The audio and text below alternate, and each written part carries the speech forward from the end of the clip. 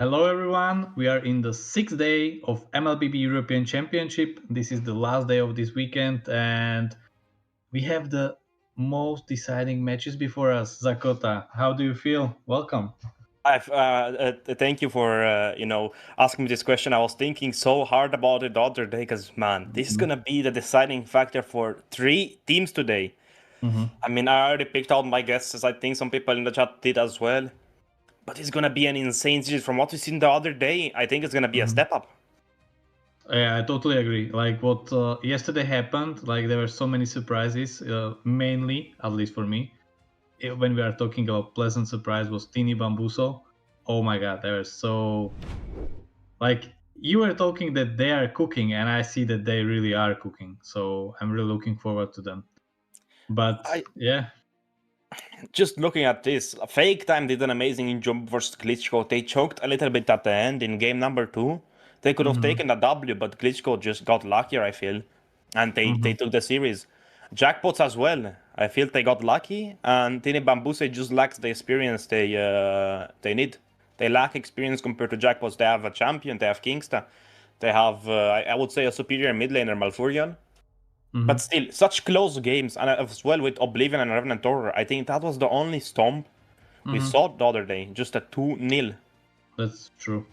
But I have to say just one thing: luck is part of your skill. Like you will not get lucky if you don't have the skill to back it up. But I'm not saying that to make excuses, but at the same time, what I'm trying to say that when you are fighting for the championship, you have to be prepared. And there's a saying like luck is only looking for those who are prepared. So yeah.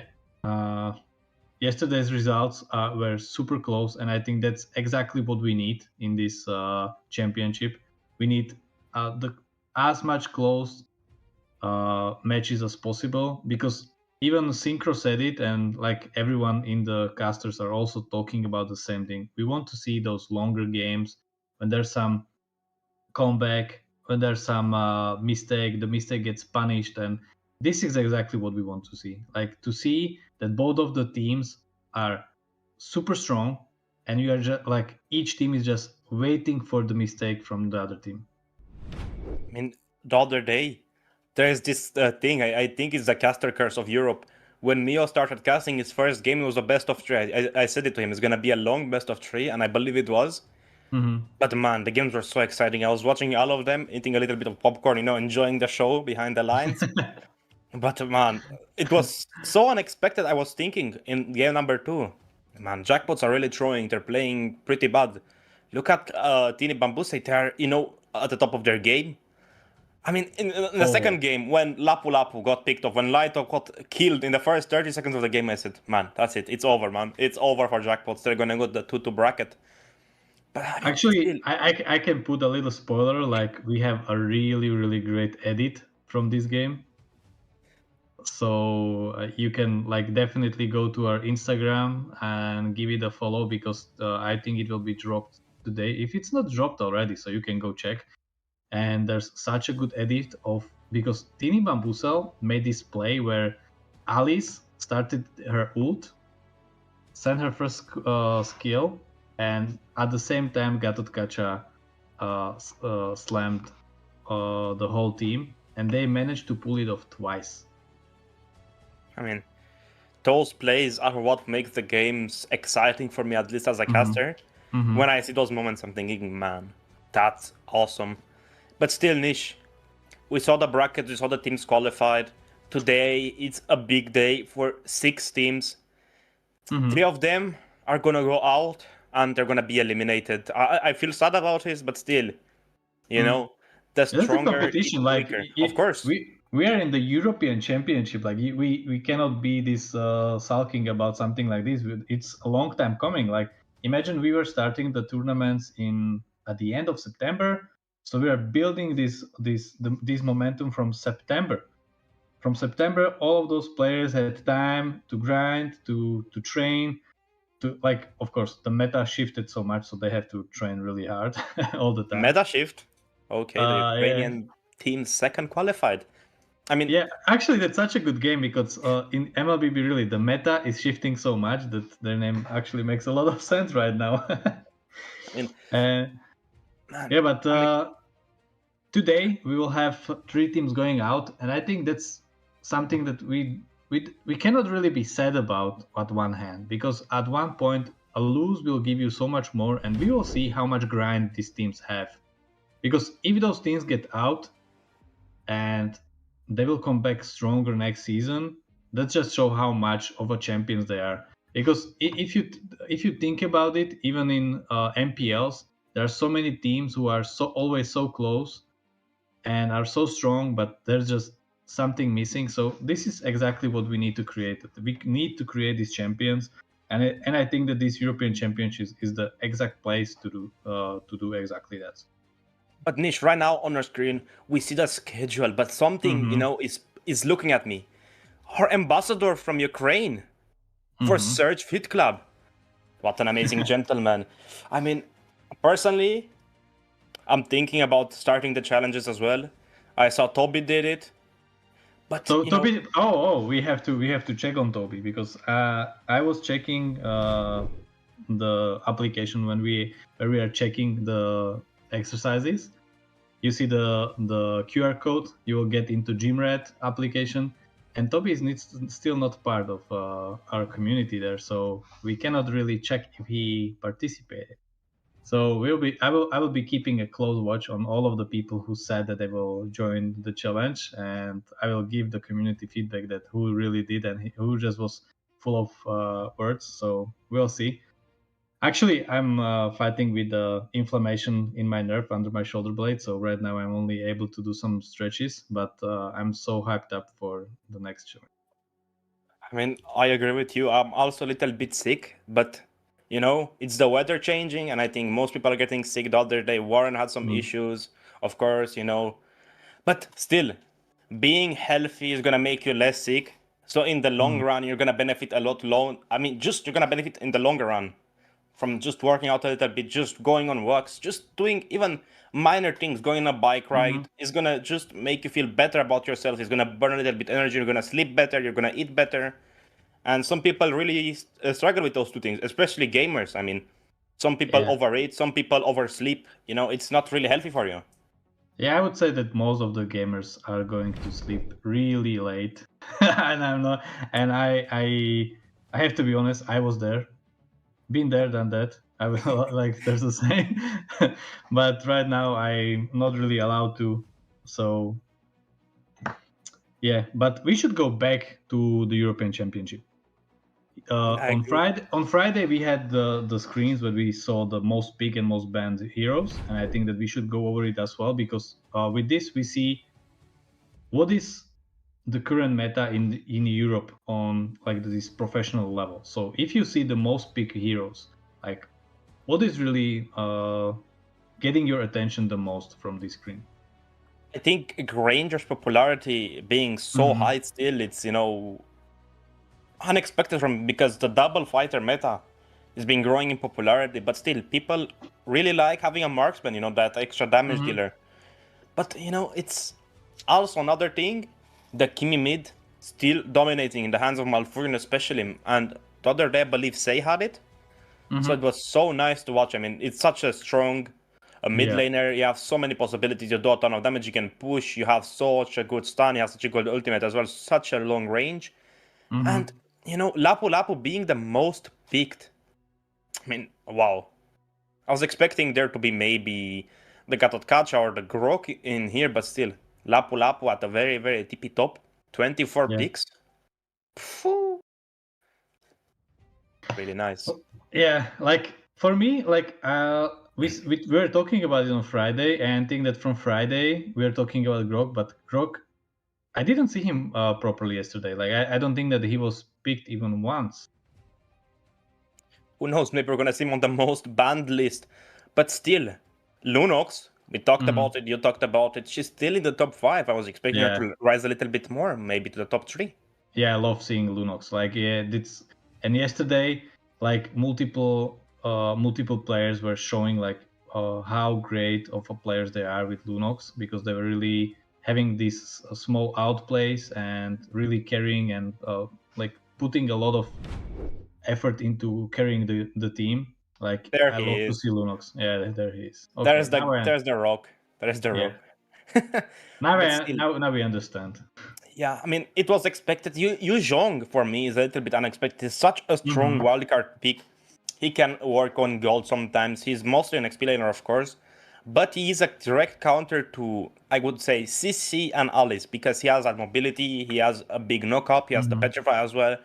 The only fighter I would, relatively give the petrify as his main spell. I mean, yeah, you could argue, you can go something else, but I think petrify is just the best. You can get that Mm-hmm. furious dive combo with the petrify into the black dragon form, and you can have such a big combo. But still, But I would say one thing because if you look closely, there's only one hero who's on both lists, and that's Harit. So he's either banned or picked. it's just such a strong hero. It has the Mm-hmm. Zaman's for so much movement, works well with the Mm-hmm. Purify, works well with the Flicker, you can chase, you can do damage, and it works well into tank compositions. If the enemy has a tank combo, you can go with the Harit. You can go for Mm-hmm. the dashes. Also, he's really great with an Eve on the team for, a tower defense composition with an, Eve Harit. You're gonna have lockdown on the towers, you're just gonna be able to defend. Like we saw in the Aki game, I think it was not the Harit, but it was the Eve, and it was the same idea because you have such a big zoning possibility that you're just gonna be able to defend from inside your base, inside of your tower. And even if they dive, you cannot get stunned. Of course, with RWM, you cannot get stunned. But still, a surprising hero for me that we don't Mm-hmm. see as much is the Baksha. I mean, we saw it in the hands of Zedel, but not in the hands of other people. Mm-hmm. That's actually true. But look, it's the 24 times banned, the same as Lancelot. That's a lot. If you think about it, like how many games we were playing till now, that's too bad that we don't see the percentage, but that's something that we can do for next time. But yeah, it's a lot. But do you know what struck me the most? Hmm. Zushin as the first on the list of banned, because when I started to play MLBB and I'm playing mid, my only ban I always had was going for Zushin, and I totally understand why she's first on the list because she's the most annoying, and right now she can do so much for the team, like the control of the tempo and everything. Like she's so good. I've hated that Mei since day one, the day she released. I never Yeah, liked her. yeah. As a tank jungler, when she launched, you were going in, of course. You're getting picked up, thrown at the wall, repeat, repeat, repeat, and it was so annoying. You couldn't chase her; she was just outrunning you. Hmm. Most mages back then would use sprint just to get that extra annoyance up. The level Hmm. of annoyance from 50 to 75. But Hmm. still, it's just a good hero all around. It's so well rounded. But let's take a quick look at the plays from the other day. Look at Malfurion with this amazing teleportation play, diversion, just Yeah. completely demolishing Tini Bambuse. He actually, if you look closely, he had a double kill, and now there's this chase at for the second tower, and Malfurion managed to get away with it because, like, of course, he gets some help from Kingsta, but at the same time, like, he was chased so hard, and still he got away with it. Like, this is not luck, I would say, because It's you were talking about luck, but I wouldn't say that was purely luck. I would say it's a little bit of luck, but it's mostly Yeah, skill. yeah. 10% luck, 90% skill, but still. Luo Yi, I was thinking, man, why is she so underpicked? But with her nerfs she received, with the Mm-hmm, teleportation, with the diversion, she can get spotted mm-hmm, so easily. The plays, they're not gonna be there. Back then, you didn't know where she was teleporting. Same mm-hmm. with Chip, you didn't know where she was teleporting. So that's why I don't think we're seeing them as much. But man, it was such a refreshing sight to see a Luo Yi getting picked, Yeah. because I remember how strong she is. Actually, I remember because she was really she was picked before summer. She was really, I would say, meta, and I wanted to learn how to play her. And I always love to see what other people can do, but you really have to know. Like she's such a hard to pull off, like properly pull off, that I gave up on her. I use her maybe for brawl because that's a little bit easier for me. But yeah, anyway, I would say that we should just check the schedule one last time so everyone knows what we are going to see today. The first game, as you said, Ake by D against Minerva Fury. This would be a very decisive match. I think that Ake are pretty hyped up, but at the same time, Minerva Fury have so much to show up for, because like they were entering the MEC as one of the dominant and most dominant teams, and to be right now in elimination, that's pretty rough. So they have a lot to prove. Then we have Stolen Angels against Omni Knights. Oh my god, like I don't know with this one. Like really, if you ask me, like I have no idea, because Stolen Angels during this championship, they were so up and down like a roller coaster that I'm not really sure what to think about it. And the same goes for me for Omni Knight. So I hope both of them will master everything they have in themselves, and they will just prove that they should be in the championship. And for the last, what do you think, Zakota? It's such a hard decider because I like how Honor plays. I like their picks. But at the end of the day, I think on black and white, Misa is the better team. They have my lobby Yeah, there. They have Danny. They have Mark. yeah. Staple players in the community. But still, Nish, I was gonna ask you this question: were you expecting any of these teams to be here? I mean, for me, Minerva Fury and Stolen Angels, maybe even No. Omni Knights. I wasn't expecting them to be this far low. At Yeah. the brink of I'm the, elimination. yeah, that's what I'm saying. Like, Minerva Fury should not be here on paper. The same goes for Stolen Angels for me. The same goes for Omninets, exactly as you said. But still, they're here, and this is exactly what I'm excited about this championship. You never know. Even during Thunder Division, we were doing predictions, and it was impossible to do because those teams are just they're just grinding so hard, and you never know who's going to make a mistake and who's going to capitalize on those mistakes. So, guys, I hope you are excited for today, and I want to see some really hyped up chat, because a lot of people are always rooting for Minerva Fury. We have a lot of Ukrainian fans and community going for the chat.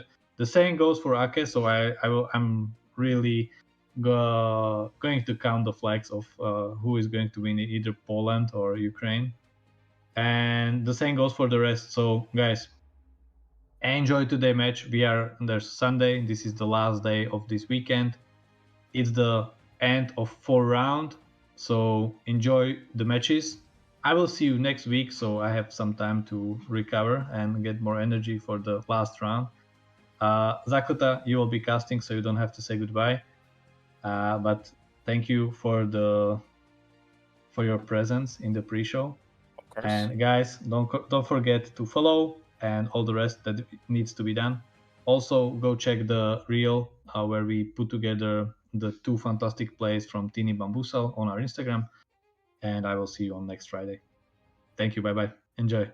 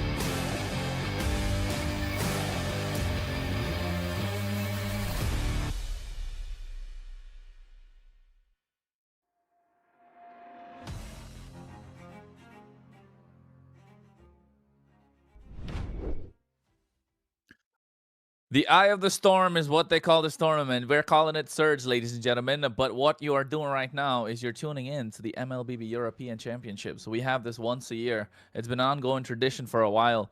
Different organizers from Europe try and get this tournament together. But this time, we're in the eye of the storm, like I said. And of course, we are at the point of the match and point of the tournament where teams can get knocked out. But at the same time, every fight, every single game, they're just fighting for bragging rights. Well, my name is Kronos. Try and bring you the action alongside me, the one and only Mio, making his debut as well this week. I think he had fun yesterday, and so did the day before. But Mio, how are you doing today, my friend? I'm doing really good, and I'm actually I'm really happy that casting on Europe matches which are really exciting, and also bringing that fun and excites, this kind of energy is really cool. And yesterday was my first day to cast on a Europe tournament or matches, and to be honest, it's really fun.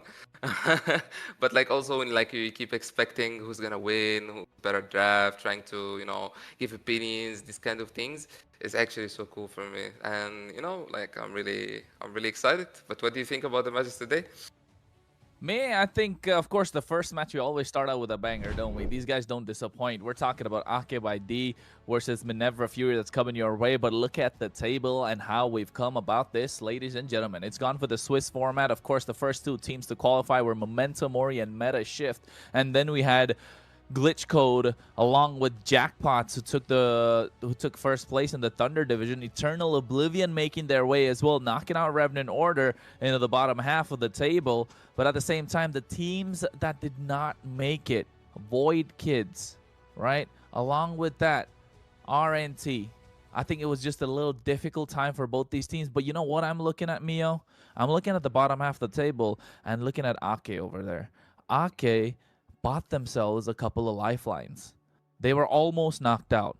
They made their way back up, and now again, they're fighting to either stay in or get out of the tournament.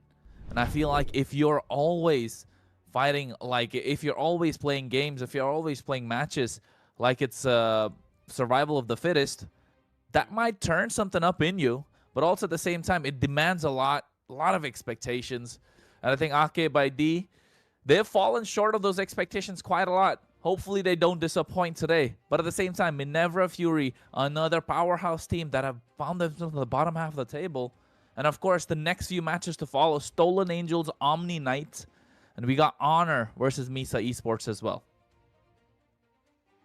I mean, for not just us, I think for also the viewers, seeing Ake and also Minerva Fury and on the bottom of the table, they're doing really well. It's kind of unexpected, But we can see also the players here by Ake by D, Sirius on jungle, Astra on gold, Nandaya on the mage, Topi on roam, and Kusen on XP.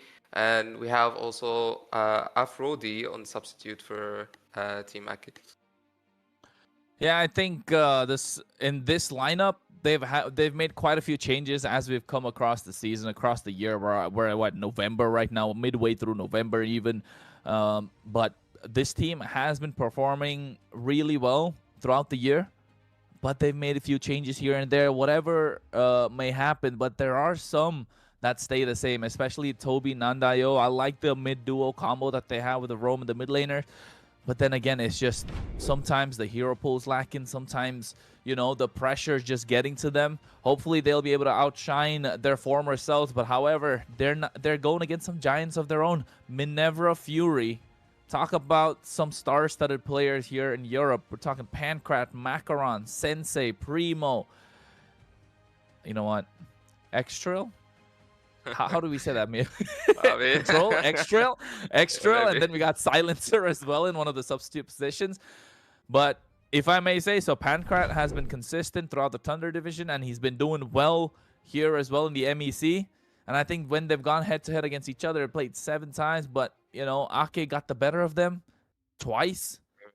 And I mean, not 7 times. I think 4 times that they've played, Ake's got better. 3 times rather, Ake's got the better of them twice. And I think today's going to be a different story if Minerva Fury turn up. But what we're looking at the stats is look at the average time to win. Ake find it very difficult to close out games, Mio. And Minerva Fury, though, when they get the advantage, when they get that early snowball going, they close it out pretty good. I mean, we can see the big difference in like average time to win, like 14 minutes for Miniview Free shows that like this team, like once they get just the advantage of the game or like they get the chance to win the game, for example, they don't lose it, they don't do mistakes, they don't make the game longer, which is something really bad from the side of Aki, because Aki before, when it comes to Glitch Code match and also Eternal Oblivion match, they always like doing really good, they're winning, and like they do some kind of mistakes that let them get back to the match and like having some disadvantage. But we can see also in the map selection, we got expanding rivers, which is kind of fun, you know? I like expanding rivers. Fast games, fast-paced rotations, and you know for a fact that you can play tank jungles that are kind of slower as well, especially that Fredrin we like to see every now and then, the Akais, without the help of the Matilda. Expanding rivers, we'll see a lot of brawls. We'll see a lot of team fights coming through. But at the same time, I think with the expanding rivers, kind of gives the advantage to Minerva Fury. They like the early snowball. They know how to close games out. So I feel like Ake here playing on the back foot. I mean, like for both teams, like I think both of the teams will really show us something today and try to do their best, since they already kind of disappointed their fans and they're like on their way. So I'm really like want to see something today from both teams, and I'm really sure that like both of them really do want to show something for us and for the viewers as well, you know? Oh, I hope they do. I hope they do put on a show indeed, because hey, like I said before in the intro, we're in the eye of the storm, man. That's what Surge is all about. They better bring the heat, otherwise Minerva Fury. Whoa, you look at that owl in their, in their logo. It looks scary. It's frightening. I don't know. Ake's lion kind of looks smaller now with the with the fact that you got that big owl next to it. So I just feel like Ake definitely had to put on a show. But looking at the draft so far, the Grok's been taken off the table. It has been a staple pick for Toby, especially since it's got his revamp. So teams are aware of it. Kind of shoot them in the foot to make sure they won't be able to get the picks that they want. Jushin's another power pick taken off the table. Ideally, you'd like to see Jushin go as the first pick, but I think Nandai are not so comfortable with it. What else could we look at? I'm looking at the Granger. I'm looking at Harith maybe. There's also the CC that's available. Yu Zhong's a great pick, right? These are the picks that we've seen in the pre-show as well. Some of the most banned heroes. The Lapu Lapu's another pick. So I feel like Ake really do have a lot of options to choose from, but looking to target down the mid lane. I mean, I can see that, but like also we need to also put the spotlight on something, which is the most thing that really makes Ake a really special and really like different team than any other team. That in every player they have like one or two picks that are really strong at. You know, when it comes to series on XP, is Yuzong and Lapu Lapu best. When it comes, for example, for Nandayo, his Lunox like something like different. Also in Kusin when it comes to his Moskov or Harith. So each player of them, also before when they had like Mako on jungle, his Hellcurt, if you remember him. So each player of this team, like they have like something different to show, which is like really exciting. And I'm looking forward to see what will Maneuver Fury do to try to counter it or stop something like that. But also I can see that they didn't really care. They're just banning that Grok and the Baxia. And I mean, for me, for Astra in jungle, the most thing he picked on jungle till now is actually Baxia. So will they target the jungle?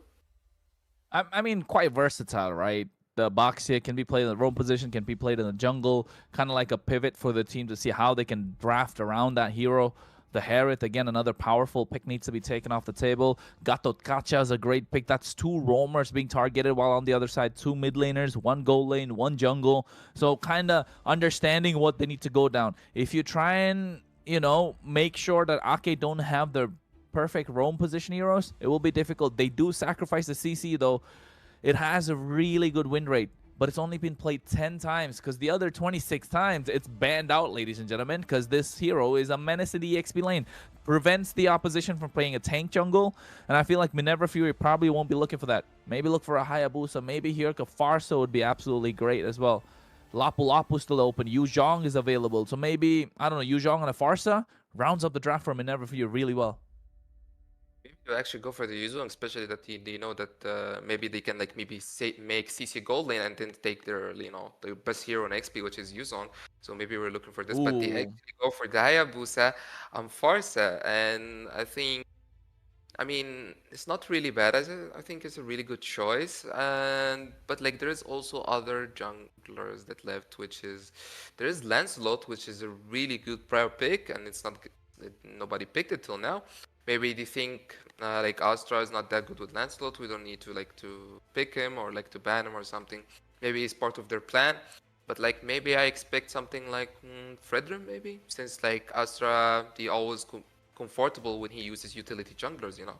So maybe he'll go for the Fredrin, maybe they'll go for Eve, but like Eve is really hard.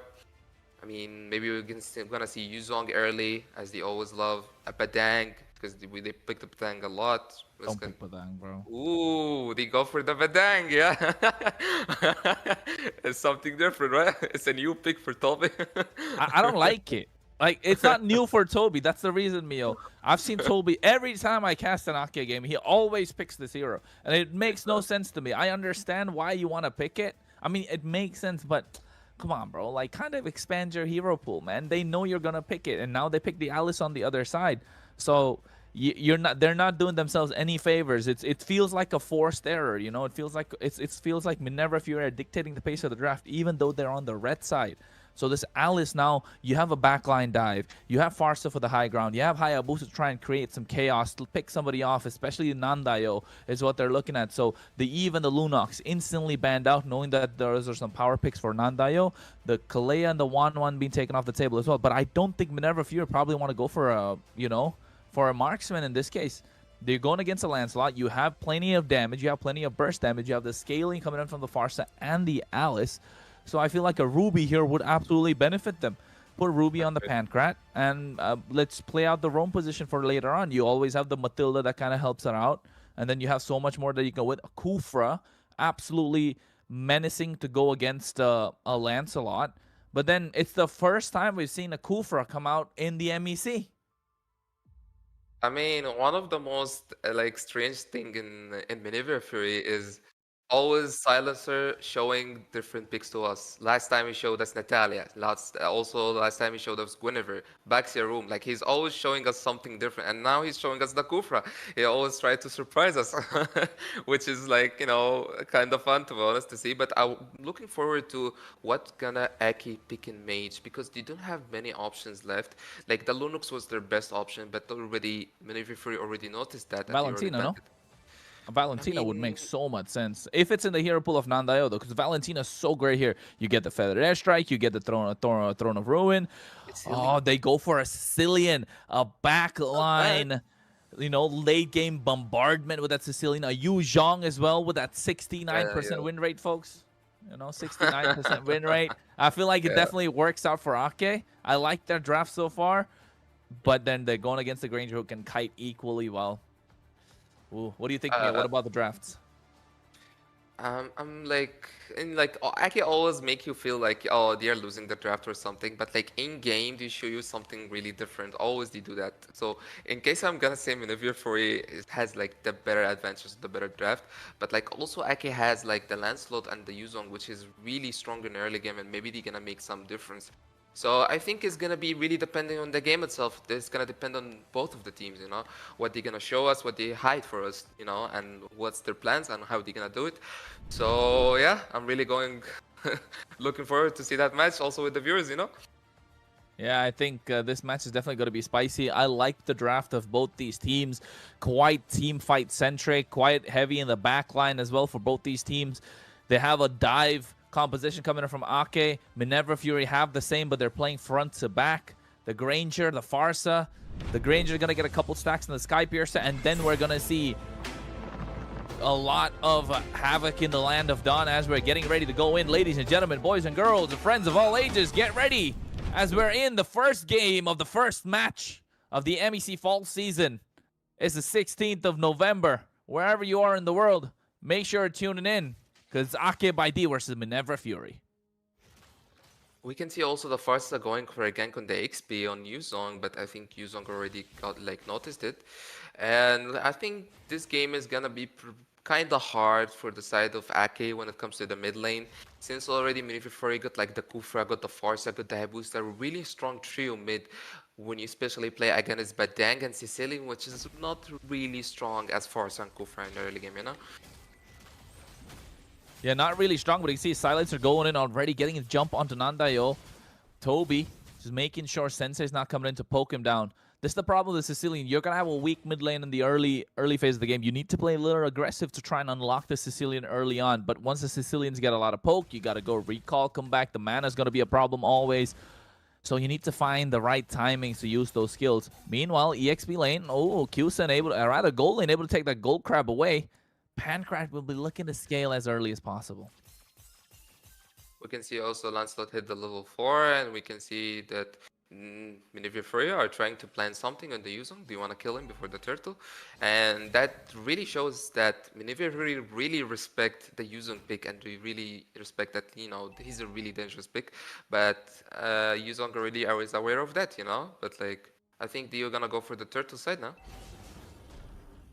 Well, I think Yu Zhang's supposed to be there for the turtle for sure. I think Ake, however, with the help of the Expanding Rivers, making it there. Tyrant's Revenge going in as well. Thorn Rose coming out, but at the same time, you can see Phantom Execution to make it out of harm's way. Astra not going to get that turtle, but first blood on the bot side. Here comes the Black Dragon as well. Macaron able to take the turtle away. Now chasing down Silencer. He should be able to get out quite easily, but I think Flicker forced out as well. So Ake able to get a couple of spells, getting first blood, but giving away the turtle. Here comes Macaron. Nice quad shadow to connect. Not able to pick up the pieces. Silencer looks like he's going to be in trouble here, Mio. What a use of a Tyrant's Rage. But the Feathered Airstrike making sure no more damage is done. They take 2. I mean, for me, it's a really good trade, you know. Taking 2 kills for a turtle, it's really worth it of a trade, you know. And I don't think Minerva Fury like really happy with something like this. So maybe we're gonna see something different. Maybe we're gonna see something trying to pick up the Badanks, which why he's not having a flicker anyway. Also, maybe we'll see something from the Kufra, any kind of play, because they already have the, you know, the advantage of the early game. They have the aggression, but we can see also that Ake is controlling the map more. And, you know, Otobi is kind of annoying Silencers, you know, pushing him to the wall. He's quite annoying indeed. That's the thing about Badang, right? And that's what Toby does so well on this hero. He knows how to be annoying, and that's kind of what you need to do.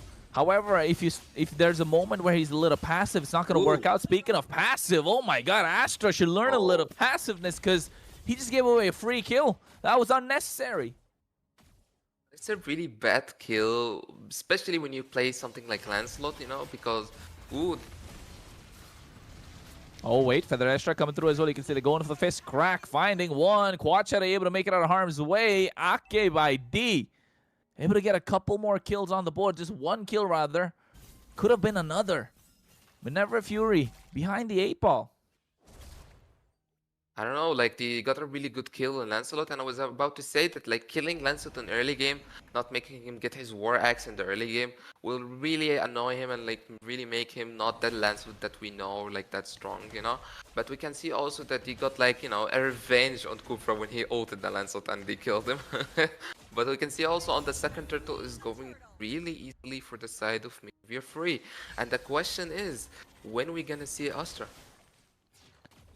Yeah, I think Astra needs to find a way to try and make something happen for himself. He tried to go in for the first turtle, right, with that Lancelot, try to make something happen, just didn't work out. Too squishy early on, doesn't have the tools, not a lot of poke done. At this point, their power spike should hit about in a couple of minutes. Nearing the 8th minute mark, the Yu Zhang is going to be absolutely powerful. So is the Badang going to be tanky enough, have enough stacks from that Thunderbolt, but the Feather Airstrike coming through already. Phantom Execution going to the back line. Sensei, the creator, should be going out. Yes, he does. Nanda able to pick up that kill. You can see Macaron using the Quad Shadow to make it out of harm's way as well. Does still have the Yogi Shadow kill. Silencer has been in the face of the opposition most of the time, but not working out. Every single time he tries to go in, gets caught out deep. I don't know, like when I see that like Minerva Fury trying to planning something, I feel like they're taking too much time to do something, you get me? Like they're staying in the mid lane for a long time just to get someone, and we can see the Hayabusa trying to kill someone, trying to kill Nandayo, Kufra going so deeply, and Nandayo lives. I don't know how they're able to do it. This is the problem when you're facing a Badang. When you're getting annoyed like that, doesn't really give you quite a lot to do with. Oh wait, Extral here, able to take a lot of spells away, forcing the flicker out from Nandayo early on, but here comes in the Fed. Wait a second. Flicker. What's Sirius trying to do? What's Sirius trying to do? Go for the back line? No, just 2v4 this whole thing? Oh my goodness, the amount of attention that this Yu Zhong is able to grab from everyone. I think Ake are doing a good job so far, Mio. You're doing really good job, but there is a really small problem now that the turtle is in 10 seconds and Badang, Yuzong, the most two important heroes when it comes to turtle fight. And we can see Badang, what's happening? Oh my god, this is not looking good. Toby, this is what I was talking about. Toby always finds a way to try and throw it away in the mid game. However, Ake still have control over the turtle pit. Silencer charging up the revenge. Gets the flicker on point as well. Astro will have to go away. Thorn Rose to secure the turtle along with the retribution. Curtain call already being used. Astro goes in deep. Gets caught in the rage. Silencer taken out. Slowly and steadily, Ake are building this goal lead. They're trying to, rather, but Minerva Fury are just making it so hard to let it go. Look at that. After all those kills, after taking so many turtles, or rather the third turtle of the game, they still haven't got any sort of goal lead whatsoever. I mean, it's so confusing. Like, anybody was seeing this turtle before it happens, he was expecting, oh, Yuzong no ult, Badang no ult, they waste all their ultimates already, and also the ceiling had no flicker, so they were expecting, oh, is it the turtle from Minerva? Oh, what a play. Pancrat gets petrified. He will go down indeed. Nice play coming in from Cirrus. Making it work for Ake, making sure they get some breathing room, telling Pancrat, hey, I'm going to be on you the entire time, and that's what they need. They're going with a double fighter composition, a hyper carry in the mid lane. Ooh, it started to work out. 1,000 gold ahead now.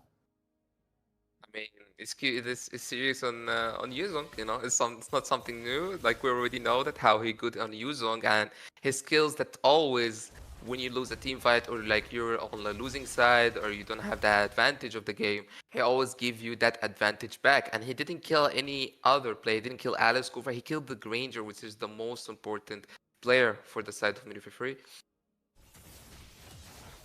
Now, oh, nice flicker play coming through from Toby. Able to get a nice...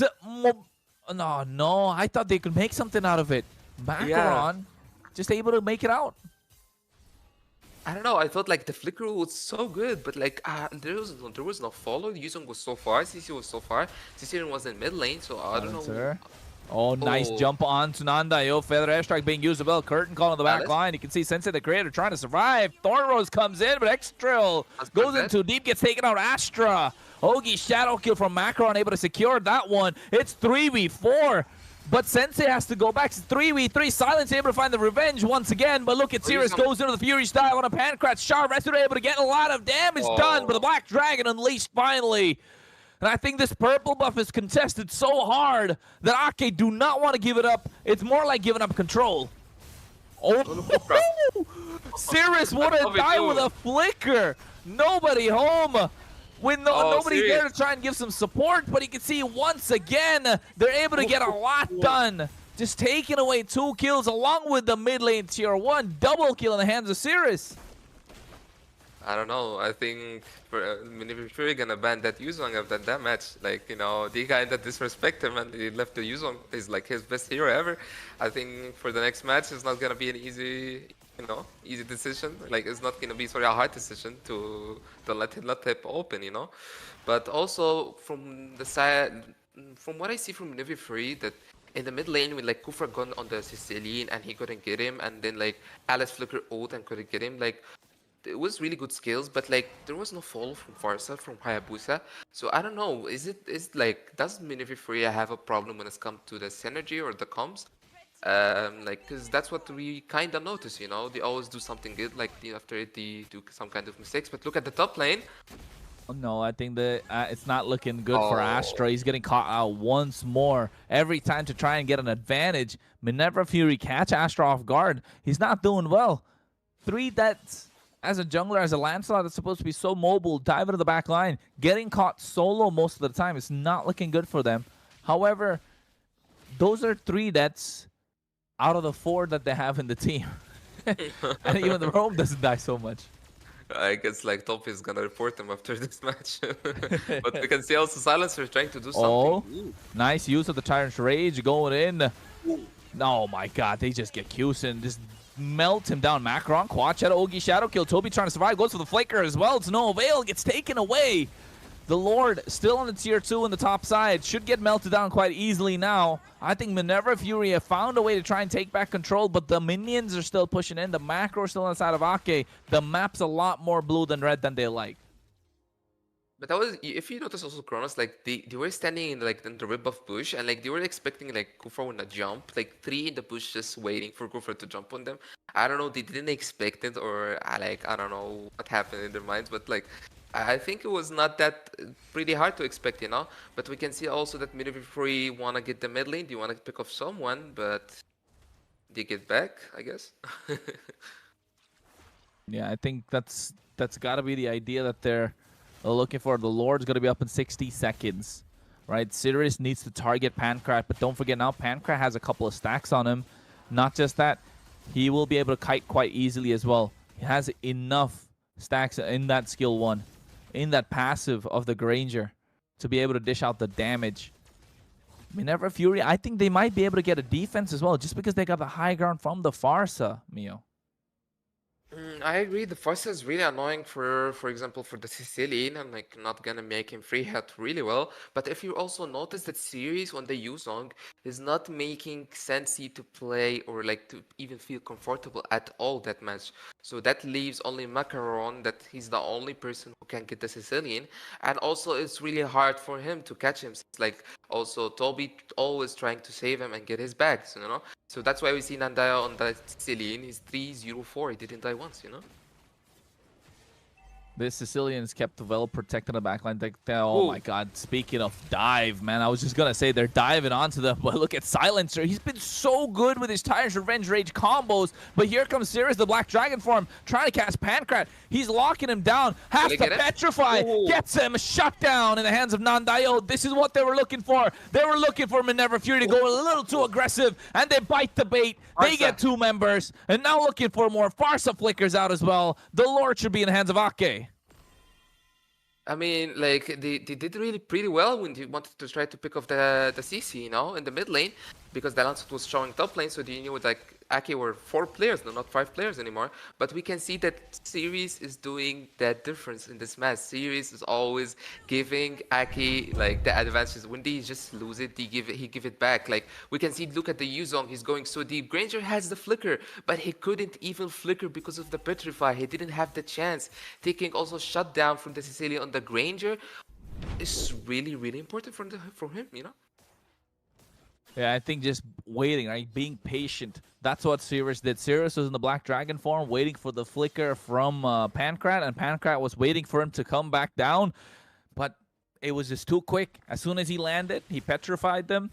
I mean, who would be petrified of a Black Dragon, right? Quite scary if they're flying in the sky. I mean, 12 kills, 10, Series is like, I don't know how to say it, like, he got 10 kills, like kills and assists, out of the 12. So you can see already how effective he is for the side of Aki, you know? The Lord is already on the top side, though, taking out the inhibitor. Minerva Fury need to defend. They're trying to defend the mid-tier, too. I think they should focus on something else here. Silencer coming through as well. Does not have the flicker. In about 5 seconds, we're going to see a nice big engage coming in. Macaron goes in. Ogi Shadow Kill catches Kusin off guard. Able to clear out the waves. I think Ake sticking together. That's where their strength lies, but that's what Silencer wants. He charges up the revenge, gets the rage onto Kusin, able to get him as well. Immortality's not there, so he's going to be going down quite easy. Meanwhile, you can see the back line. Pancrat just dishing out a lot of Death Sonatas from afar. Still not able to get another inhibitor. Good defense from Minerva Fury. Only lose the top side. I mean, if you see, like, also Silencer was trying to find somehow, like, a way or something to get a shutdown on, like, one of Aki players, but, like, they already saw where except CC, so he just, you know, he just took the chance and, like, just picked him off and defended their Lord really well. But also, there's a small problem for the side of Minerva Fury, because if you see the Lord is in the bot lane, and there's only, like, 1 minute, 60 seconds, and the top lane is, like, already done, so the waves is gonna pressure them really hard. So I don't know, like, what do you think Minerva Fury can do to try to deal with this pressure and try to maybe compete on this Lord? Yeah, I think for this Lord, they need to try and get the macro going, Mio. They need to try and get some proxies on the top side, couple of waves cleared, use the Alice's mobility to try and go in and out, right? You need the Farsa to try and get the high ground as much as possible. Good positioning. And I think now they see Pancrat, one of the most immobile heroes that's there in the team. And I think they're going to start moving around, trying to camp these long bushes, making sure they dominate the river 15 seconds in. They're already working the macro. Minerva Fury needs to, rather, Ake needs to find a way to respond. I mean, nobody did really recall or do something. They just, they give the Minerva Fury the chance to play macro on them. And we can see that Alice is trying to give some vision for them too. And conceal from Kufra, you see that? Yeah, I think Conceal already been used up as well. Silencer needs to charge the revenge. Wait for a couple of seconds, but here's the Black Dragon already looking to zone them out, but he's on the opposite side. They don't see it. Pancrat trying to get something for their Lord. Not able to do so. Extrail will have to go back as well. Look at Astra. Goes in, punctures his way, but Wind of Nature comes out, flickers out of harm's way. There it is. Nice use of the Feather Airstrike, but Toby's right in their face. Able to cancel it out. Throne of Ruin is coming through as well, but they get Astra. Macron able to pick up that kill. Crucial for Minerva Fury for this defense. The Lord should be coming in right now from the top side, and they don't have Astra once more to try and capitalize Ake. I mean, Astra is dead again. It's something like not new, I guess. But like for the side of Aki, I mean, Sicilian just got the blue buff, by the way, from the Hayabusa, and Hayabusa is gonna have a bit of a problem, when it comes to his energy. But we can see also Kufra pick up on the use zone, the most important. Oh, Sira is petrified to make sure he survives, but from downtown, Pancrat. Nice Death Sonata, able to get that kill. Now they work on the Lord. Without the two important members to dive into the back line from Ake, it's looking good for Minerva Fury. If Ake keep this up, they might not be able to close out the games, and that's why we've seen the stats show as well, Mio. It takes 18 minutes for Ake to close out a game, and we're seeing why. I mean, we saw it on Glitch Code match and also Eternal Oblivion match. They always do really good. They show you that they have something to show. They have they're controlling the game, they're winning the game. But suddenly they do some kind of mistakes that kinda lose the advantage that they have, And we can see it's the same thing happening again.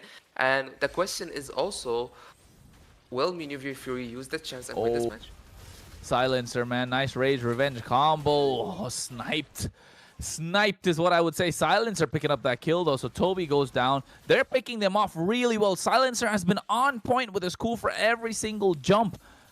And they're not respecting that. They're not respecting that. Ake don't understand what to do. Astra's not having a good game. 1-4-2 on a Lancelot. This is one of the most powerful junglers in the current meta. I mean, we can see also Kufra is on the bot lane, Granger is pushing bot, and will Astra, he's still in the bush, he didn't show, he just showed right now, trying to do something to the Granger, but he's dead again. Yeah, I think Lord, 40 seconds. Looking at the stats as well, Nandayo has been there in a lot of team fights. Yes, because the Sicilian's the one picking up the kills. They're funneling all the damage onto the Sicilian, but if Macron is able to get a quad shadow, Ogi shadow kill, oh my god, what an engage by Silencer! Just speaking about it, they find Nandayo, able to take him down just 20 seconds before the Lord. Everything too late for Ake, they're falling apart now, 15 seconds under the Lord. Minerva Fury have found the turning point, not just one time, every single time Silencer is able to get the engage, but this time finds the right target. I don't know what Toby's doing, but he's in no man's land. He's not supposed to be there. And now Minerva Fury looking to blitz down the Lord. Here comes the Feather Airstrike as well. Ake will have to respect the damage coming through. They don't have the Black Dragon. They don't have any tool to try and contest. However, the Lord's 4,000, 3,000 HP Retribution will be able to get that one. Cirrus will have to go away, but you can see Ogi shadow kill onto Kusin as well. He's trying to get a lot done. But Ake will have to sacrifice his Evolve Lord, and Minerva Fury have just flipped the script. We can see that Minerva Fury is picking off it player by player, and sadly Ake is you're just getting picked off easily one by one. They could pick off the Badang, then they kill the Lancelot, then they kill the Sicilian. They take him one by one, and now we can see Minerva Fury has the advantage of the Lord, and not just an Lord, it's an enhanced Lord, which is not gonna be so easy to defend when it comes to only Sicilian who has the damage to clear it. Yes, they do have the damage to clear. The Sicilian's going to do a lot of work, right? Sensei, look at that. Wings by Wings. Ooh. Feathered Airstrike coming to as well. Looking to catch Toby off Astra. guard, but look at Silencer. My God, he Oh. waited for Astra to go in. They were just playing bait. They were hanging that bait in front of him. It was a carrot that they wanted, but they got the stick instead. But look at Kusin. Now they go in. Macron to the back line. Ogi Shadow Kill picked off Toby. They get Astra before that. And now the Lord is barely there. It's knocking at the base crystal. Gonna come and knock it at the door of the inhibitor. And now with everybody alive from Minerva Fury, this could be the end angle that they're looking for. I mean, if you see, also Silencer has a flicker with Kufra. Will he do something to try to get pick off like the Sicilian, you know? No, he pick off the CC. Ooh, it's really good pick off, you know? And it's only Sicilian who can defend. I don't think it's enough. I don't think it's enough to, you know, to hold this game. I don't think it's enough. Macron trying to get him. Oh, nice Petrify catches 3 members, but the Wind of Nature and the nice Death's not able to catch them. Nandayo, bad impact after bad impact, not gonna be enough. I mean, this is something we did talk about, Kronos, like before the match, that always Aki, they have the advantage to show us that, like, you know, they control the early, the mid game, the late game, but suddenly they do some kind of mistakes, they get picked off one by one, like the main, like, important players, they get, like, picked off so easily. And that's what happened also. It's like we're seeing the same Aki that we saw on the previous matches. So I don't know, like they were doing really pretty well, you know? But what, like, I think nothing changed, you know? That's the point. Yep, I think that's gonna make it difficult for them. I think Ake, it's been the same story, right? It's been the same story. Yeah. Not a lot of changes. They try and win. They just don't know how to close games out. They are their own worst enemies, right? I feel like they're the ones that, you know, it's like taking 2 steps forward and then taking 2 steps back, and then they feel like they've progressed, but they haven't. They've just stayed stagnant where they are. They had a really good engage. They had enough tankiness, but man, you got to catch Pancrat. You give enough space for them. You give them enough times. You throw the game enough times, they will clap back. I mean, he got a shutdown after shutdown after shutdown. And my man just, like, you know, he got fed. Like, he was just do our job. Always Silencer giving him the stuns on the important people, giving him the stuns on the Lancelot, on the Yuzong, on the also the CC. And my man just, like, bursting all of them down with the Forza. But he was like the most important player that makes Silencer plays always work. Yeah, I think Silencer's plays, oh my God, he's got to be the MVP for me. The way that he dove in most of the time, trying to make something happen for himself, absolutely insane. The engager, the initiator, trying to make every play possible, picking off the right targets. Not just any target, Mio. You usually get Kufras that, you know, pick any target. I think the team was like, hey, Silencer, can you get us this guy? Can you get us Astra? They got him. Can you get us Kusin? They got him. Cirrus got him. Toby got him. Nandayo. Oh my God, that was a highlight reel. Somebody got to clip that. Sokol, tell me you got that one, because that flicker play in the mid lane, catching Nandayo just when I was talking about how important, just when we were talking about how important he is, Mio. Oof. Silencer, so good. I mean, I think he picked off the 5 heroes. He picked off Badang once, Yuzong once, Lancelot, Everyone. Like, couple of times, not once. As you see, the Sicilian. So I think like he is, like, you know, the hidden soldier behind MVP of the Pancrat, you know? Like, he's the one who's, like, giving the MVP, but, like, he's already hit with a lot of arrows and a lot of punches in his head, you know? So I kind of feel bad for him. But, like, I can also understand the Pancrat without him, without his damage, without being consistent, as you said also on the tournament, he gave Minerva Fury the win of this match. Yeah, I think definitely was one of the key factors to get that victory. And I think in the last part of it as well, where we could see Sensei, right, just flying in, waiting for the wings by wings, and then using the feathered airstrike, baited Astro to come out. Silencer just waiting. He's like a hungry dog, a hound, waiting like, okay, wait there, boy. We got the bait ready for you. And then he goes in. They jump on top of him. Unfortunate that they just bit it. Man was always waiting for him, and we also discussed it on draft that, like, why they didn't pick or ban the Lancelot. It was really confusing, but we can also understand that, oh, maybe they did say like, oh, Astro is not that good on Lancelot. We don't need to pick him and we don't need to ban him. And we just like need some kind of CC that can like stun him and like make him having like some hard time when it comes to the game. But we can see also on the map selection we got Flying Cloud, which is, what do you think? We will see, I don't know, Kufra on the Faster like the games. cloud, you know, flying and doing first gun there. Flying clouds, I feel like flying clouds are kind of like a, if you're losing, right? If you're losing and you want to defend, then it kind of gets you to the point where you can try and defend turrets faster. But if you're winning, it just helps you snowball a lot faster. Don't you think so? You just go back to the base, use the flying cloud, come back into the lane, and the next thing you know, it's almost gone. And I like this. We get to look at the previous draft and then also what they're looking to ban out this time. Again, the Grok taking off, Boxia taking off on the other side. Just too good as a first pick material. I feel like Jushin's going to come off from Ake as well. Maybe, but I think for Aki, yeah, maybe they'll ban the Zuxin.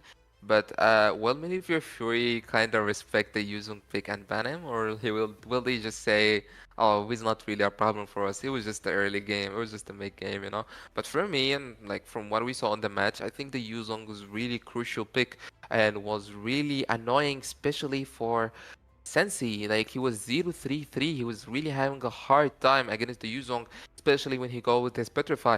Even at the first total, if you notice, he killed Sensi even when he had his Flicker. He couldn't Flicker because of the Petrify, you know. So I don't know. Will they kind of respect the pick of the Yuzong, or will like you say, oh, we don't have a problem? But we can see also the Kimi ban for the second time from the side of Aki, which shows that they kind of respect the Sensei Kimi, you know, like how good he is, and also Kimi is the most mage that Sensei picked on the tournament till now. So maybe they just, you know, kind of respect it. But what do you expect? Like, will Aki do something different when it comes to the draft? Will they not force the Lancelot as last game? What do you think is gonna happen? I think Lancelot's a great pick, right? I feel like Lancelot should be picked up. I'm surprised we're not looking at Eason Chins a lot. He did receive a slight bit of a nerf, but I think he's still great. He's still an absolutely monstrous hero to be played in the jungle. Just needs to have the right idea and the right way. Doesn't fit Ake's play. I mean, it does fit Ake's playstyle, but Astra feels like he's lagging behind, not in the right mindset. However, on the side of Minerva Fury, they could go for a Yisunshin early on, knowing that Ake might not contest like they did in the previous game. So, first pick where Jushin... come on, don't tell me Ake are going to leave Jushin open. They banned it out last time being the first pick. I know for a fact they're not going to leave it open now. Yeah. Yeah, did it. As you said. But also I can see that like they couldn't maybe pick the Yisunshin last game because of the Hayabusa pick on the early. Because, you know, Hayabusa kinda, with the Forza, kinda annoy Yisunshin. And also there was Lapo open, so, you know, maybe they couldn't pick that and they just go for the Lancelot. Which is really the best jungle in the game, yeah, but like, you know, maybe, Astra's not feeling comfortable with it, or like, Ake as a team, you know, you're not getting used to it. But we can see CC first pick again, just like last game. First pick CC was like from Ake's side last game. Now it's from the Navy Free side. So I don't know. Will we see something like there's Yisunshin, Hayabusa? One of them they're gonna take it. Also, maybe we're gonna see like a Lunox, a Badang again, a new pick, you know, from the side of top. No, I'd rather not. It's got to be Yu Zhong here, right? It's got to be Yu Zhong coming through. Probably. Maybe they'll go for the Yu Zhong. Yisunshin and Harith. I like it. I mean, that's a good start. But look at the win rate on that Yisunshin though. Sheesh, 29%. It's pretty good. Grim. Very grim. That 29% win rate. The problem is, this is the first time we see Astra with Yisunshin. So will it be just like a Lancelot game, or will it be different? I don't know.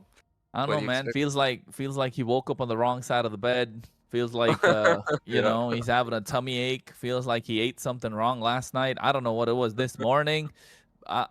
Feels like somebody broke his heart with the way that he's been playing. Hopefully he doesn't play like that again.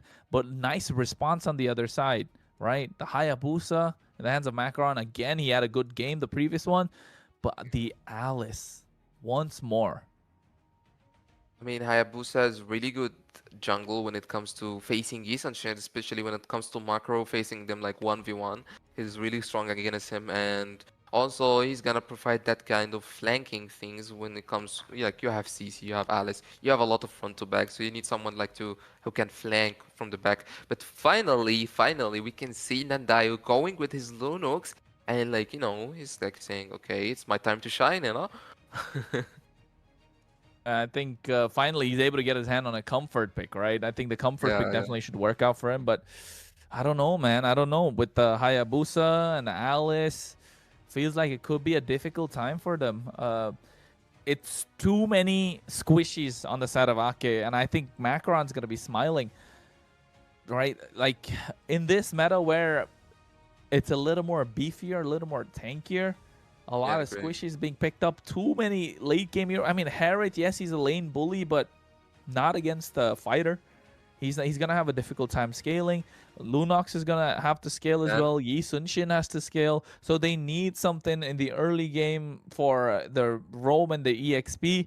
Don't tell me they're gonna go Badang again, because I mean, okay, Toby plays it well, but they need something else coming on the EXP lane. Yu Zhong's banned out. Eve's taken off the table. Farsa is still available, so I think Farsa definitely needs to be respected here by Ake once more. Sensei was absolutely a menace on that Farsa. I don't know. It's not looking good for Ake, man. The first phase of the draft, yes, you have lots of damage, but again, it's all mid to late game. I agree with this, but also we can see that Minerva Fury is banning the Yuzong finally. Like they kind of respect him now, and we can see Eve and Novaria they maybe like just got scared from like the Alice and also Novaria comp is really strong. Like even if you flicker, you will still get caught. And when you play like 3 squishy years, I mean it's an understandable ban. But like the thing is, I don't know what's gonna Aki pick when it comes to the room. Especially you don't have like Badang will not give the 3 squishy heroes or like let's say 3 marksmen, a chance to free hit on Alice, on CC or Hayabusa. So I don't know, would we see something like Hylos maybe? We will see like maybe something new from the side of Toby. Maybe we'll see like, I don't know, Akai, he was picking it like, at the past a lot in previous tournaments. So maybe we'll see something new when it comes to the room. And we can see also Terizla ban from the side of Minerva Fury. Yeah, I think Terizla banned out. They get the Lapu Lapu. That's a good front line. Just making sure that if a Farsa is picked, they can dive the Farsa. Well, I still think they're going to go Farsa, man. Sensei is so good on that hero. He's still so good. He's so good. So I think they have the Farsa, dive with the Hayabusa and the Alice. They have the CC as well. I don't see a reason why they don't go for, a Farsa. And you know what? I'll be honest. They could even go Kufra once more. It works. Yeah, they can. Oh, but Kalea. Nice. I like it. I really like it because like if you see from the side of Haki, they don't have any kind of counter initiate, They don't have like a Gatot and or a Grok or something like this, and that's why they also banned Terizla because like as an XP, he's like a front, which is what you need, and also he's a counter initiate. So we can see that Toby is having some hard time now when it comes to the picks because if he takes Hylos, then like Kalia will be so happy in that match. Nobody can counter her. So maybe we'll go for Badanga again. I don't know. But maybe we'll go for maybe something like, I don't know. Maybe we can see Tigreal. I feel like he's going to go Badang again. Oh, Atlas. Oh. I mean, I mean, it's a new pick. It's the first time we see it in this tournament, and that's what Europe gives to you guys. Always new picks, always new exciting picks. For us today, we see the Natalia from Silencer before. Toby now is showing the Atlas from his side, and I can see Cronus is so happy about it already. What do you think, bro? What do you think about it? Okay, Atlas is good. He got a slight bit of a buff. Yes, like it might work. It's something that's so off meta, something that people are not like really thinking about, not used to. But my guy, Farsa just needs a Purify. Not even a Purify, just a Flicker. I'll be honest, Farsa needs a Flicker. I don't think the Farsa Sensei is going to play on a Purify because they're looking for on the Lapu Lapu. Flicker just provides too many benefits. You can catch the Farsa a couple of times, but in the early game, once she builds a Winter Crown, then what? Right, Mio?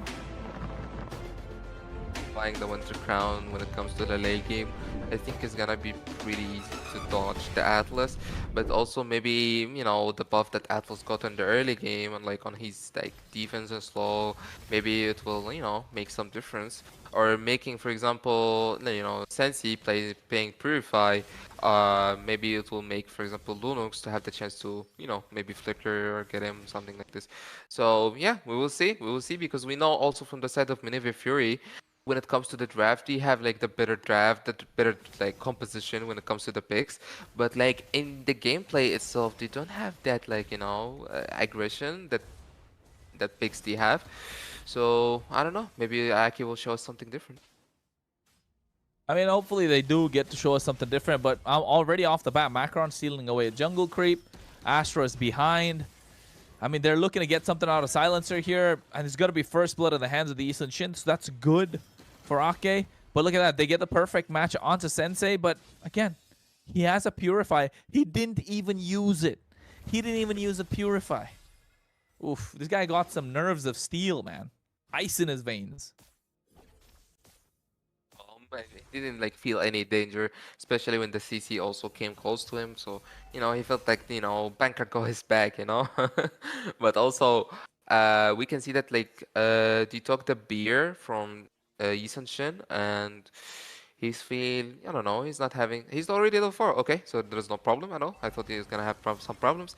We can see also, you know, Sensi getting the mid lane, trying to get level 4 to get ready for the turtle. Alice is level 4. Oh, some poke.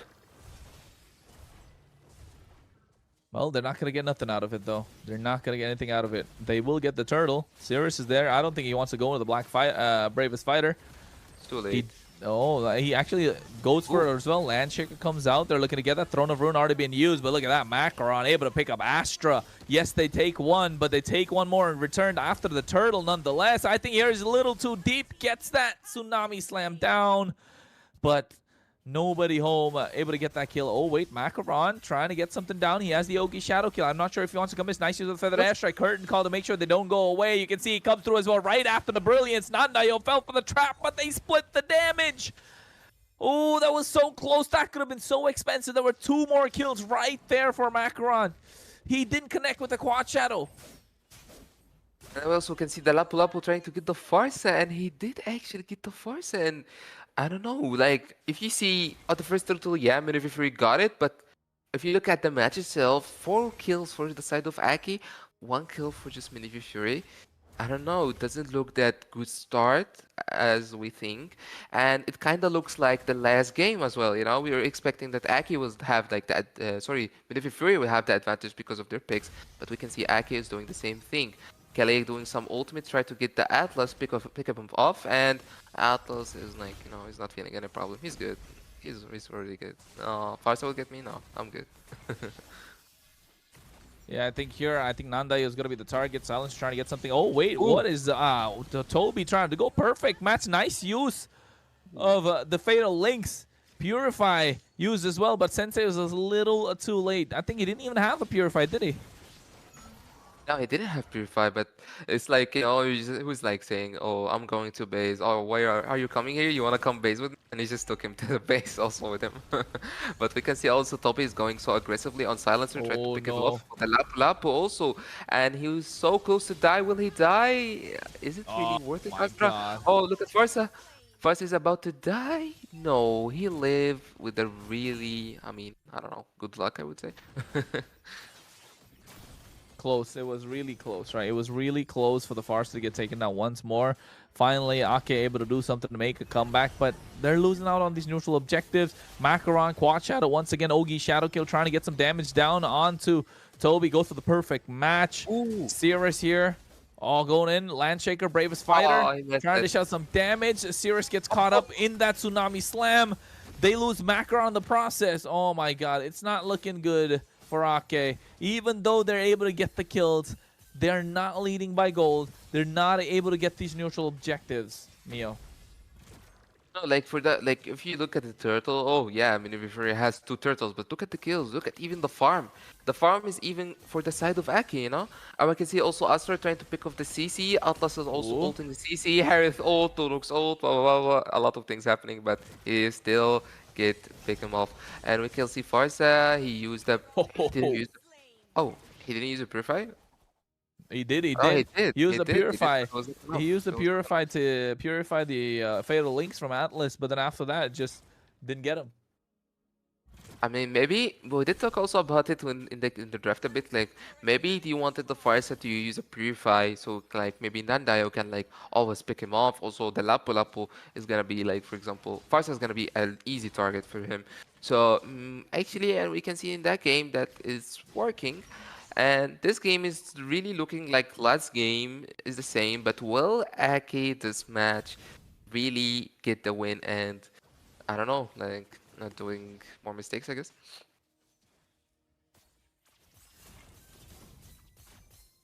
We can see also in the mid lane, both of the teams like kinda, you know, holding positions in the river, not having any problems.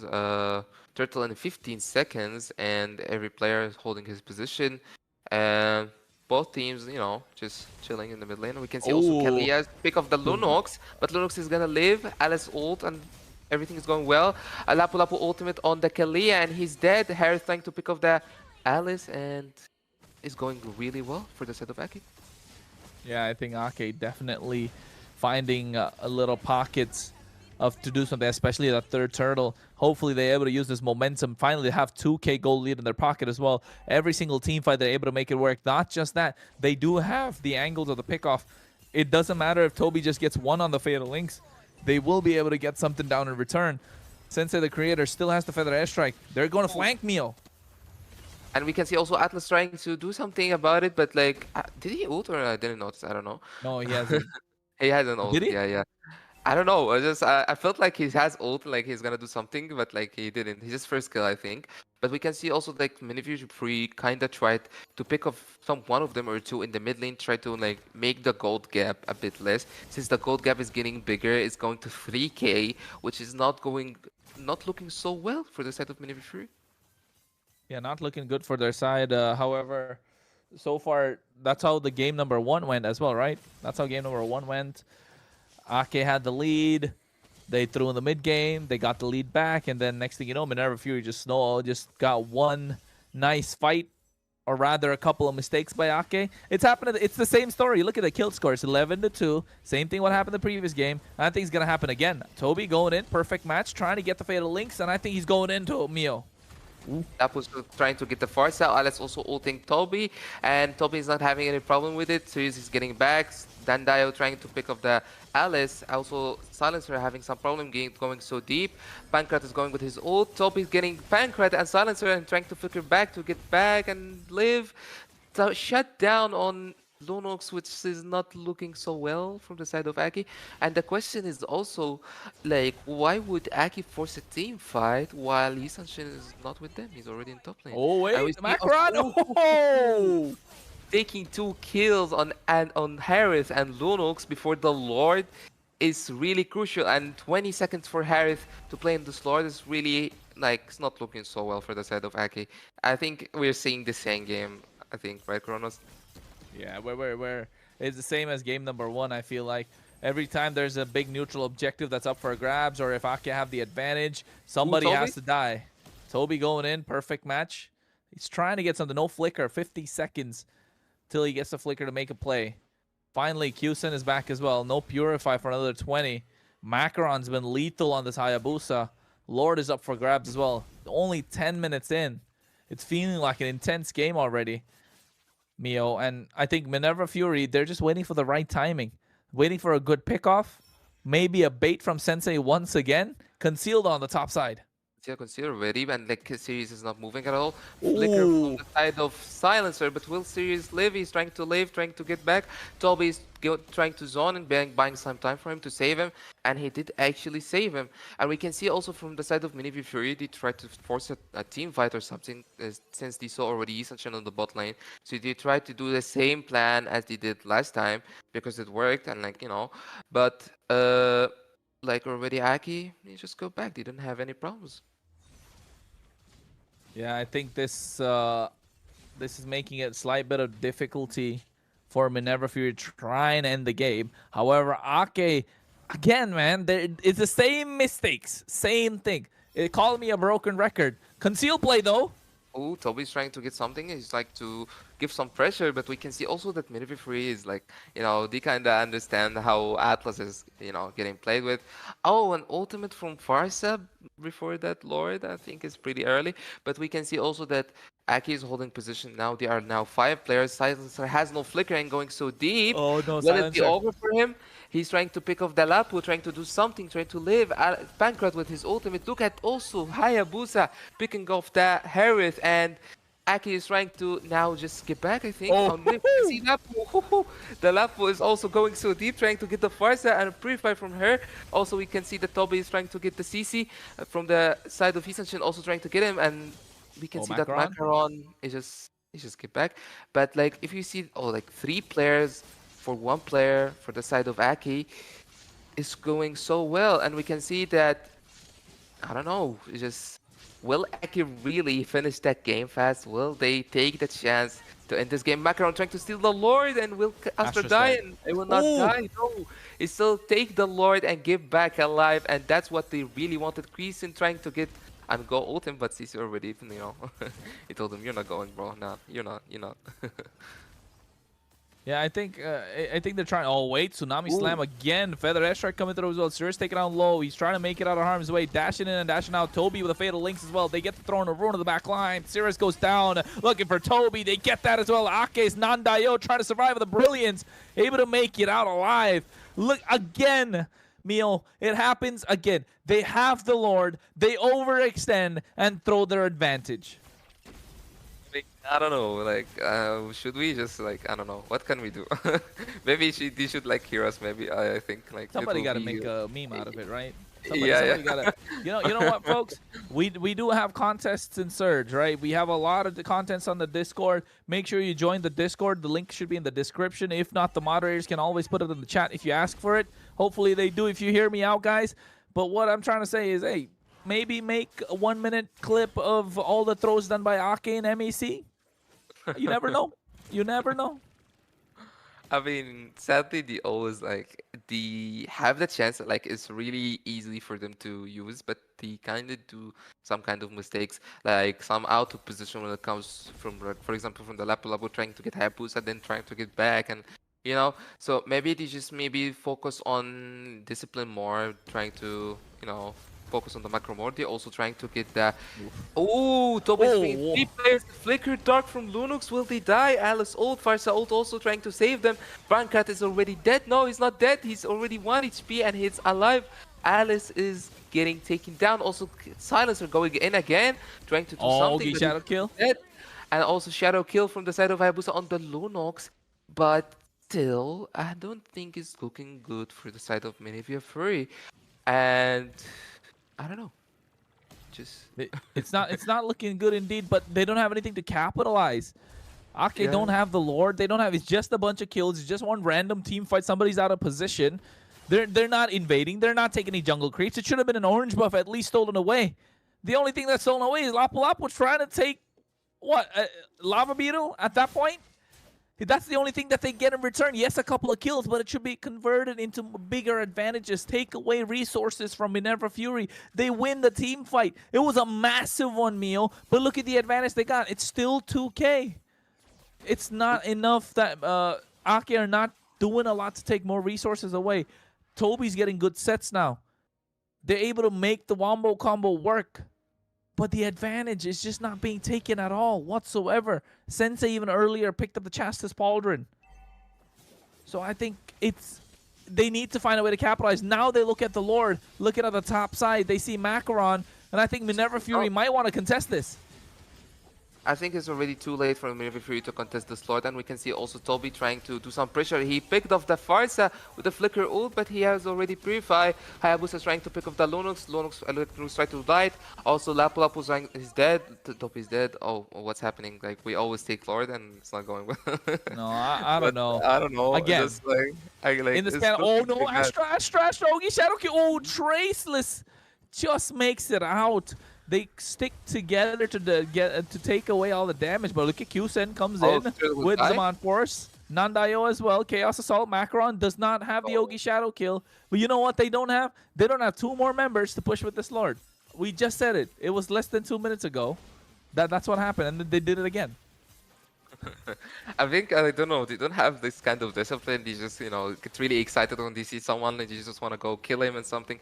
But I don't know. It's like it just looks like the last game. Like Ake is taking this game to 18, 19 minutes again, and it's not looking really good for the side of Ake. But it's looking really good from the side of Minerva Fury because this is the only way they can get back to the match. And Macaron is also getting a lot of shutdowns and a lot of gold, and he's really a big threat for the Lunox and the Herald.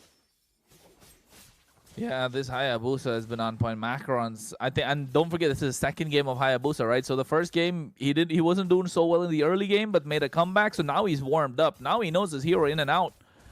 It takes a couple of games to try and get your if they got a couple of warm-ups in before the series started. But after playing game number 1, give him Hayabusa in game number 2 as well. Oh yeah, he's feeling it. That's why he's able to catch and snipe the back line, especially Qsen, Astra, Nandayo. He's been getting them time and again. However, Silencer, again in this game, he's getting the right targets. He's able to pull off those flicker tsunami slams. But it's just that Toby's around every single time he does it. And there's not enough burst coming in from Minerva Fury to try and take it down. So Extral here needs to do a lot more with this Alice. We haven't seen Alice put in a lot of work, but I think now if Alice goes into the back line, comes at the right time, it's going to be a problem that Ake will not know how to deal with. I mean, the only way to just Ake is like always get the chance to win the match, but they always waste it in a really terrible way. So it's really a bad. I don't know how to say it. Like Minerva Fury, if Ake played it well once, I don't know how they're gonna react. And we can see also that the Alice is not like giving that same pressure on the backline, especially on the Herald, on the Lunox. Because he gets bursted down so easily by them, and also so this game is really depending on also the macro for now. Like 17 minutes, 30 seconds. Lord is about to be enhanced, and Hayabusa is getting a shadow on Qsen, and will he live? Oh, he will live. He's not having any problems. Farsa ultimate trying to kill him. Lapu Lapu going deeply to get the Farsa, but he's not having any problem too. Both of the teams just trying to get chances, trying to pick off each other. Having some advantage when it comes to the Lord. Oh, Toby, looking to get somebody off guard. Doesn't use the flicker. Sensei still has the Purify. That's crucial information. Now it's a 5v5 in the Lord pit. This is going to be the one that they're looking for. Lord already started by Ake. Toby looking to catch Macaron, zone him in away as much as he can. A perfect match. Extral as well, trying to go into the back line. Silence already dives in front with the title strike. Here comes the Throne of Ruin along with the Zaman first drop down. They go into the back line. Bravest Fighter already used. Silencer taken out super low, but Extral is going to be the first one to fall. Cirrus follows, but you can see Astro gets himself a double. Macaron already used the Yogi Shadow Kill. Looking to snipe from the side. This Lord is already started by Ake, and I think they're going to get this one, Toby. I mean, Mio. I mean, come on, guys. This is enhanced Lord. Please don't die after it. I can see also Hayabusa trying to, do some kind of stuff, trying to steal it, but he couldn't steal it at all. And Ake now, you can see Ake now like this saying, okay, we will not go anymore. Enough. Stop. And we will see an enhanced Lord from the side of Ake. And will it be enough to end this match? What do you think? Hopefully it is enough this time to end the match for Ake. They need to find something, man. They can't let this happen again and again. We're 19 minutes in. It's an evolved Lord, right? It's an evolved Lord that's marching down the bot side. They have all 5 members alive. The idea is not to get picked off. No flickers on the Lunox, on the Lapu Lapu. No Purify on the Herald, but I think by the time the Lord comes in, that Purify should be available. So Silencer, he doesn't have a flicker to try and create any openings. So if Toby dives in deep, if somebody from Ake dives in a little too deep. They will be picked off. However, Toby has an immortality. He has the flicker. He's looking to make a play. Everyone can feel it. You can feel it, Mio. I can feel it. Ake can feel it, and so can Minerva Fury. Only question is, can Toby do it as a surprise? Because the Lord is still coming down the bot side. They're able to get the tier 2. For how long can he hold on his urge to try and make that big play? Let's see if Toby can live up to it. I mean, we're really excited, to be honest. Like, I'm much like, oh, Hayabusa trying to pick up that Isanshin, but he already do freeze. He's not having any problem for it. And yeah, you got the bot lane, Lapu Lapu going Toby, in, trying to conceal. do some pressure. And, you know, they just conceal, do some pressure. Farsa is poking them down, CC ult also. And Medivh Fury is doing really good, like, pretty defense, not using any spells, not using anything, just their ultimates, and that's it. And defending an enhanced lord like this, I mean, they still have a wave. Aki still have a wave in the mid lane and top lane. Will Toby do something? Maybe he'll surprise us with a flicker ult. I don't know. Maybe we'll see. I think that's the idea. That's what Toby wants. He goes in. He doesn't have the conceal already used up previously. Now able to get the perfect match down as well. Look at the feather airstrike coming through. Now they catch Sirius off guard. Macaron with the quad shadow. Doesn't want to commit. They steal away a couple of resources. This is what Aki needs to do to close games out. But it's 21 minutes deep. We're already 60k in terms of gold. The goal lead doesn't matter anymore. The damage is there in Minerva Fury. The damage is there by Ake. The Lord is up once again. This is a Lord that's going to be contested by Minerva Fury. Oh, they will burst it down before even Medivh Fury react to it. And will Toby buy them enough time? Hayabusa trying to get in, trying to steal that Lord, but no, he couldn't. Oh, he Toby. couldn't find an angle. Also, Toby doing some crit ults. Macaron trying to get the... Oh, this trying to get the Qsin, but Qsin did a really good freeze to counter that second skill from the Hayabusa. Another enhanced Lord, and a flicker from Kalia trying to get the Lunox, flicker from the Lunox, but he has a shadow on him. Macaron trying to kill him, light from Lunox trying to get back. Lapu first kill on the Kalia, trying to take him down. He did take him down, and now Aki is having the chance to win the game. Macaron going inside and trying to pick up someone, but he's not having enough damage on the Atlas. Toby trying to chase down Sensei. Maybe he'll have an ult soon. Maybe he'll do something kind of a clip. I don't know. Aki, it's your chance now, guys. It's your chance now. Hayabusa dodging the ultimate of Isanshin, and Farsa trying to eat with defense is going to be a really pretty hard lord for them, Kronos. Yeah, it's going to be a 5v4 right now. 30 seconds for Silencer to come back up. Toby goes into the perfect match, looking for the Fatal Links. Catches nobody. Ogi, Shadow Kill being used as well. You can see the Bravest Fighter comes through. Thorn of Ruin already being used. Pancras Immortality's popped. Extra will go down. Zaman Force dishing out a lot of damage now. Macaron comes in, has the Ogi Shadow Kill once more, but Ake lock in the base crystal. God. They make it 1-1.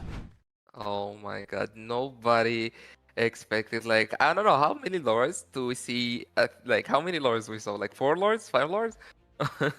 But finally, they did what they really needed, or like what they wanted and what the viewers wanted. Like, he just took the Lord, and guys, and and they really did what they just needed to do for since a long time, I guess. It is. It had to do it for a while now, but it took them what? Oof, I don't even want to talk about how long it took for them to realize what they were doing wrong. But then again, hey, folks, if you make that clip, make sure you put it on the Discord of Surge, you know? You never know. The throws by Ake coming in, and finally they're able to get a victory. Hopefully it translates that to the next game if they're able to do that. But MVP for this one, Toby, patient as ever, making the right plays, making the right calls.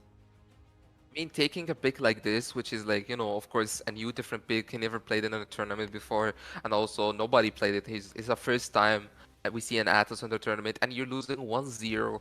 So, of course, picking a pick like this is really risky and a lot of pressure on him, and he dealt with all of this. And also, I think when we check also the stats, he was the highest damage taken, and that's what we said about Aki draft. They're having 3 squishy heroes on the back. They need someone who really can take that high damage, and I think he did fulfill like something like this already, and I think he deserved it. Not gonna lie. Yeah, I think finally able to do something. I thought they're gonna throw this game away as well. So far, it's okay. It's looking good. It's a 1-1. And I think the next one's really going to call it away, right? This is a fight for survival in the tournament. It's a fight to stay alive. And again, with everything that's happened so far, the rich guy, Astra, finally able to get into the stride. The carry, Sensei, again, doing a lot of damage from Minerva Fury. Sierra is taking quite a lot of damage as well. Assist from Toby. I think now Ake definitely have a slight bit of a momentum. I think they need to try and translate that into something that they can make work for themselves. They need to find the victories. They're getting the kills. They're not winning out a lot of objectives, but they're throwing away games, and every single game is going away to 20 minutes.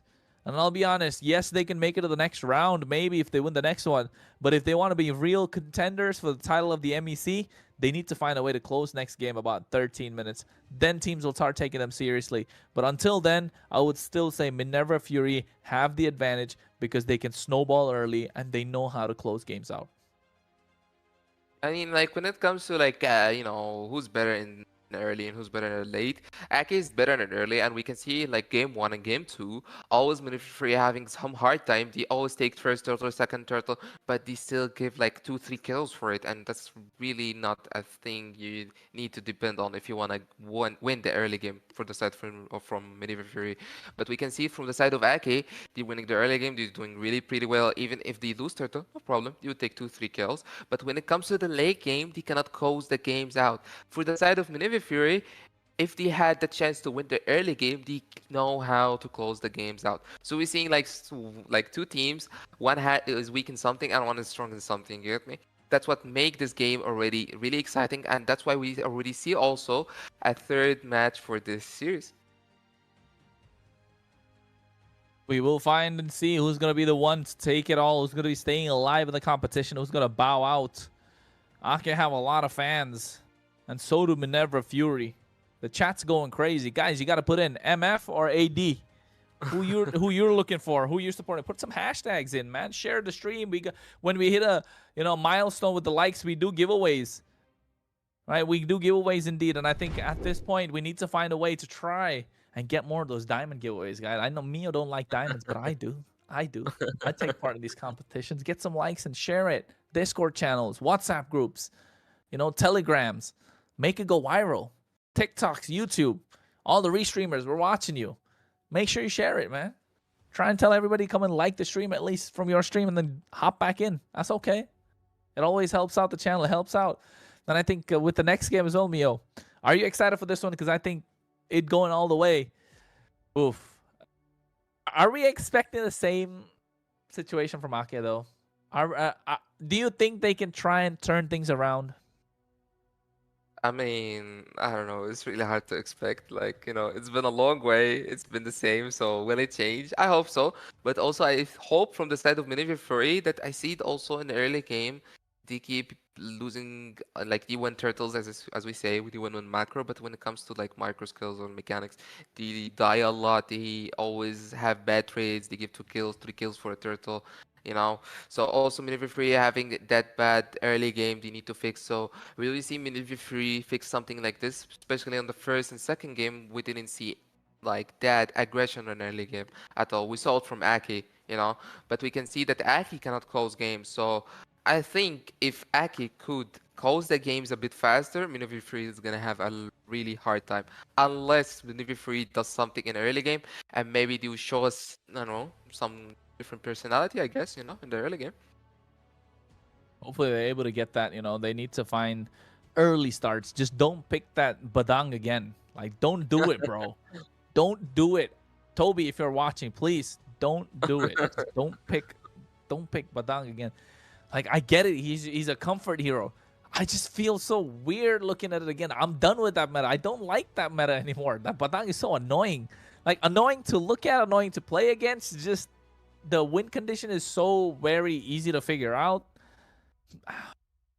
I don't know. And they need to find answers to make things work for themselves. And I think the early game should be what they're looking for. They need to find early game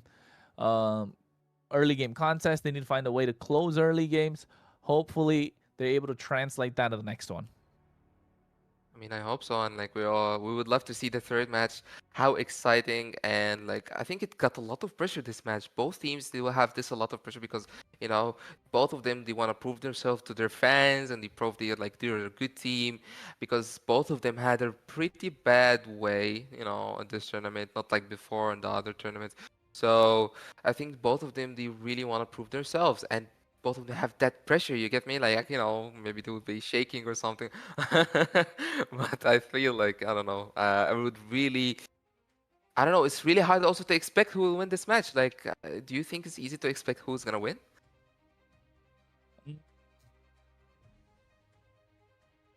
We'll look at the draft and then decide. I think we'll look at the draft and then decide, right? I mean, so far, I would still lean into Minerva Fury. Again, I sound like a broken record. It's the early game, man. This meta is so difficult to make a comeback from every single time. So if they find a way to close it out, then I would say yes.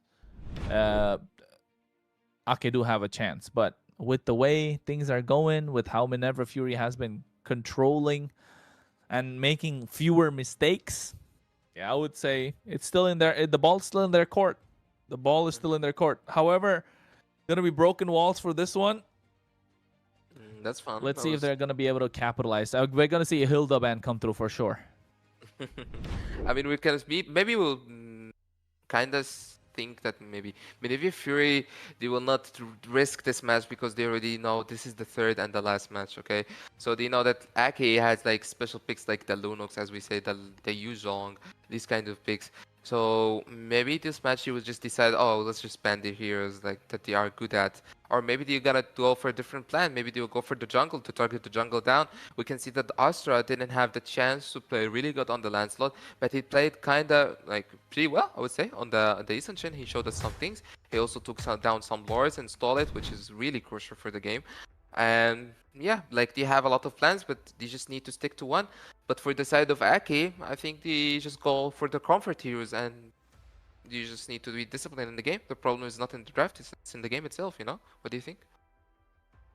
I think I agree. The problem's more in the game. It's in terms of decision making, right? That's the right term I think we should use. It's the decision making that kind of makes it difficult to give the benefit of the doubt to Ake. If the decision making is not as good as it's not Mio. They threw away 3 lords. Yeah. So I mean, I can try and make them, look good as much as we can, but anyone would figure it out, man. You get the lord and you die immediately to not be able to capitalize the lord, overextend. I mean, yes, the pressure's coming in from Minerva Fury, but not like that. You can't let it go like that. However, here I think let's see if Minerva Fury will draft it outright, and it's very clear sign that Ake don't like Jushin. Only because I feel like Nandayo doesn't know how to play it. Because when they were on the first pick, they banned out the Jushin. Now their second pick, they banned our previous game, and they banned it out again. So using that time to kind of think and see what they can go with. Here, they take out the Lunox, they take out the Yuzhong. I feel like they might want to leave the Grok open so they can go for a Grok first pick. Because we know Ake are desperate to try and get the Grok in the hands of Toby, right? So you never know. They'll be like, oh, you know what? Maybe if we leave Yi Sun Shin open, they'll pick Yi Sun Shin and we'll pick the Grok. But no, it's going to be the other way around. I don't think Minerva Fury are going to let the Grok go. So here, Boxy is going to be a ban from Ake. That's very... Boxy and maybe even the Kimi. Once again, they're probably going to stick to their guns.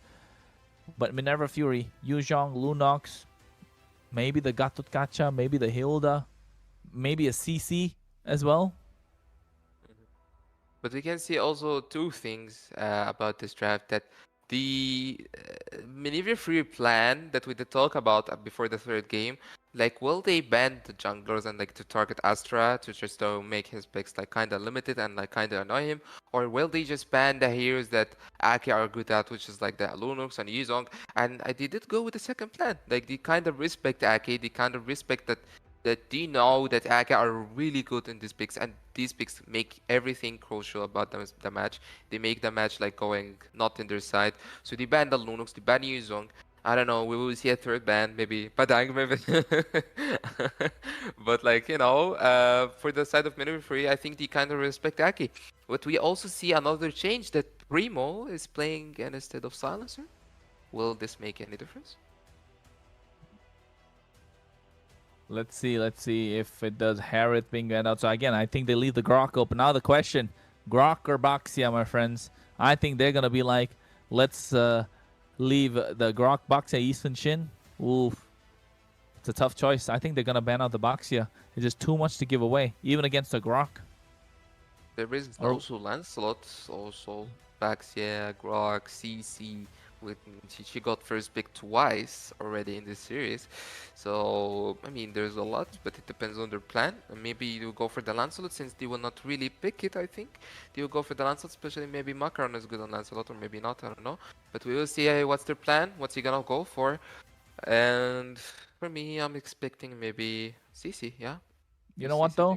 If Yeah. Ake, oh no, I was gonna say if Ake are gonna think this right, they're gonna leave all three open. Leave Boxy open, leave Grok open, leave CC open. If you pick one, we take the other two. That should have been the idea. Now Grok's open, Boxy is open. Boxy is too good of a pick to let go of, right? And not just because of the fact that it's so good in the current meta, but also because Astra's been playing it quite well throughout the I agree. entire tournament. Ooh, Granger. Ranger. I mean, Granger as a first pick. it's Ooh, not they just looking threw us a bad. curveball, man. Mm.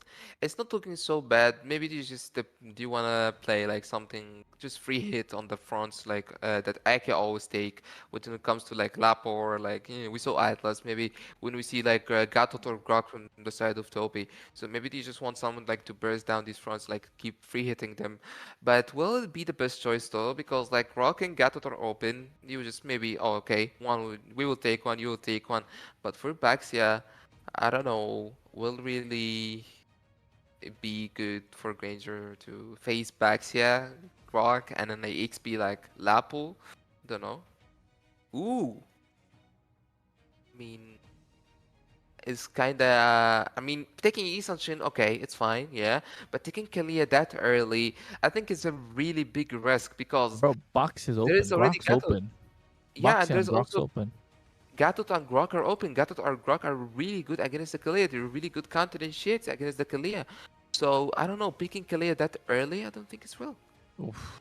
Yeah, we just saw the Gatot exactly, and then like Lapu Lapu also is really good, and Yisanshin is he really can like zone him when it comes to the turtle side.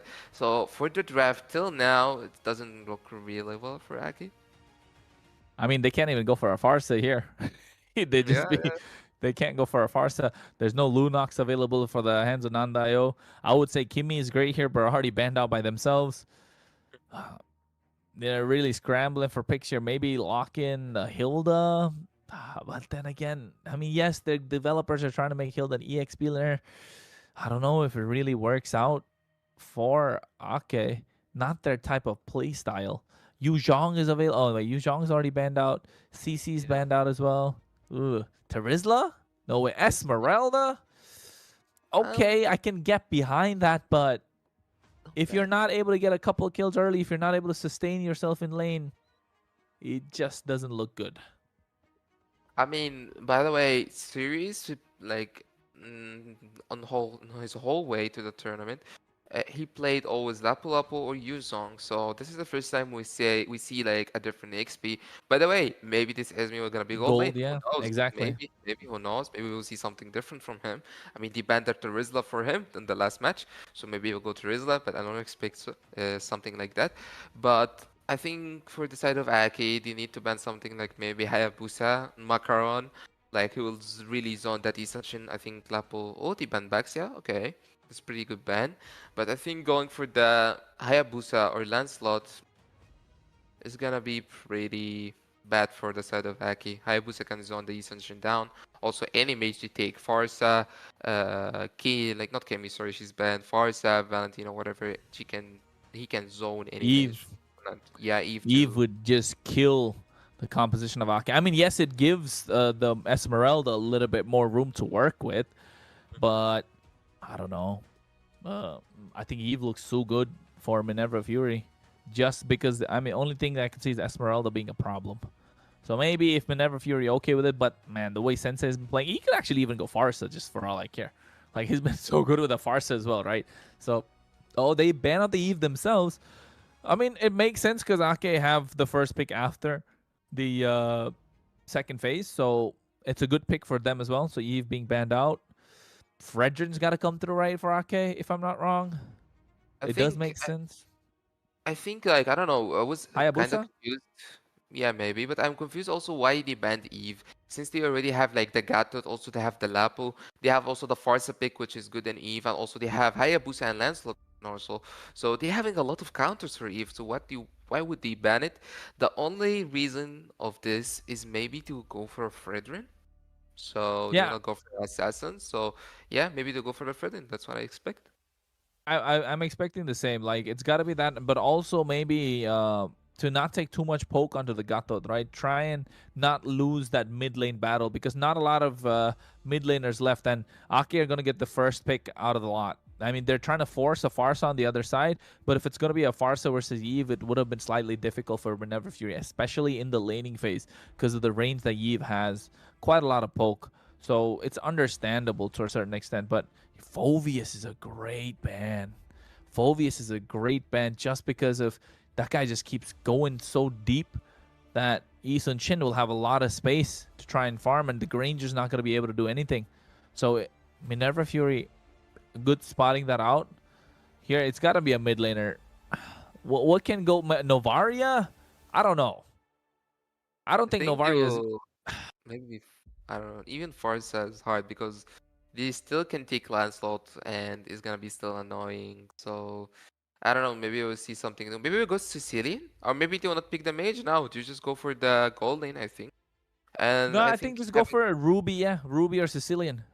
oh, they go Farsa. for the Forza Oh, already. Yeah, no. yeah. They go for the first already, but we're gonna see what's gonna Maneuver Fury do. Will they just go for the Lancelot or we go for the Assassin? Maybe they'll go, for example, Joy or something. Or will they go with the Fredrin playstyle, playing the utility, which is also really strong here. Like playing Fredrin against the Shin when it comes to the objective is really gonna be a hard time for Aki because Fredrin is so strong in securing the objectives, and I mean that's what they always look for, securing the objectives. So I mean, also when it comes to the team fights that they are losing and giving a lot of kills to Aki, maybe Fredrin is gonna be better. And yes, we will see The Fredrin, but we'll Kagura. see Kagura also for the first time in the tournament again. So good. And yeah, it's so good. And I like the Kagura pick here. She's really good on Isanshin. She's really good on the Forza. She cannot be taken down or ulted by the Kelia. So I find this pick is really good, but it's just I don't know for the set of Aki, what you gonna do? It's a great pocket pick because you play like an assassin, right? They have a tank jungler, they have they have a couple of dives, they have a backline sniper with this Granger, so they needed that element of surprise. They needed someone to to keep the Isunshin and the Farsa on their toes. So this Kagura definitely does that. Plays like an assassin. Like Kagura, Kadita, these are assassin mages. Not so much as high ground, but oh my god, it works out. I like the Irithel coming out as well. You win the lane against the Granger. You do a lot of damage moving around. You can pop the Purify to make sure you don't get caught in a lot of the crowd controls. So Ake have found an answer to go against Minerva Fury. But I think they're going to take a lot of time to activate. They're going to get bullied in the early game. They need to hold out until the late game. And if Minerva Fury able to snowball the early game right, they're just going to close the game in about 12, 13 minutes. I mean, I agree with you 100%, but there is also a small problem for the side of Minerva Fury, which is the Esmeralda, because if you couldn't kill the Esmeralda in the early game, I mean, Fredrin cannot kill Esmeralda, Lapo as well, Gatot, also Kagura. Like, if you win the early game, or like, if you have like this better start, then yeah, Esme will not be a problem. But if you have this, like, I don't know, like, as the same as the previous game, you give, like, for example, Esmeralda 2 kills and you took Turtle. So it's not really worth it. So I think the Esmeralda pick, it will be really crucial that match, and maybe it will do some difference for the side of Ake. And the early game will really decide who's gonna win this match. This is the third match of this series that we were waiting for. It is the third match of the series indeed, ladies and gentlemen. And now we're going in to see who's going to be the one to take out each other and who's going to be the one to stay in the competition, who's going to be the one to go away and bow out of the MEC Fall 2025. Ake trying to dominate the river. Minerva Fury not letting that happen whatsoever. I mean, we can see also Primo's trying to give this XP crap to the side of Lapu Lapu. Also, Toby can see that, but Lapu Lapu takes the XP crap, and that's what that's what Primo really wanted to give. And I want to also ask a question: will Primo be like, I don't know, give that kind of a difference that they lose the early game, they give a lot of kills for Ake? Will Primo be like the crucial player that, or like the player that can make some difference for them to have like some discipline and like win the early game for the first, first time. Yeah, I think that's definitely going to be a big difference, right? Especially the style that Silencer played. I think he did his job with the Kufra. Now Primo, with the different play style coming into Minerva Fury, boosting up the confidence a little bit more, I would like to say. But we won't know until we see it. So far, Aki are doing well, farming pretty fast. It is broken walls. So I think Fredrin's going to move around a lot easier, but not as much as he'd like to see in terms of expanding rivers. We can see also MLBB Free taking the turtle so easily, and Aki, as I can see in the bot lane, he's looking for a trade, and Granger can already see that, and he didn't have any problem to expect it, and that's not looking a good trade. Primo trying to do something, trying to... Ooh, we can see a Flicker ult from Kagura trying to get them back, but Farsa Flicker, Toby also is low HP, trying to get back. Gatot is really low HP, he's getting taken down, and is still, I think... Oh, like giving the whole gold tower for the marksman. I think it's worth it. 1 kill also with the whole gold tower for the Urthel. I think it's worth it, right? Yeah, it is definitely. You let the Urthel scale a lot faster. That's the name of the game for Ake anyway. They need to scale. So making sure that they get to that point of the game definitely helps them out. However, Minerva Fury, they did get the turtle. But apart from that, maybe a couple of shots in the top side of the goal lane. I think giving that kill away of Primo was a little unnecessary. They thought they could make something happen, but not with the speed Fredrin moves around, man. He's carrying a big longsword. The guy is hitting the gym. He needs to work out his abs. He works out his arms so much. Bro probably forgets leg day. I think, he definitely needs to find a way to make things work. And for you guys, if you go to the gym, make sure you join the fitness club by Surge as well. You post a couple of clips of yourself doing some push-ups, man. Keep track of your progress. You might win some diamonds. So, I don't know how it works. Don't ask me, ladies and gentlemen. I'll be getting on that hype train soon. But if you're already in the gym or working out, make sure you can try and get something out of it. I see also from the side of Toby trying to do something, but Gatot already getting back. Or, oh, he did ult and get back. Esme do Purify and getting back. Macron is having some hard time. Getting bursted down by the far side, the Urthel. Lap was going from the back, trying to take down the Urthel, and already Toby ulting him. Will he be alive? No, he's not having the time to be alive. Series also giving... If you notice in this fight, Series did give a lot of time for Aki, and he zowed the backline so good. Like Minerva Fury, the main damage leaders when it comes to the Granger of Kagura, they couldn't do anything.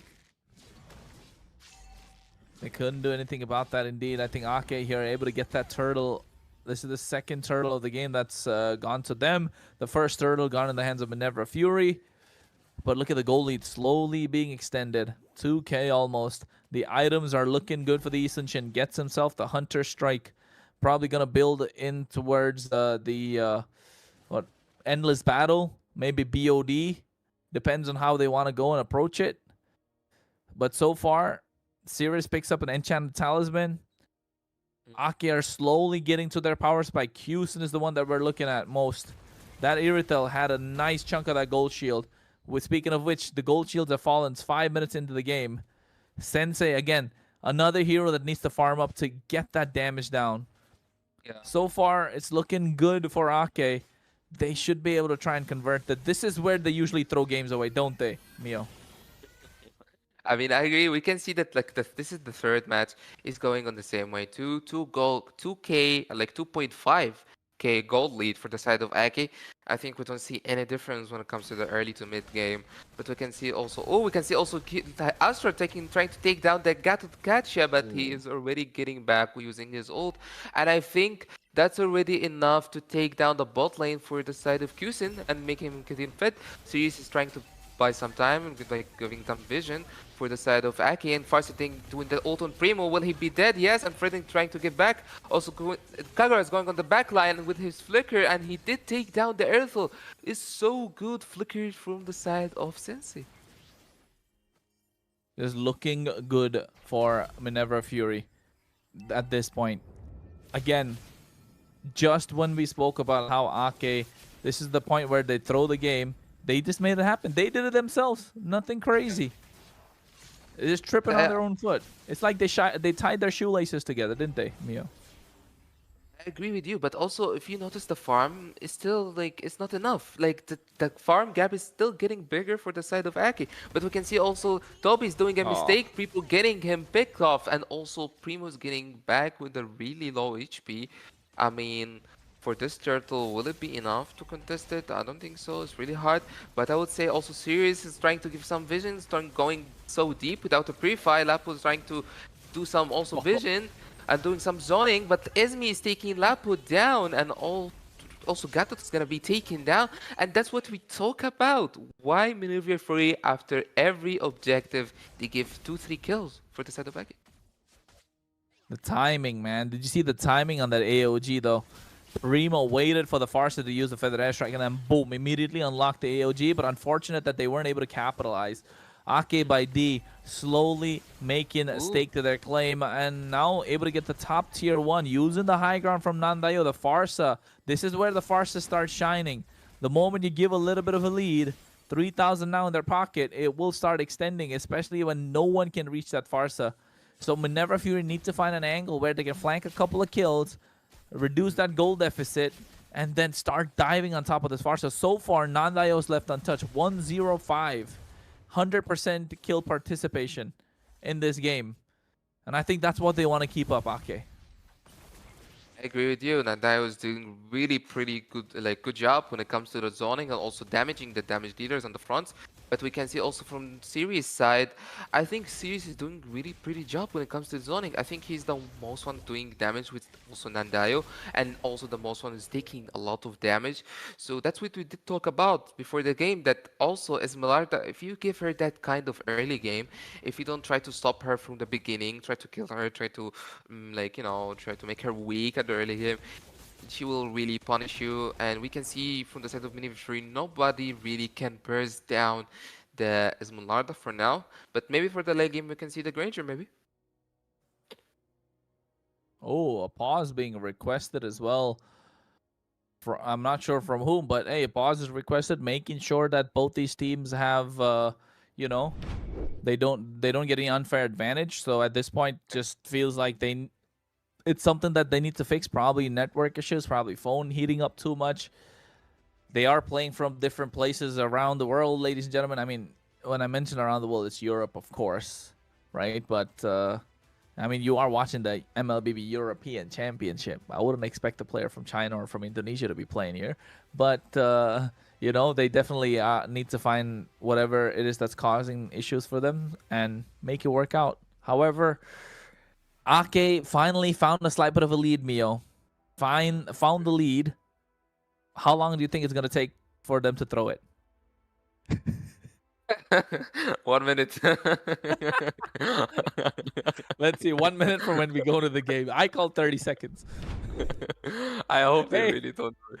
Oh, look at that. That's what we're talking about. Fit Club, folks. Challenge yourself and win in-game rewards. Scan that QR code and join the movement. You got Neymar looking like a Chad. You got ZL showing off his pecs. He probably benches more than you. Look at Gorinch as well.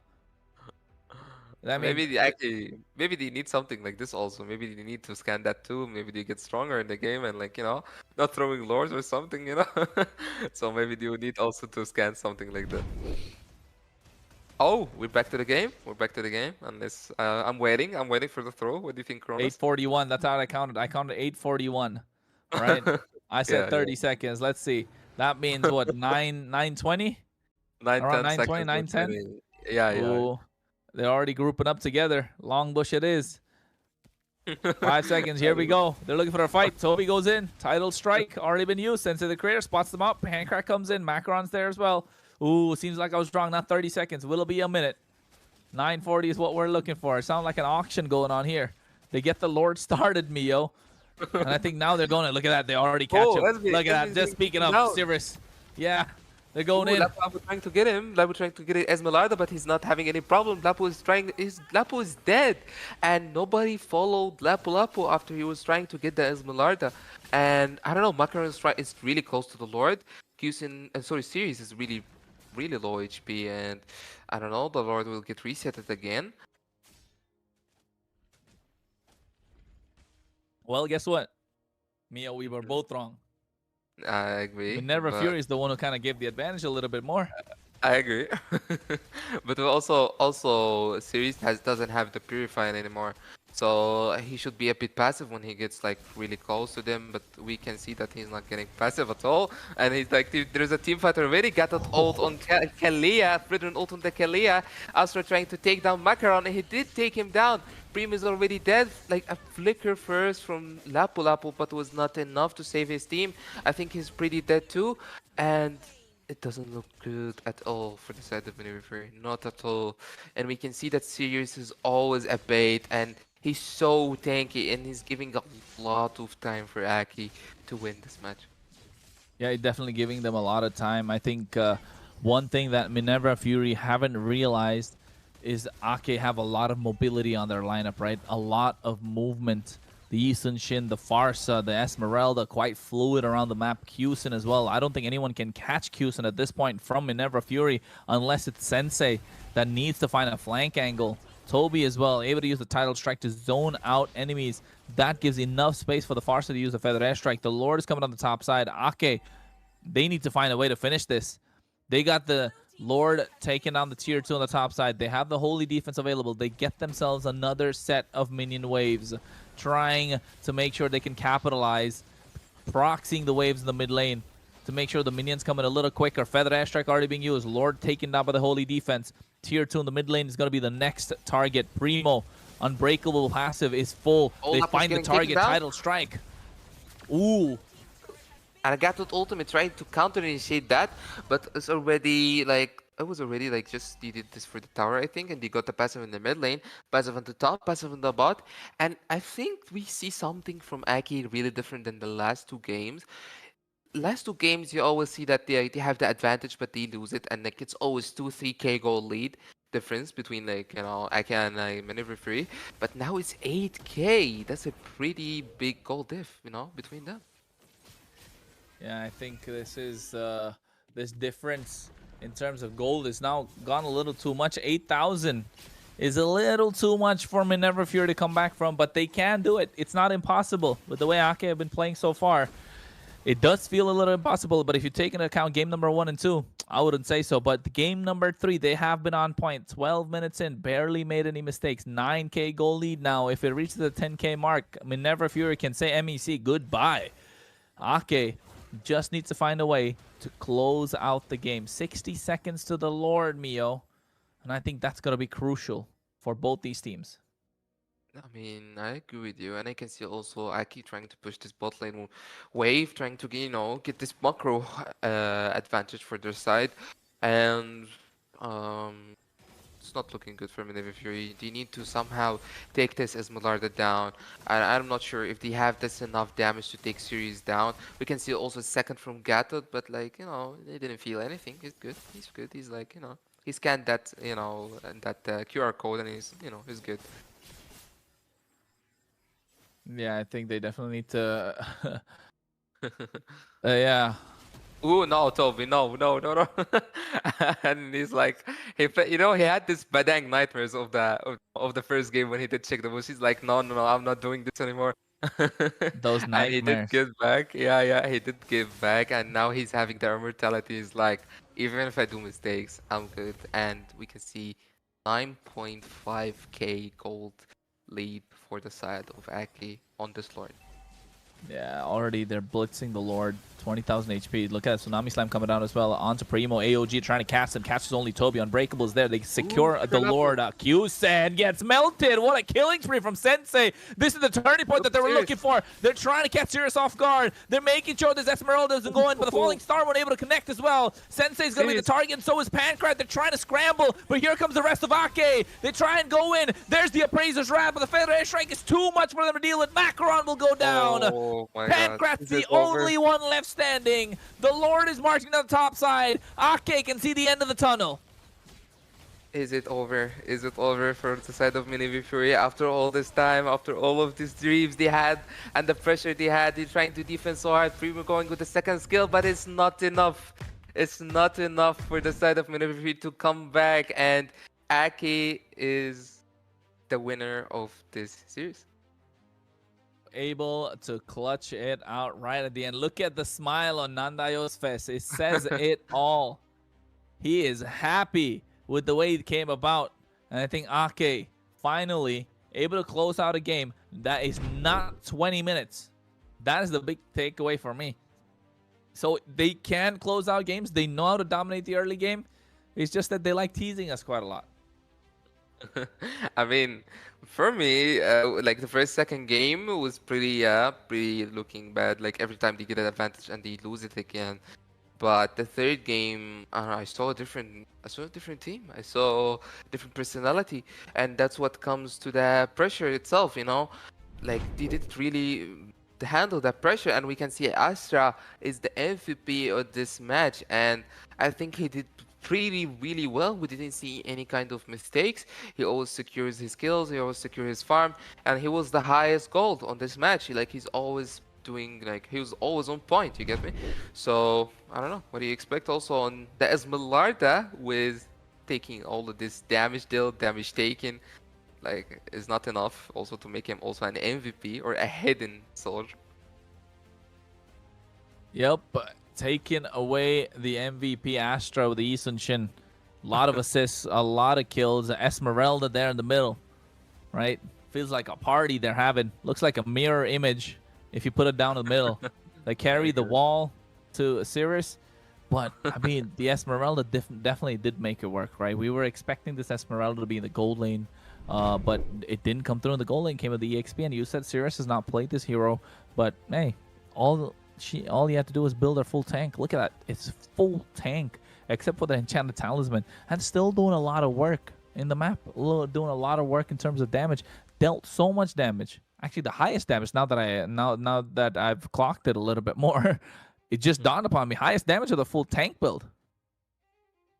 I mean, we did already talk about this, is that Esmeralda is going to be really annoying for the side of Minerva Fury if they don't take him down in the early game. They don't abuse him, they don't take his spell, they don't make him on the turtle, like, come on the turtle. And that didn't happen, and, like, if you can see, Kagura can kill Esme, no. Fredrin can kill, no. Lapo, Gatot, no. So, yeah, it was, like, kind of a draft pick, yeah, that, like, the Kagura pick was good for the Yisanshin, for also the Farsa, for the Earthel to take down the backline. But who will take down Sirius with his damage taken? 160k damage taken. It's like, I don't know, you just put Topi twice and it will still be higher. Yeah, I think it's definitely. It's hard, but hey, sad news is the fact that Minerva Fury will be bowing out of the tournament, and Ake will move on. Again, find themselves another lifeline. I mean, it's pretty sad for the side of Minerva Fury from what we saw, for the viewers as well, for their fans, seeing their team getting out so early and not heading to the playoffs. Of course, it's really disappointing, but it is what it is. It's Mobile Legends. This game is like a win and lose, Sometimes it's with you, sometimes it's not. So I guess it's not their, it's not their day. It's not like their luck to continue in the tournament. So it's really like a hard luck for them. They did pretty well, all this way to the tournament. But we have also to give it up for that side of Aki. Like, I don't know, Aki, they are always the team that make everything look like exciting, I would say. But they also make every match go for their side by the heroes they take, by the mechanics that they do, by like the outplays they do. For example, for the series with the Yuzong, also in the Esme, also Nandai with his Lunox, Toby with his Atlas. So yeah, what do you think? Well, MVP performance with Astra indeed. I think Toby so far has been doing well. It's just now I feel like we can give them a slight bit of a benefit of the doubt, don't you think, Mio? After they close that third game performance, but still, if it takes them a couple of hours, what is that? 1 hour? If it takes 1 hour for them to close out games? Yeah, I don't think many teams will probably be taking it seriously to see if they are going to be a top contender for the MEC. But no doubt that they want to be the top team. But they need to put on a show. They need to put on a performance. But this fight, though, was incredible. They split the fight. And then after the fight was split, they get Qsin. but unfortunate that the rest of the team are starting to crumble by then. But the Esmeralda series was just too tanky for them to deal with after a while.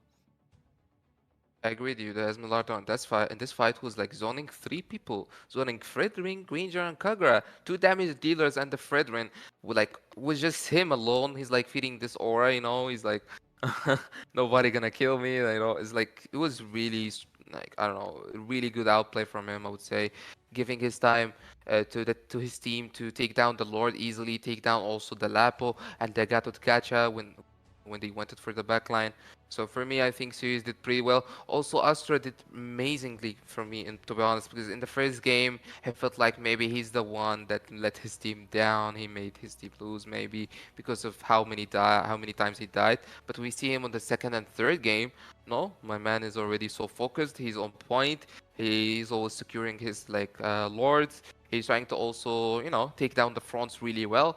So I also like Astra, and I like what he did in this game. Well, I'm thinking now it's just time for the interview that we're waiting for. Well, I think it's probably gonna be Toby. Just trying to see if he's gonna make it on time, Mio. What are you gonna ask him, Mio? We should ask him. I know. What's your question? What is like, why Badang? Why Badang? I'm not gonna ask him that. I'm not gonna ask him that. I'm gonna ask him why you guys throwing the game so many times, right? Because let's be honest, I think everybody they of course fighting to be the champion of Europe, but let's be honest, with this level of gameplay, do you think they'll be able to make it, Mio? With the third match, from what we saw, like they didn't do the same mistakes as first and second game. Like in the 3 games, they won the early game. In the 3 games, they won the mid game. But when it comes to late game, they cannot finish the games fast. While they have a lot of advantage, they get a lot of lords. And when it comes to going to the playoffs, you're gonna face like also other big teams. Like one mistake, you're over, you're done. So for today, you got the chance to win, but for later, who knows, Well, I think Toby's ready for the interview. Just waiting for him to pop in so that we can hear him and he can hear us as well. So I think finally he makes his way indeed. Ladies and gentlemen, we present to you the one and only Romer from Ake by D. Look at that. He's got the Ake logo in the background as well. Putting a finger up on his face saying that you got to keep quiet, haters. We proved you wrong. How you doing, Toby? Well, I'm doing tremendously good. Really. Well, after game number 1, I would say you probably got a little tilted, didn't you guys? Well, I am mostly mad at myself. To be completely honest with you, I am mad that we, again, like it happened before in 2 games of best of ones. We did it again, and so we did the reset on Discord. We focused more, and we just wanted to deliver a clear performance. And I think that the game number 2 and game number 3, well, were the clear representation that we were focused and that we stay true to our words. Okay. And what were those words, sir? If you may tell it out loud to all your haters. The words were Ake loses on the late game, and well, we don't. That's true. Mia, you go ahead. I mean, for me, when it comes to the late game, I think on the game when it comes to early, mid, you were doing pretty well. Even if you don't take the turtle down, you still get like 2-3 kills as a trade. So it was really going so well. And the 3 games actually, you're going really well on the early and the mid. But like on the first and second game, also on the previous matches you had versus Glitchcode, the Turn Oblivion, like you always like can't end. You always like, oh, let's end. Oh, next lord. Oh, let's end. No, next lord. You take like, I don't know, 4 or 5 lords to end the match. So why is this happening? And what was like the thing that made the change when it comes to the third game? Well, honestly, I must say that when you are in the, let's say, the vault of those emotions when you play the game, like online in the tournament, you have to like make a decision. And sometimes the decision is good. For example, we finished the game without the lord, and that's what happened. And sometimes the decision is, okay, we take the Lord, we take it slowly, we take the Lord, blah, blah, blah, blah, blah. And, well, the result is clear. Yeah. I agree with you. And like also, but what I saw in the third game, it was really different than the last couple of games. Like this third game, you were like first Lord, you took inhibitors, that one inhibitor down, all the passives, and then with the second Lord, you ended the match. So what was the difference from this game than the previous games? Mio. Can I be completely honest with you? But it's a top secret, okay? It's a top Okay, secret, okay, okay? okay, Don't okay. tell, Like don't Carlos is tell, not hearing. Carlos yeah, is not hearing us. No, no, no. don't tell anyone. The problem was Fredrin. The problem was Oh. Fredrin for Minerva Fury. That's it. That's all I'm gonna say. That's all I'm gonna say. But it's a top secret. I mean, Sirius did really good job, trying to Yeah. zone them, buy a lot of time for you guys, and doing the highest damage they can. He was a really good pick in that match, so I really, I also Astra. Most of you guys did pretty well, and I'm really happy for you guys going for the next stage. And what do you think, Kronos? Do you have anything to say about I the mean, Pedang? the dunk's fine. We're gonna see it pop up a little bit more. But you know what, Toby? I know you disappeared, but I think you can hear me out. Can you hear us? No, he can't. He can, Bro, sadly. disconnected. Yeah. I'm sorry. It's something about this room I'm particularly sitting in. Sorry. Oh, no Could worries. you? As long as you can hear us, right? Of course, you guys are trying to be the champions of the MEC, Now I can. right? Of course, you guys are trying to be champions of the MEC, no doubt. But the main question I'd like to pose is, looking at the stats, you guys have always finished games 20 plus minutes. There's no early finish. With this current meta, where you need to kind of snowball in the early game and try and pick it up, right? You need to try and close the games out early. And especially against the opposition that you'll be facing now on, they like to close games out early. What message would you have for the rest of the teams that are there in the MEC, right? Because I don't think they take Ake seriously just because you guys can't close out the games early. So is there anything you'd like to say? Prepare for the long games. This guy. That's basically what I just said. Prepare prepare for the long games. What can I say?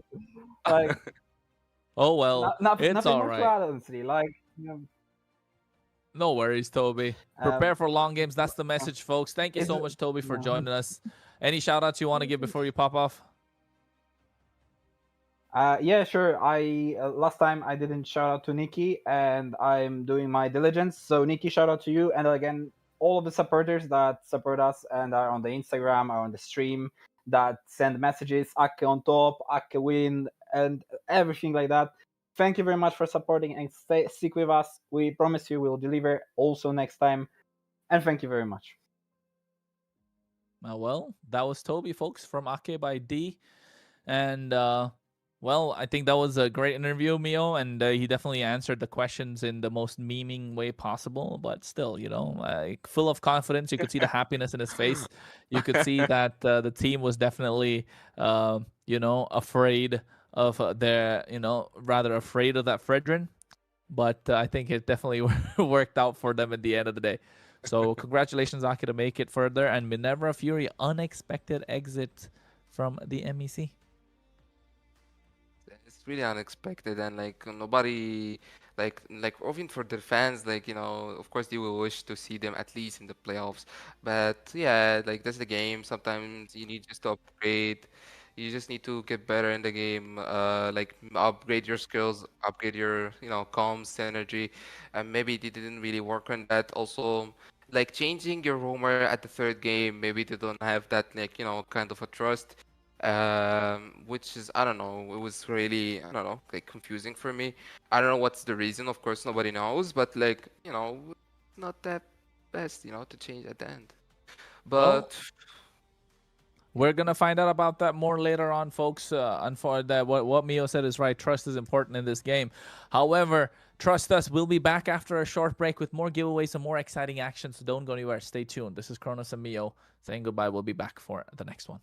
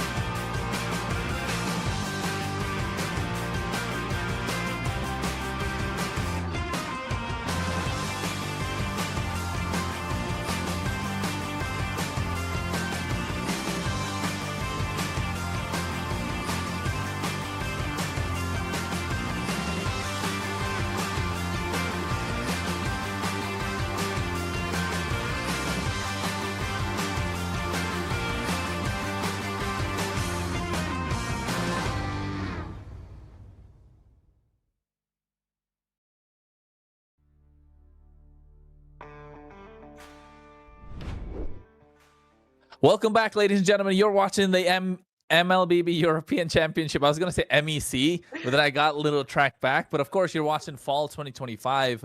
And if you don't know it's 2025, you got to wake up because September is already over. Somebody had to wake you up when September ends. Now we're in November, and we're talking about the end of the Swiss stage. Of course, tonight we're going to see 3 teams get eliminated. One's already gone. That's Minerva Fury against Ake. Ake made it past. But of course, Mio had a great time at the desk as well. But now we have the legend, the myth, the man. Scared yet? My goodness, I thought you were just about to say the legend, the myth, the man, me, and alongside me, Scared yet. But it's fine, it's fine. Thank you so I much for that. wouldn't do that. I wouldn't do that, man. I wouldn't do that. Yes, we both know you would. But all right, I'm really loving it, my man. Really loving it to be here. The energy that you brought up in the previous series, I would have to say, if anything matched up with the title of Minerva Fury versus Arcade, then that was your play-by-play there. And holy smokes, I was never really expecting those games to go for 30 minutes, my man. That was absolutely insane. Plus, Arcade winning the entire thing out. No one expected Minerva Fury to go out in such a fashion. It was just a randomly long games where Ake just threw a couple of games in the second, for a bunch of times to the second one. Yeah. So it's completely annoying. I'm not sure why though, but then at the end of the day, they just made it work. That's the thing about Arcade, right? We've always been talking about them in such a manner where they know how to play the early game, they know how to control the mid game, and then they do not know how to close out these games. But even after that, we're still seeing some improvements from them. At least they did not really give it all away in the second and third games of that series. But right now, as we are having a look at the Swiss format, ladies and gentlemen, it's going to be Stolen Angels taking on Omni Knights. Not the brightest of the times for Omni Knights. They lost the first 2 games, eventually won the third one against Void Kids to end up here. While Stolen Angels, they started things off in a pretty solid fashion when they won the game against Misa Esports. But here's the thing, Kronos. They did not play Misa Esports. Misa Esports did not show for that match, right? They forfeited that game. That's the reason why Stolen Angels in the first place got a win. So the only games that they have played, they have lost them. Well, Stolen Angels, though, however, speaking of the losses that they've got, they do have a lineup, however. We're talking about Urek, Levi, Enzo, Pem, and Orange Bob. I mean, I'll be, and they got Kyo as well as a substance, Yuichi. This is a team that normally you'd see contest for first place. Right, Scared? Normally, this is a team that would contest for first place, but unfortunate that, they end up getting the short end of the stick. That's the thing, right? Even if it's not the first place, at least I'm expecting them to end up towards the podium. Because with the way how they started things off in the Thunder Division, there was a time when everyone was surprised, where Stolen Angels, out of nowhere, were on top of the leaderboard. And from there, they, let's just say, fumbled a couple of spots. They ended up still being in that top 4. And then moving over towards the regular season directly from the Thunder Division, we all had high hopes for them. But right now, there they are at the do-or-die stage. They have to win this series in order to move to the next one. Otherwise, it's going to be a bye-bye to them. Yeah, it's going to be bye-bye to them indeed. And I don't think these players would want to say goodbye. They're really good in their own right. Individually, they are stars in their own right. But will they be able to hold their own against these guys? Right? Omni Knight. 4 members from the defending champions of EMC. From the Momentum Mori that we knew. Add Vansky to the equation. They turn Omni Knight. And unfortunate that they're not on the top half of the bracket. Now they're on the bottom fighting for survival. You got Slarky Boy, Leandro, Nizu. It's just not working out for them, Scared. Been on the struggling end as well in the same manner, though. But the only thing I could say is the fact that at least on a winning, I wouldn't say streak, but on a winning momentum, where they eventually faced up against Void Kids. So they're now in a position where they have a previous registered win. We have a look at the stats of both of these teams. Yes, Stolen Angels have played 1 less game. But all in all, if you think about it, yes, it's Omni Knights who've got a couple of victories in their back pocket as well. Average time to win 15 minutes, 12 seconds for Omni Knights, 15:40 for Stolen Angels.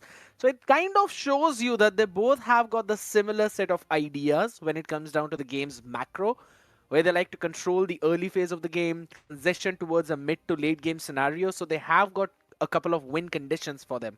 And that's something I'd really like to see. But when it comes to those early game neutral objectives, that's where Omni Knights have got a big advantage. Well, what I'm interested is the average time. I like 15-minute games. I don't like 30-minute games. So hopefully this one ends 15 minutes or less.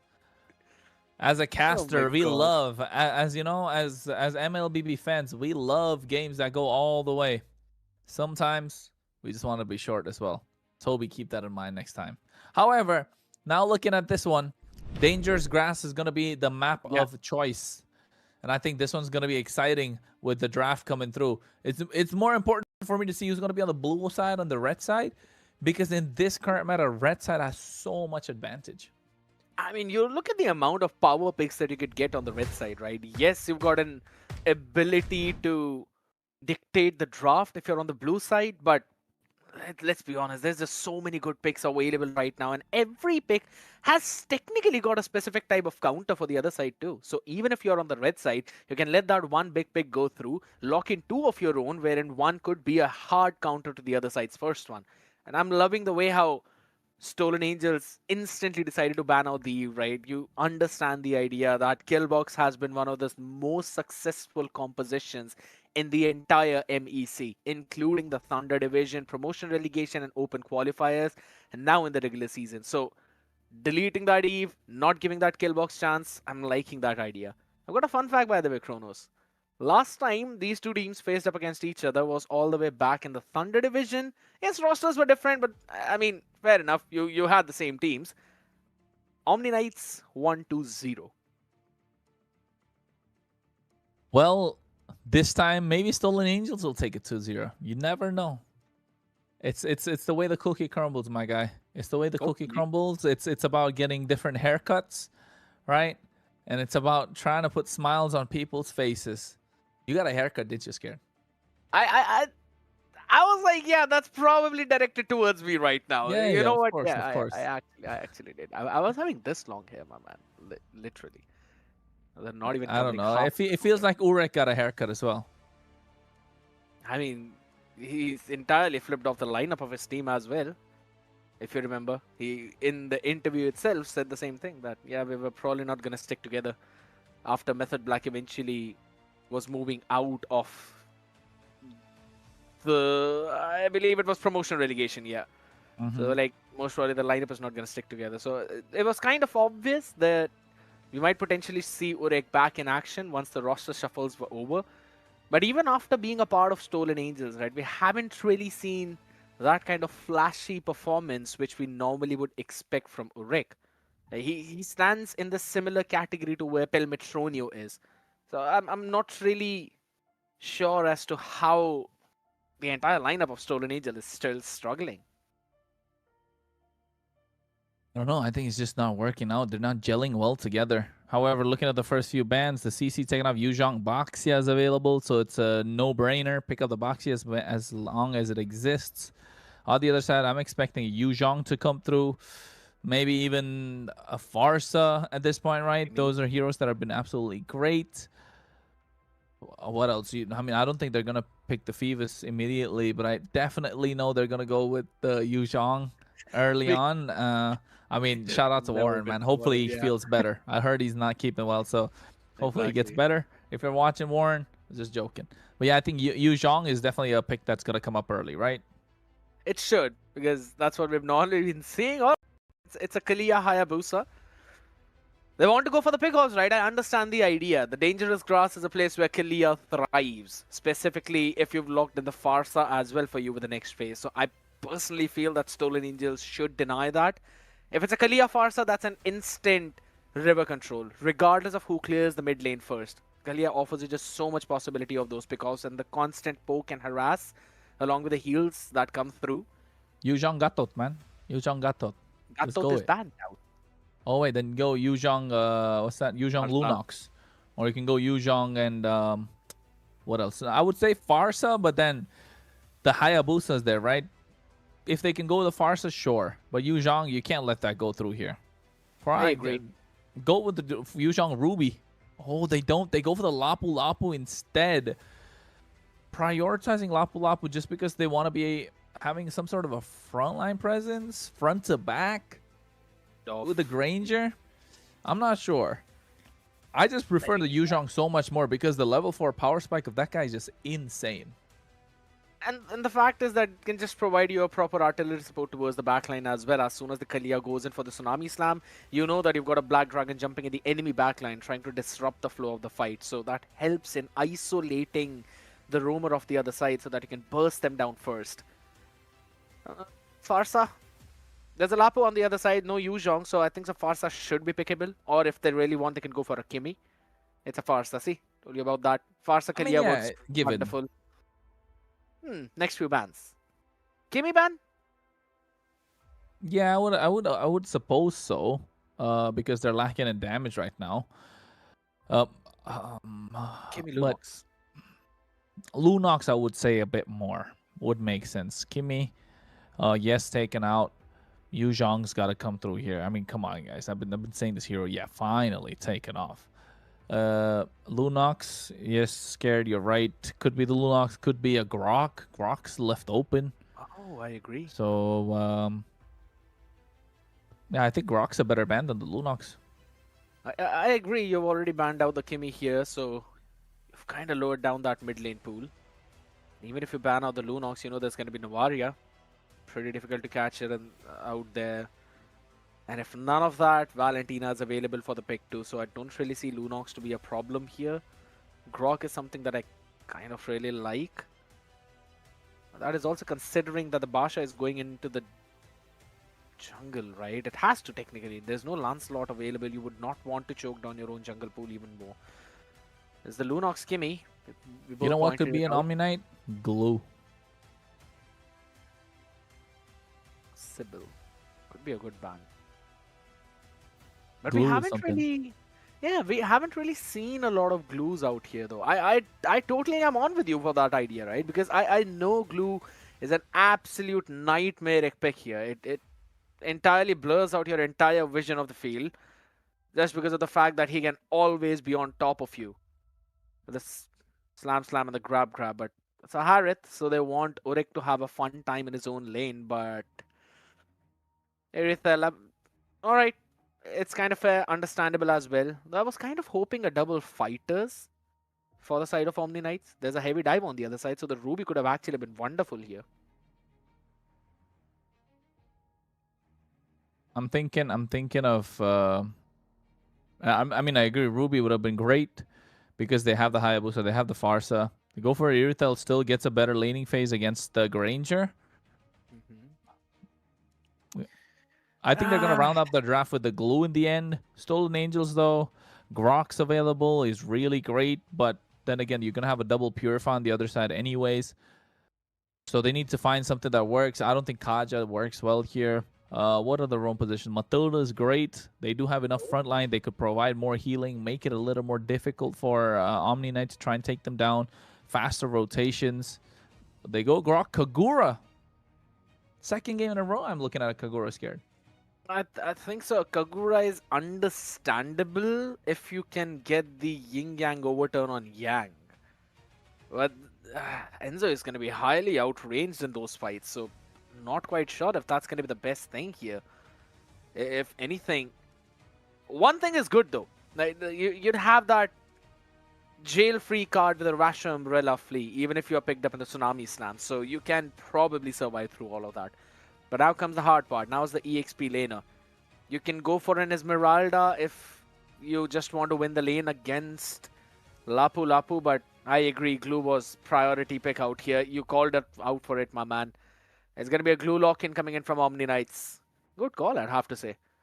And, and a nice draft, to be honest, from both of these teams, except for the Kagura. I think so everything else looks solid. Yeah, I think the Kagura is more of a pocket pick. Look to be a problem to the Farsa and the Irithel. Yeah. The glue is great just because you can get on top of the Boxia. You don't allow the Boxia to do a lot in team fights. The same with the Lapu, Grok as well. You're just looking to get, and you can soak up endless amounts of damage. So I just feel like this is gonna be an entertaining one, Scared. Looking forward to it out here, ladies and gentlemen, because again, it's the second do or die game out here for the day. Match number 2, game number 1.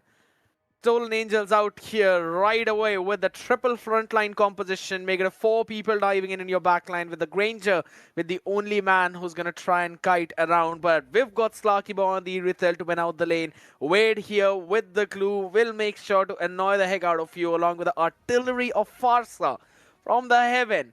And guess what? You've got a ninja in the form of Hayabusa in the hands of Leandro, with Kalia as the pick-off. So we'll see which one of these compositions work better as we move into the land of dawn, ladies and gentlemen. A do or die scenario. If you lose one, you're going to be ending up in a horrible position, which both of them want to avoid. They definitely do want to avoid that. They do not want to be the next team to be out of the competition. So far, early game, you can see the pokes working well for Stolen Angels. They haven't won a single game this entire tournament. They want to make sure they get at least one if they're going out, right?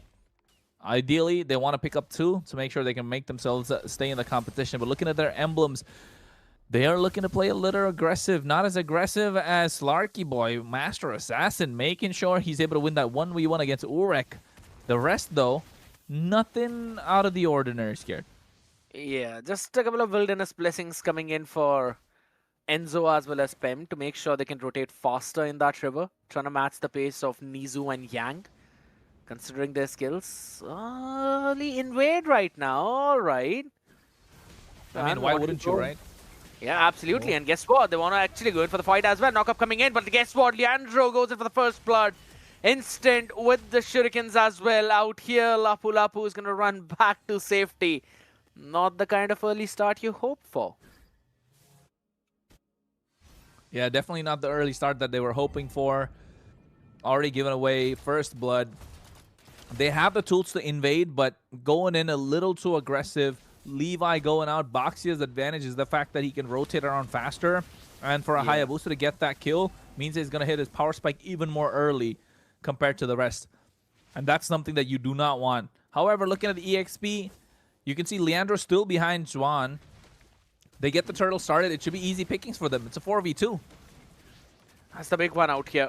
And you want to win this early turtle if you're Stolen Angels right now. It's going to be their first ever turtle. Guess what?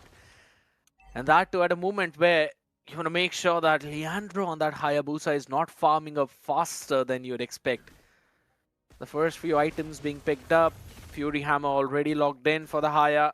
So you know there's going to be a bit of an early damage there. Constant poke and harass coming in from Enzo, who's probably going in for the glowing wand. Now here's the thing, right? I personally feel like with the current item priorities of the mages, Kagura is eventually left out a bit, considering she needs those genius wands and the holy crystals for her burst damage. Yeah, I think that glowing wand being the first item doesn't really benefit her quite a lot. Oh, title strike here.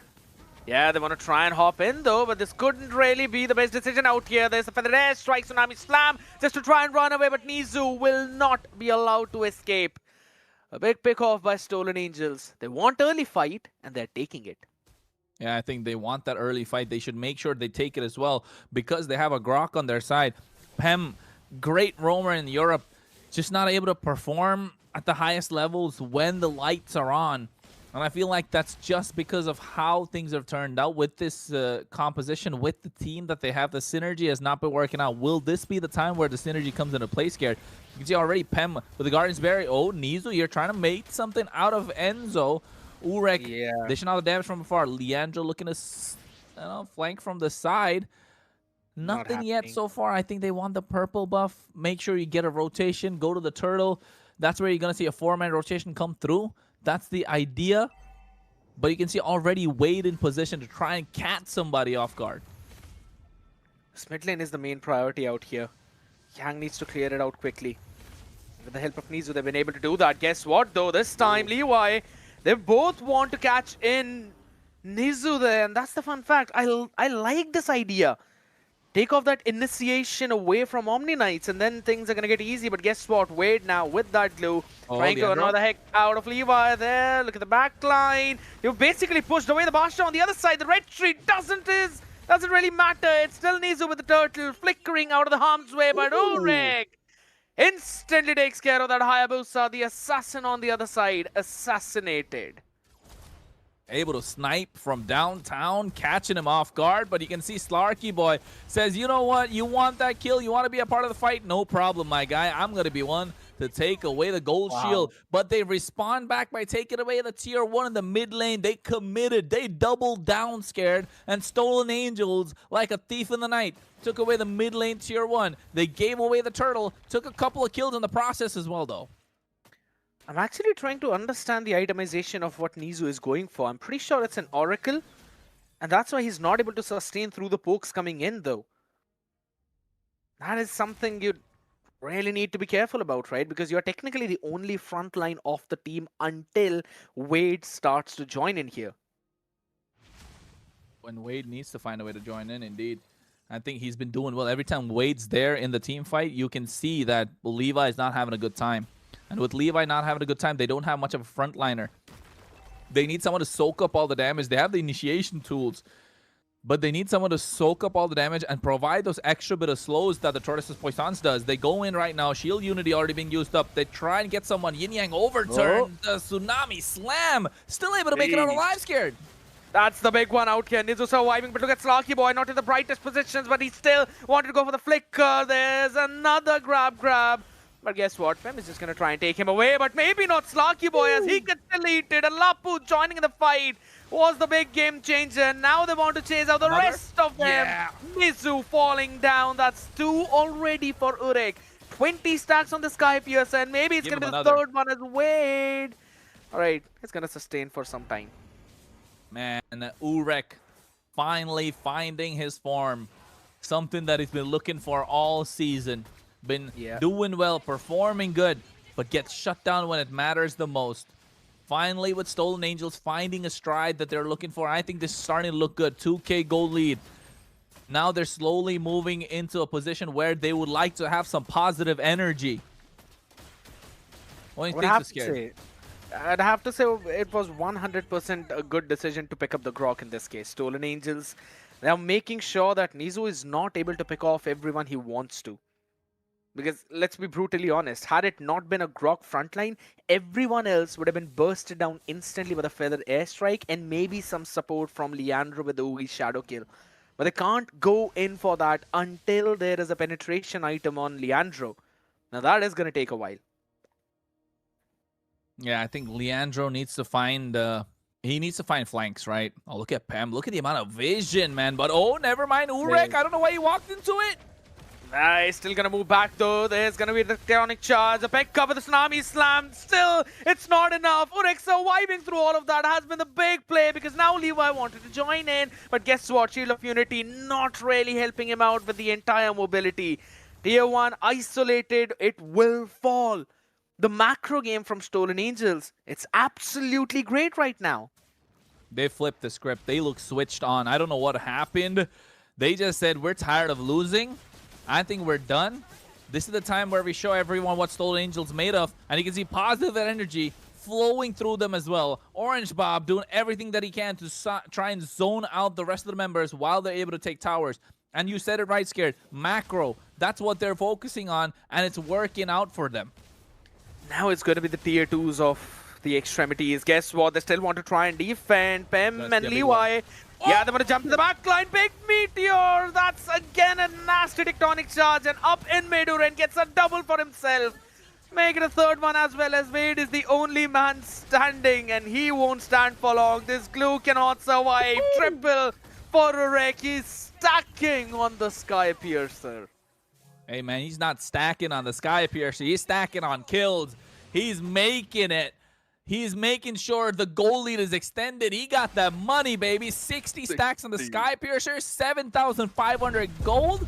Sheesh. Take a look at the replay, ladies and gentlemen. What a knock-up coming in from Pem with a Tectonic Charge. Catching him off guard behind and stuck to a wall. And Urek just sniping from downtown and okay, nobody saw that one, but then he did catch he did catch Wade in the end. Did you see that Death Sonata? He just missed. I did. Somebody clip that and send it to Urek. And guess what? You can send it on the Discord as well. Just try and win the competition that's going on live. But that's the big thing now. Who's going to shut down Urek? He's also running with the Purify Chronos. That is the biggest problem which Nizu has been faking. He's been trying to catch him multiple times, but hasn't really been successful. Throughout that fight in the bottom lane, though, one good thing that happened for Omni Knights was the fact that they pushed the tier 2 up top. But they've already lost the Lord as well, so they will be caged in their bases. If anything, if worst comes to pass, they're going to lose a couple of inhibitors in this attack. Well, if push comes to shove, Pem is there to make a play. No flicker. 25 seconds. They're slowing down the Lord as much as they can. Big. It's going to be important. It's going to be crucial. They need all the waves that they can get. They know they're not going to be able to end the game. They know the Holy Shield's going to knock this Lord out, but they need something to make it work. You can see already positive energy going through Orange Bob, making sure he's trying to create some sort of space, trying to keep the Lord alive. They take away the tier 2 on the top side. Tier 2 in the mid lane is going to be the next target. Nizu not being there means that there's no chance of a pickoff. Pem doesn't have a passive full, so he's not going to be able to do anything. But here comes a concealed play scared. They're going in on the bot side. Yeah, they really want to go in, but there we go. The Tsunami Slam coming in on the right target this time around, but still Enzo runs back to safety, and Nizu is isolated. This is what I mentioned. Levi still with the Shield of Unity runs back as the Landshaker catches two. Finally, the Ogi Shadow Kill open things up. Maybe the next one. No! Leandro sustains for everything! And that's a double from Urek. He cannot die. The immortal Granger singing the song of death. Hey, man, he got a rhapsody of his own. He's got his own Death Sonata. That's what it is, ladies and gentlemen. Stolen Angels want to take this game away. Nizu comes back up alive, but I think he's trying to make a play. Title strike scared. They're trying to go for the end. Yeah, that's another Tsunami Slam coming in. Oh my goodness, Nizu gets obliterated. With the cannon minions still there to survive, but the respect Slarky Boy still wants to try and catch them. There we go with the heavy crossbow, and he's going to run back to safety. He cannot underestimate the damage of Enzo there. My goodness. Hey, man, you never chase a Kagura. Rule number 101 of playing against a Kagura, never chase a Kagura. If you're chasing a Kagura, you deserve to be stuck in Epic. Right? That's what it is. But at this point, they're playing the MEC, folks. And I think Slarky Boy knew better than to chase Enzo at this point. So making sure, like you said, Scared, respecting the damage, gets the Blood Wings as well. Look at the items. Has the Lightning Truncheon, the Genius Wand. Oh my goodness. It's just absolutely insane. The amount of burst that comes through. We were talking about what Kagura needs, right? The damage item, Power Spike. That's what he did. Completely ignored the fact that he needed a glowing wand. Why? I don't even see no anti-heal from them. I was about to mention that. They don't care. They snowball so hard. Urek has done such a fantastic job. 11-0-2. That's 80 stacks on the Sky Piercer. Bro's almost... He is full build. The Lord is marching on the bot side. Yang on Omni Knight is looking for his yin. Unfortunate that they're not going to be able to do anything at this point. Stolen Angels are looking to go for the jugular. A slow push with the Lord coming on the bot side. Pressure on the top. Midway is going to follow next. And you can see they're already grouping up together to try and make a play and catch Yang or Slarky Boy. No purifies. Good news for Pem. Oh my god, there we go. The shadows are out of the mixture as well. They can't clear out this way properly. No, Tectonic Charge not really connecting out there. But there we go for that dead strike. And a big pick off coming in Pem. He can fall, but guess what? There's the backline destroyer. There's the Lapu Lapu. Positive energy with Leandro's play. He can try and sustain it all. He will finally fall down as the Lord marches down on the crystal. I think so they'll have enough to clear it out though. But the mid inhib could fall low HP. No risks taken. Stolen Angels, they respect the damage.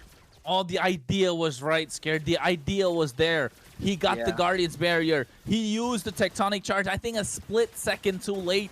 You know, the reaction time wasn't as fast as he would like for it to be. I think he's kicking himself knowing that he could have had a massive winning play right there, Pam.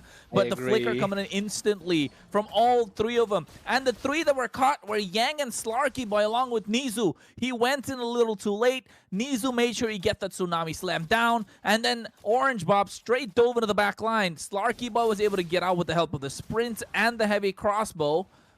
And that is exactly when Leandro went in, used the Ogi Shadow Kill onto Levi and Pem.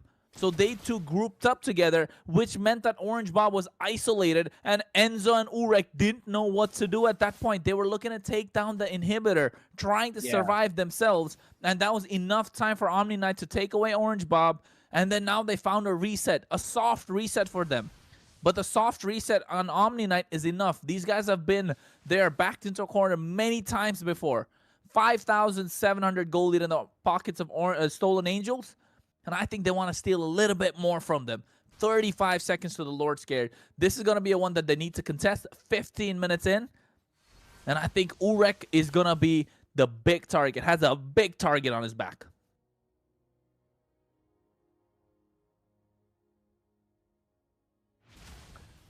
Yeah. And I think it's just becoming a problem. Just absolutely insane that the Lord is coming through.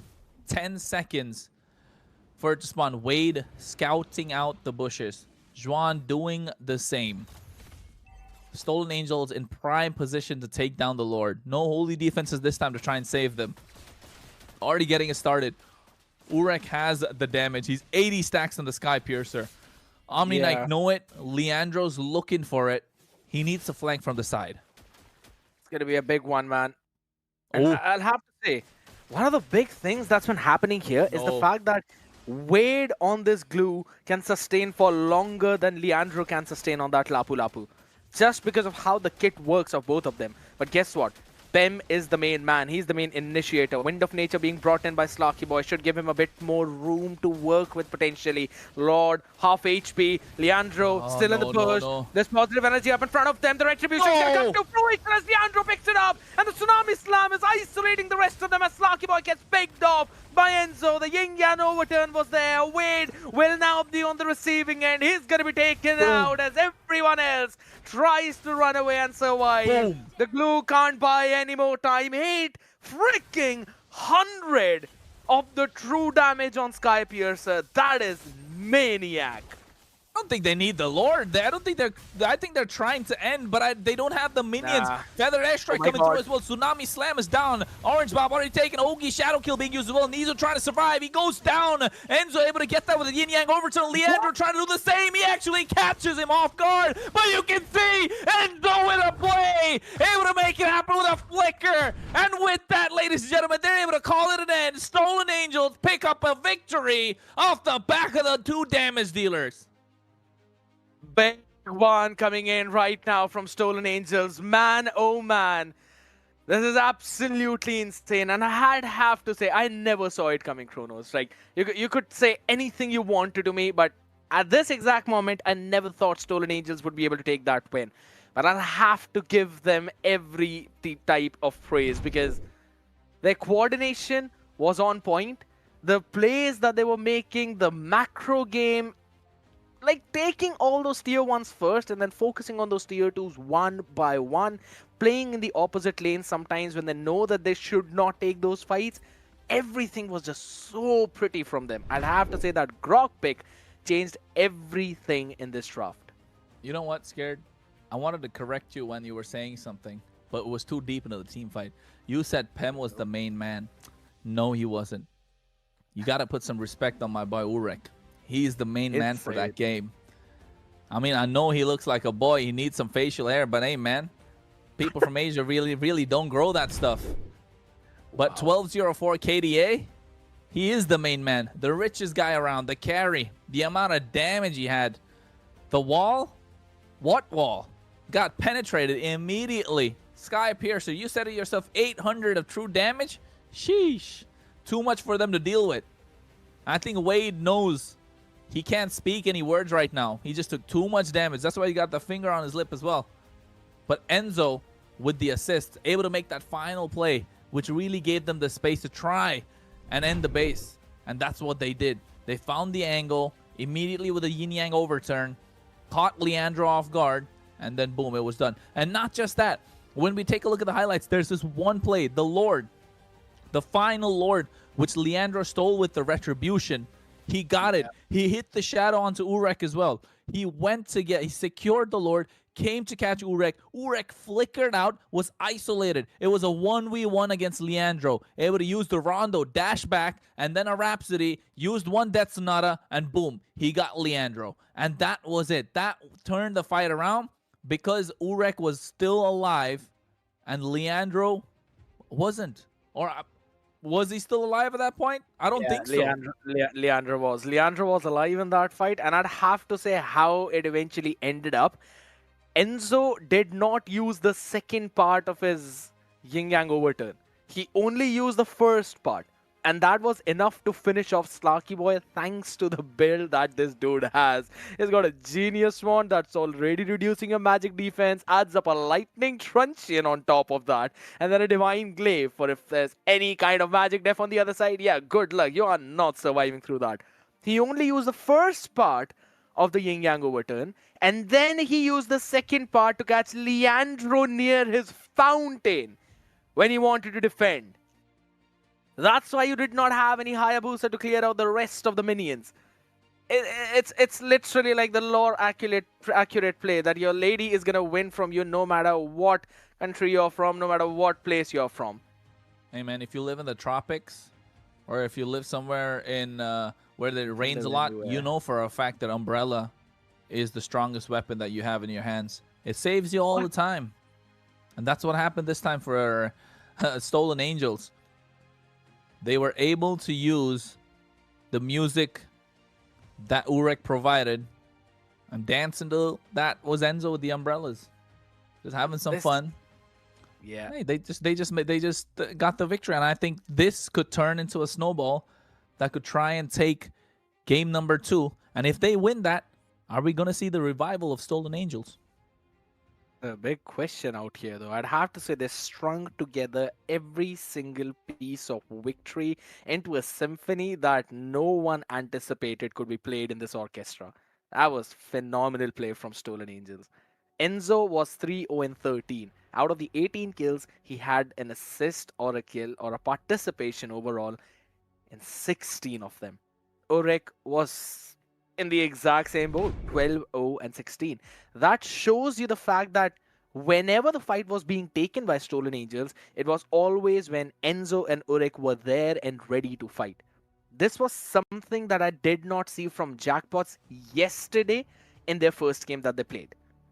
And that was one of the big points which I was mentioning, that you need to take those fights. If you're your Rome and EXP are trying to set things up for your team, you need to take those fights when your damage dealers are present. And Stolen Angels fixed that perfectly. Now on the back of it now, as we'll be moving on to the second game here, Flying Clouds is going to be the map of selection. Not really one of my favorite Chronos. I know you really like that one. But hey man, how is memes. that going to change the draft? It's memes. Flying Clouds is just memes. But one thing it definitely changes the draft is the fact that you want to play early game heroes, right? With Flying Clouds, I've noticed there is a way to try and take advantage of it. You want to play early game heroes, which will help you win the lane. And then while you're winning the lane, you can use the flying. When you go back to the base, you can use the Flying Cloud to get back in faster. So exactly, the idea is you kill whoever you're laning against, you push the waves, recall, go back, use the Flying Cloud, come back in. By the time you're in, the guy who just died and came back will be there. He loses one whole minion wave, and if not, you can actually get a lot more than you were even thinking of getting. So I agree. Flying Cloud is definitely one of those that makes not much of a difference unless you're memeing people. You know what? I saw a TikTok For it. right? I saw a TikTok the other day. I don't know if it was yesterday or the day before. I don't remember when. Leslie, right? You know that kickback grenade that she uses, the second skill to try and like push somebody back, right? Yeah. So apparently you can use that, or like there's a trick where you use the ultimate sniper, right? And then you have to use the second skill so you can reposition yourself so whoever's blocking can like pass through, right? If you guys don't know what I'm talking about, you need to invest more time into the game. Or if not, just follow us on our socials, D_Chronos and Scared Yet. It helps out, guys. We know you're watching Discord, YouTube, and whatnot, TikToks. It definitely helps us out.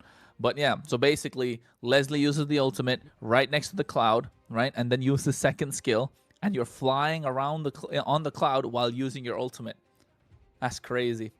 People get creative, man. People get super creative with this stuff. God. No, imagine, like, you use that ultimate to try and catch somebody if they're too far. But if you use it second skill at the same time, you fly, and then you can catch them off guard, and then you either kill them or you die.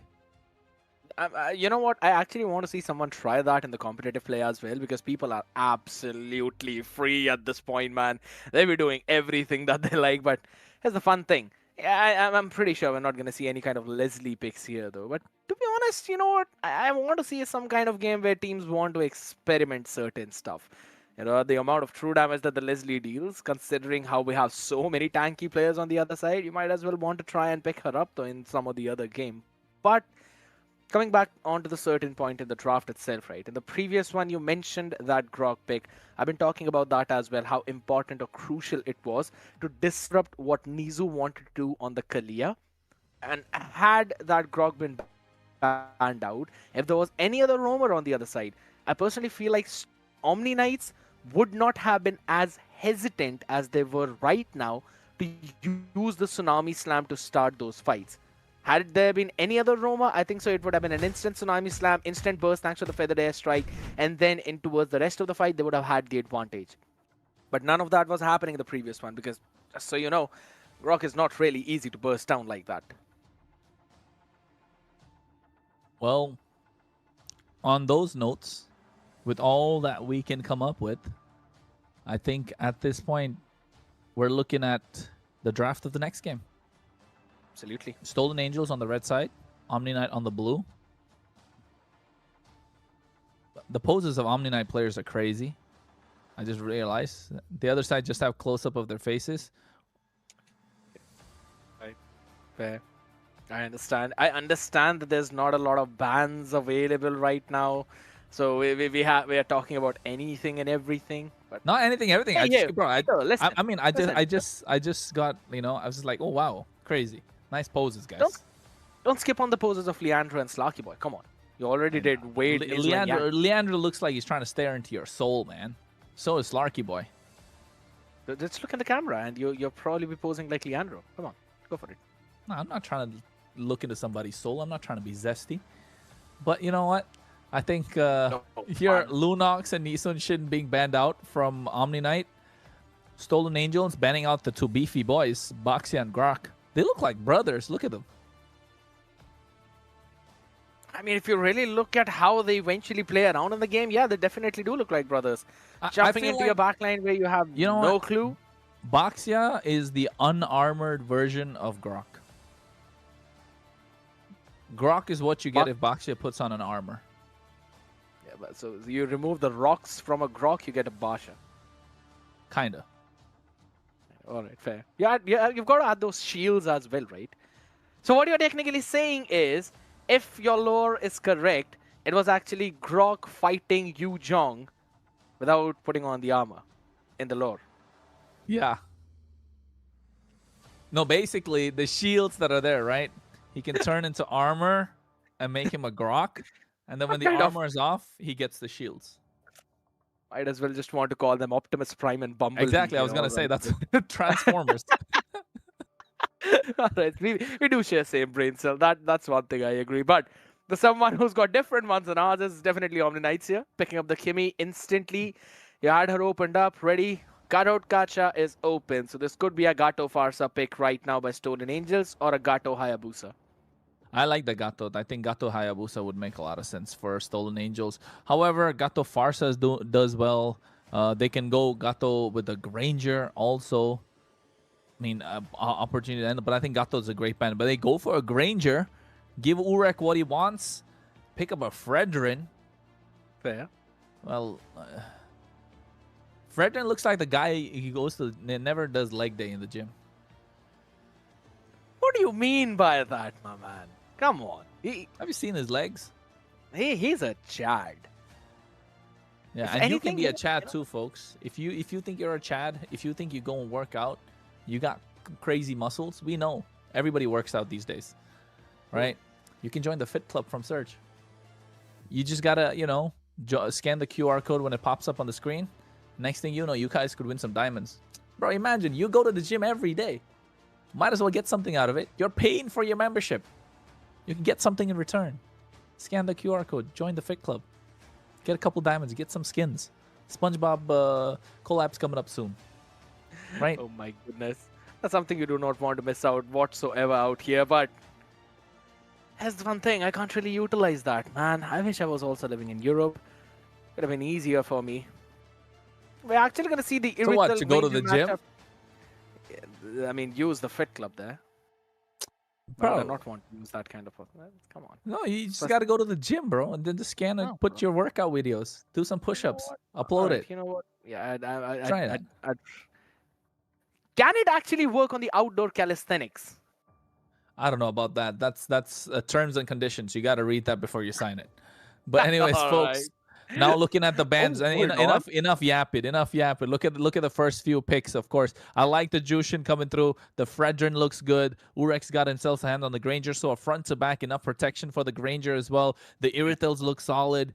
The Kimi looks solid. The Lapu Lapu, again, a front to back coming in from the other side. Is just that Omni Knight have a I was trying to figure out what's the team name. Looking at it, then they pop club. So make sure you scan that QR code. That's what we were talking about, guys. But yes, they're trying to, both are playing front to back as of now. But Omni Knight have a lot more mobility, right? The Kimi and the Irithel definitely move around a lot. So Lapu Lapu has the dive potential. Hayabusa and Akai taken off. I mean, Akai, understandable, kind of counters the Fredrin in terms of taking neutral objectives. The Esmeralda comes off as well, just to make sure Lapu Lapu can see better days in the EXP lane. What else is there? I'm thinking of a Zhang. I'm thinking of Yuzhong, but then Kimi and Irito do so well against Yuzhong, right? Because they can kite him so beautifully. Whoa, a Franco. They're hard reading into Pem's playbook, taking out a Franco. Interesting, I'd have to say, because that was something I wasn't expecting. But you know what? It's understandable. They don't really have a lot of dive. It's only Lapu Lapu who can be isolated pretty well with a bloody hunt. He cannot use the raging slashes if he's suppressed. Any other form of CC, he's fine. Suppression, yeah, good luck. That's a GG for him. Plus, considering how you also have Enzo on the Jushin, it's gonna be a hell of a lot to deal with that kind of crowd control. But yeah, I do understand there's a lot of kiting possibilities with Kimi and Irithel, but I still personally feel that Yuzhong would actually do pretty well in terms of isolating those fights, right? Trying to disrupt the flow. Because with Kimi and Irithel, you have to play a front-to-back composition. And considering there's a Gato on the other side, Jushin and Granger are going to try and play in the back line with that range. I can help you out to work around with it. I don't think so, Kalia. Doesn't really work well. I think Stolen Angel are forcing the Kalia on Omni Knight. They're really forcing it. What else is left in their own position? They are forcing it, but I don't think so if that is a good idea to pick her up right now. Ooh. Oh, hold on. I don't like the Badang. I like the Guinevere. I don't know. I've seen Badang so much in the previous meta. Gwen jungle. Badang roam. I like it. I actually kind of like it. Gwen jungle, pretty tanky, pretty beefy frontline with the Lapu Lapu and the Badanga as well. But the problem is going to rely on the mid game, man, because the fighters don't really get very tanky until and unless you're towards the later stages of the mid game. And mid is where Urek is just going to start snowballing with the Hunter Strike and his own Sky Piercer. Levi's going to have a tough game, though. Levi's going to have a tough game against this Badang. They go for the Yuzhong still. We've been yapping about that guy for the longest of times. The Black Dragon has arrived in the Land of Dawn. Stolen Angels have a solid lineup. I just feel like Levi's not going to have a great game. He's going to get poked down super hard. The Badang's going to be in his face the entire time. So if Levi, in a way, if Levi struggles, Stolen Angels might actually have a great game. But if Levi performs really well, then Stolen Angels, probably their sides are going to be taken down by Omni Knight. So let's see if they can have a well-rounded response to the draft that Omni Knight have put forward. But Omni Knight have a solid draft, especially that Guinevere. He can just completely bypass everyone and dive straight onto the Granger. So now Urex left with the choice, Flicker or Purify. And in every scenario, you'd go for a Flicker, but a Purify just makes a little sense to me. Oh, yeah, it's a Purify.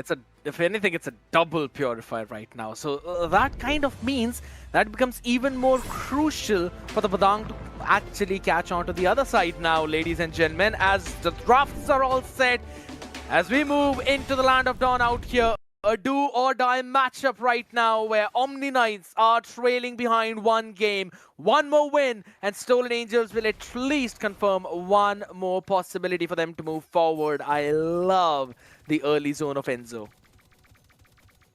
Yep. Enzo has to do the best that he can to make sure Yang doesn't have a great time. I mean, at the end of the day, Yang's going to get something going ahead for himself. It's a Kimmy. Loves to scale. But, oh, wait. Are we going to see something here? Juan gets knocked up by spatial migration. It's nice okay. And Emblem's why he's scared. Again, Slarky Boy running the Master Assassin. He wants to win the lane quite hard. Mid lanes is going to be a brawl. Yep. I think the emblems look all right. Brave Smite and tenacity for Enzo. He realizes that there's going to be a lot of poking here and there, so might as well just want to add a bit of tankiness in the entire play. Considering Leandro out on the other side is also going to build tanky, so he would not really be picked off. Oh my god. Who actually got that EXP crab? I think so it was either Yang or Wade. I think it was Yang. I think Yang got that one. Oh, wait. Urek. Oh. They're just trading blow for blow. A lot of bullets, a lot of arrows. Feels like modern day versus olden times. With Nizu here taking a lot of poke. Yep. Pem has a big role to play. Pem has a massive role to play with those AOGs. 10 seconds to the turtle scared. That's the big part out here.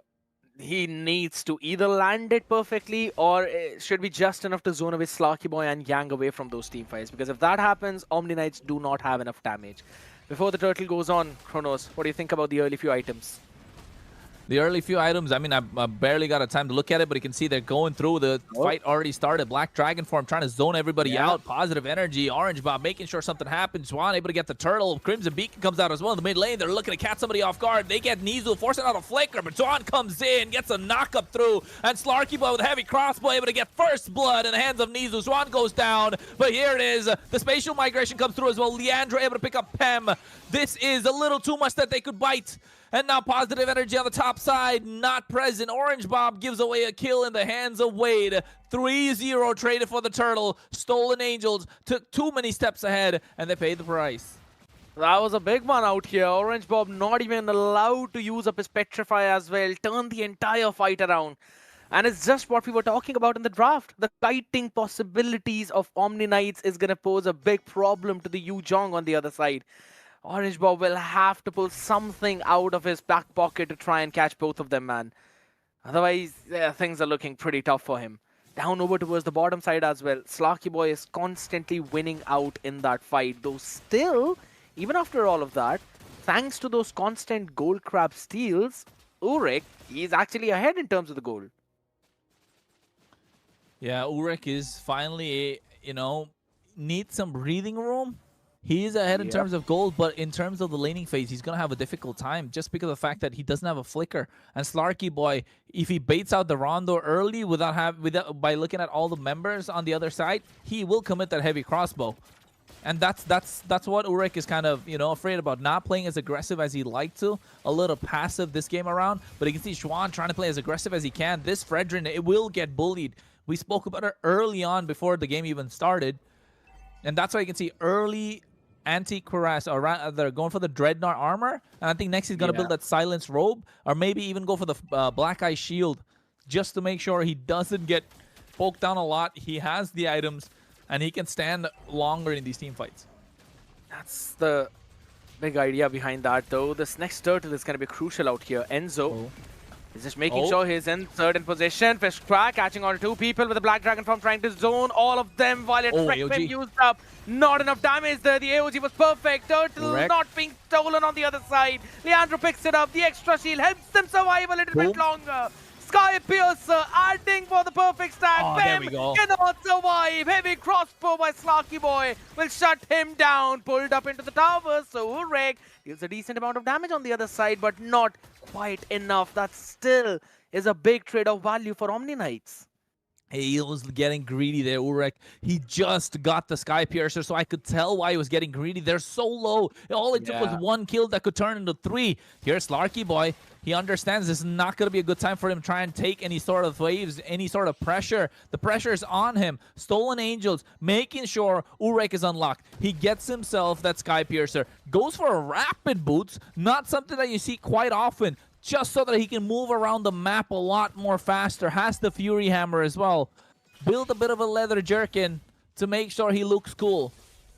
Yeah, just wants to try and not get poked out as much from Slarky Boy, because the arrows that fall down from the other side, they eventually lower your defenses. So you get a lot more poked out. Down on a fist crack right onto the face. The AOG zoning out the rest of the members of Omni Knight. So it's A-okay for their side. Fun fact, Chronos. Stolen Angels wanted to take down the tier 1 on the bottom side. They failed at that, but Omni Knight succeeded in their cross-map play. And that's why we can see the lead now increase to 1.6k. Yeah, it has, but you can see already going in, Schwan trying to get the taunt onto Yang as well, but they kiting beautifully. Here comes the Violet Requiem, Black Dragon form, trying to go in, but you can see Wade making sure Enzo's zoned out, but that's why the fight is split into two. Appraiser's Wrath come down, Slarky Boy's there as well, but Yang gets taken out by Orange Bob. Meanwhile, Wade is going to be the next one to follow, trying to survive. I think he'll go down. Yes, he does. That's a stack on the Sky Piercer. Finally, they're able to get something. Spatial migration from Leandro to make sure they disengage, but I think Stolen Angels want to get this tier 1 in the mid lane. No, they don't. Disperse. Try to get the sides instead. The turtle is up for grabs. Both teams contesting. That's the big one. This turtle could eventually be taken easily by Stolen Angels, but they do understand. They don't want to give that 50-50. Their cooldowns on their ultimates are actually pretty heavy, so they're just waiting for Orange Bob to get his own Black Dragon form too. But this could actually give a chance to Omni Knights to take this one. Oh, you can see Fistcrack coming through as well. Retribution in the hands of Leandro. They will not get that kill. Nizo's still able to survive. Nice traction pulse to make sure they pull them back and try and disengage. But I think Stolen Angels got the tier 1 on the top side, got the tier 1 on the bot lane. They're trying to get the mid lane. Oh my god, Urik just sniped him from downtown, able to get Nizo while he was super low. You gotta respect the damage on this Granger. This is, what, 14 kills in a row? When you add the previous game, he is moving like a machine. It's not even 14, it's the 15th one out there. He was going 12-0-4 in the previous game. My goodness, you cannot catch a break whenever he's playing on the Granger. And now they go again in mid. Black Dragon form trying to zone everybody out. We can see he walks into a cloud, petrified. Orange Buff trying to survive. Shaw Rescue to make sure he does, but you can see Wade with the land shaker to the back line, flickers forward as well, and now everything breaks loose. Swan trying to tank a lot, but Urek from behind dishing out the damage, gets himself a double. And the Rhapsody and the Detonatas are connecting. Omni Knight have no answer for this whatsoever. We might be looking at a 2-0 coming through. They have the lead. 610 is not a lot, but the momentum, the tempo is on the side of Stolen Angels. And finally, this Fredrin jungle, which thrives on an early game lead, is now coming to fruition in this mid-game turnaround from Stolen Angels. From 1.6 down, they're now pulling up with a 1.2. That is absolutely massive. And on the back of it now, you can look at that early Malefic roar as well for Urek. It's not exactly as early you'd think it is, but 8.5 minutes in, 3 items grabbed up. And guess what? Somewhere around 40 stacks on the Sky Piercer, maybe 50. He's going to become unstoppable now in the next couple of minutes. Hey, man, he still got the leather jerkin as well. A little bit of fashion going in. You know, I mean... He doesn't need the leather jerkin, but just pops it on as the first item so he can look fashionable. Forgot the silk now. That's all I think. I'm pretty sure he's gonna get that notification now. Some items can be upgraded, and then he'll. Oh my god! All right, there's something left. 40 stacks though on the Sky Piercer. 200 something damage already being dealt for that execute. It's gonna increase even further. I like this one thing from Slarky Boy. In the previous game, Chronos, he went for the Heart's Claw and the Wind Talker. That gives him a lot more attack speed, mobility, but not a lot of damage. With a crit build, Berserker's Fury is your main core damage item. He goes in for the Heart's Claw and the Berserker's Fury right now, so he'd be able to shred out that front line a little bit more as compared to the previous one. And that's where I could see things turning for Omni Knights, but man, someone needs to catch Urek.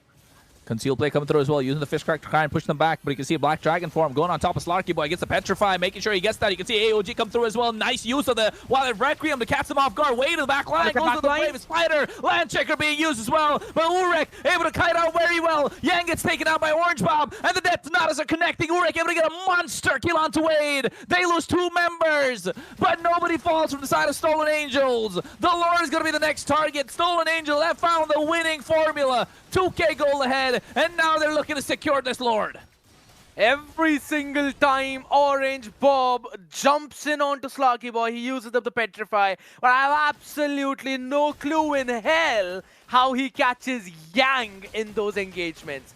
That is just maddening to see, with Kimmy falling 1-3-3 in such a situation. And I'm pretty sure Yang is now probably cursing himself because he's running with a Flicker and not the Purify to save himself of all of that Shard residue. Sky Piercer, Glowing Wand. This Kimmy does not have the damage, man. He's gonna struggle so hard. So the only damage department right now is being fulfilled by Slaky Boy. Before this slot pops up, I want to have a look at the itemizations right now, because 32k gold mark being reached by Stolen Angels means they've got their major items now in their hands. Oh yes, it's almost a full build coming in from the Granger. Hold on a second, there we go. Black Dragon form coming in already. You're making work Sokol overtime, but asking about items just when the fight starts. But you can see already they're trying to pop in the Holy Defense, trying to get the clear, making sure no, it doesn't. Now the next wave is going to come crashing in, and Omni Knight will have a difficult time to defend. Yeah, it's going to be a bit of a problem out here. Bloodwing's being picked up by Enzo already, so he's going to have that extra bit of shield and mobility with himself too. That just puts up Omni Knights in such a difficult position. Just a few hundred gold behind to get their main core items as well. They'd have to try and survive there. Holy Shield actually helping them out in all of those 3 lanes. But here's the thing, Kronos.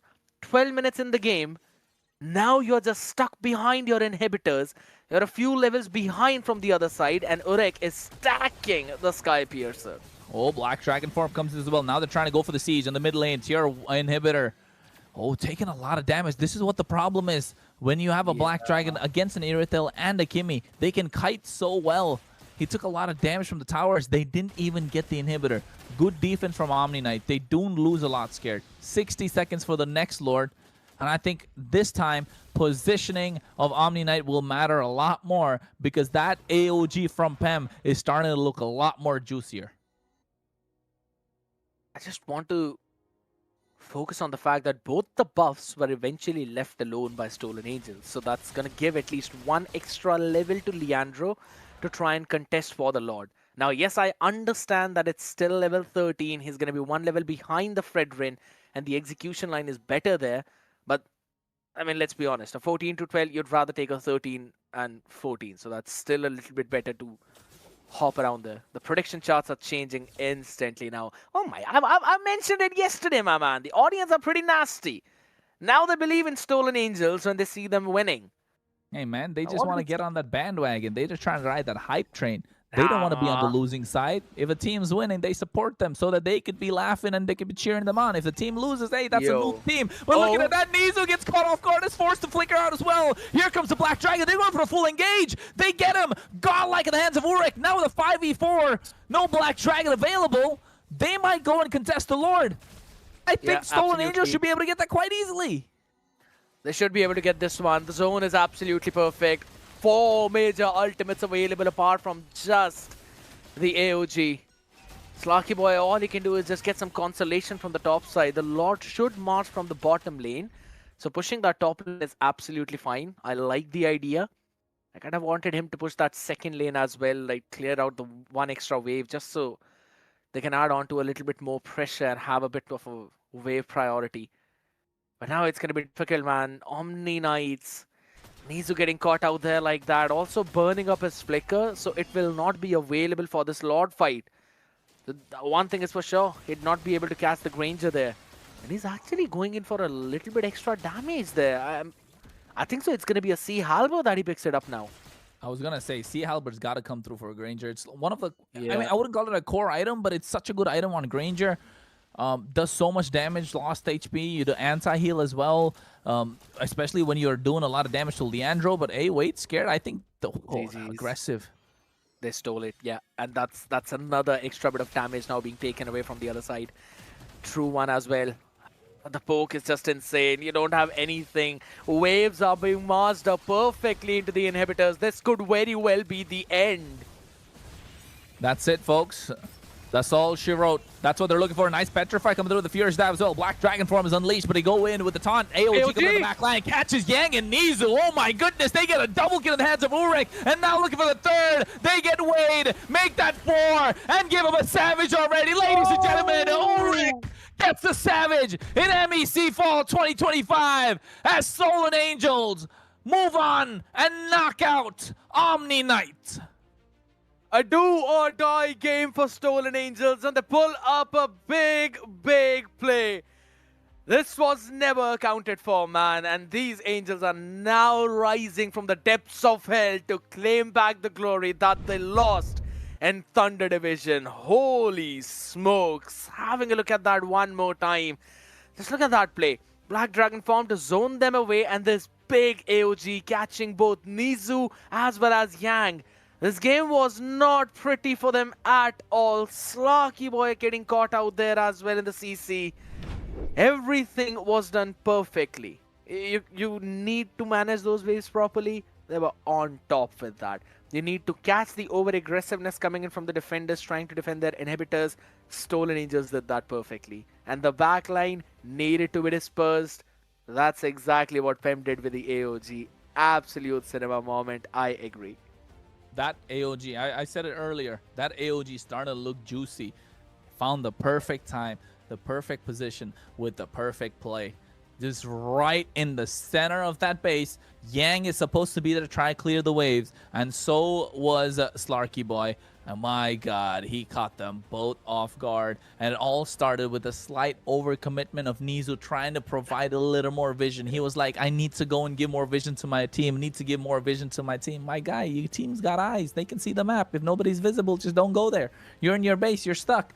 Unfortunate that thanks to that, Omni Knight will be knocked out. And oh my God, what a performance from Urek. Somebody told me before Urek is washed. I don't know, guys. Seems like he's the one washing you guys. 24-06 across 2 different games. Damn. Try and match that. That is just whimsical coming in from him, dude. No one expected him to pull such a devilish performance, but guess what? He becomes MVP not once, but twice there. And you could understand how, according to the game, he changes out his build as well. In the previous one, he added 2 extra items, once after selling the shoes as well. The last item was a Rose Gold Meteor, and then he added a Wind of Nature too, to try and survive through the Hayabusa Azugi Shadow Kill. This time, he did not have that kind of problem. He understood the assignment that there's no one who can actually chase him down. He just needs to make his, or rather, he just needs to work around with his gap. So he went in for a proper damage early on, added the BOD, and then went in for the Sea Halberd too. Made the classic Granger Core 6 items, which we normally talk about, and dealt 57,000 damage. That is just crazy. Man, I'm telling you, people said he was washed. He is the one washing people. He's a Dolby God. But then again, nobody will understand that, but it's okay. But with the way that they've been playing, 24 kills in the span of 2 games. Not respected whatsoever. I think Omni Knight have played a fantastic tournament. Unfortunate that they had to hit a brick wall and Stolen Angels. And people can say whatever they have to, but at the end of the day, the results speak for themselves. Urek absolutely dominated these past 2 games by himself. Yes, he had the support of his team, but ladies and gentlemen, if you're looking for the term ADC, you know, or hyper carry, look no further than Urek. Those 2 games were an all damage carry performance, the hyper carry performance that we'd like to see. Now, next time you play a ranked game with Urek, ask him why you don't perform it like that in rank. All right, fair. I'm pretty sure he's gonna get the answer. Like, yeah, because you guys are not playing like Levi, Pem, or Orange Pop. You guys are not soaking up that 75,000 plus damage spread across so evenly. If you look at that, right, that is exactly what you need from your team. 3 frontliners dividing that damage perfectly amongst each other, not falling in those fights whatsoever. And it's just exactly as you mentioned. Once you've got the Sky Piercer and everyone's running on that kind of low HP, all you need is just 1 kill. And then everything stacks up together. That's exactly what kept on happening throughout the game. And we talked about this Yuzhong pick. My goodness gracious, the way Orange Bob made it work. It was just out of this world. Yeah, I think it was definitely out of this world with the way that he played. An absolute savage. That's what he is. The first one to make sure in their pockets. And then you know what, Scared? Not just that, now with this savage, with the wins that they got, it's a lot of momentum that moves into their I agree. into the side of Stolen Angels. So hopefully they're going to be able to turn that around into something bigger and better for themselves. One thing is for sure, though. I absolutely like the idea of enabling Urek and Enzo in these fights, right? Making sure that he's the one who's farming up so very well. This was the idea that Stolen Angels were kind of missing previously. And now that they've found this opportunity, it's going to become a little bit more, I wouldn't say easy to pull things through, but at least acceptable out here, considering the competition is going to get even more tough now. Because let's be honest, I understand that this win is a very big win for their side, but they're still not out of the danger yet. They still have to win one more best of 3 series now. We'll find who their opponent would be pretty soon. But yeah, what they performed today is something that they need to replicate one more time. Well, they need to replicate it not just once, multiple times. Multiple times if they want to take it all, man. I don't think any team is trying to fight for second place here. Everybody wants to be number one. But I mean, we know the other teams that are standing in their way to get to number one, right? Hopefully this again, it should be rocket fuel, it should be nitros for Stolen Angels to find themselves at the top. However, for Omni Knight and the players, it's back to the drawing board. Go into the dungeon, work harder, scrim more, play better. And next thing you know, you might be able to get into the next tournament of Surge. Yes, folks, MEC is not the end. We got more things and better things coming for Europe. MEC is the biggest event of Europe yet. That's the big thing, right? You've got more plans out here by Surge Europe, and that's one of the big reasons which you rightly mentioned. Everyone should just go and follow the social media of Surge Europe. Also, add on to our social medias as well if you want certain more updates about maybe a few things about the nooks and crannies of the game. But guess what, Kronos, my man? We've been talking about nooks and crannies. Let's quickly bring on the stage the man who just opened every screw up on the side of Omni Knights and brought the victory to the team. Urek, my guy, the immortal one. Tell me, how are you feeling? This is a big, satisfactory first win for your team after a long time. How are you feeling? Hello, guys. I actually feel pretty good, yeah. Finding a win. Hopefully, we can build on it. Bro, where's the excitement? Where's the excitement? Where you got a savage, the first savage of MEC Fall 2025. You got to be more excited than that. Come on, Urek. Show us, answer that once more with a little more excitement. I mean, it's not hard with Granger Skype here, so. But yeah, I'm pretty excited. Finally got it. Yeah. All right, Kronos, go ahead. If you've Congratulations on that. Thank you. You guys didn't have a single win so far in the tournament. You got the win when it mattered the most. And you said it. Hopefully this, provides you extra bit of momentum, the rocket fuel that you need to take yourself to the next stage, the next step, the next level. Because nobody's fighting for second place. Nobody wants to be knocked out. Everybody wants to be champion. Everybody wants to declare the best. We know Europe, filled with a lot of egos, filled with big heads, right? But amongst all these, you guys, especially you managed to keep your head down and put in the work. And now what's the next plan? How do we move on from here? We're trying to get to the next phase of the tournament. What's next for Stolen Angels? Hopefully survive the Swiss stage, qualify to playoffs. Maybe we can build on the momentum that we gained from this game.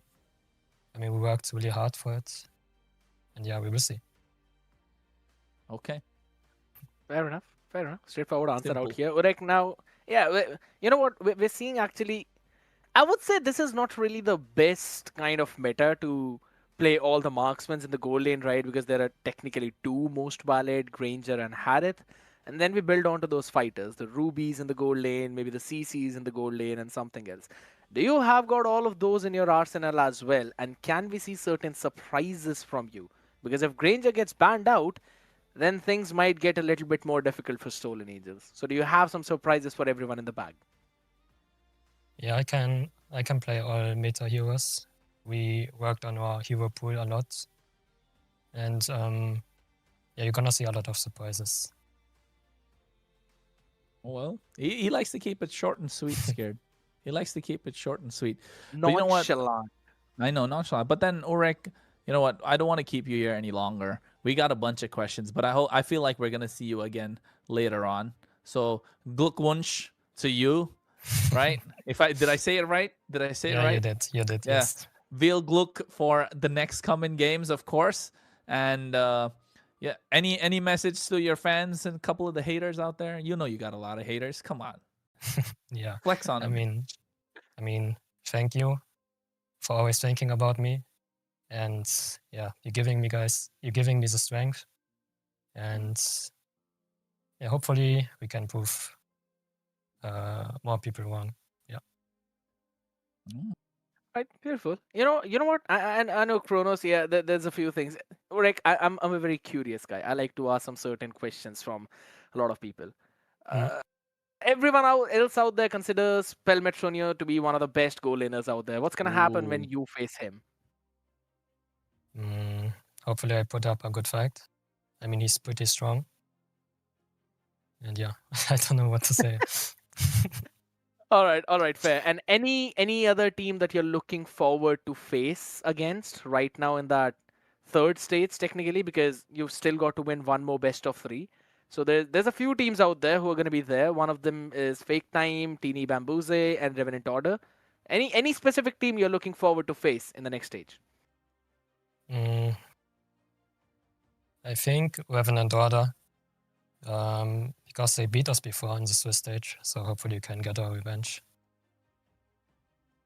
Fair enough. We're looking forward to that, my man. You already took your revenge against Omni Knights here, getting that 2-0 against them, a revenge from Thunder Division. Looking forward to your play as well tomorrow, or rather the next week.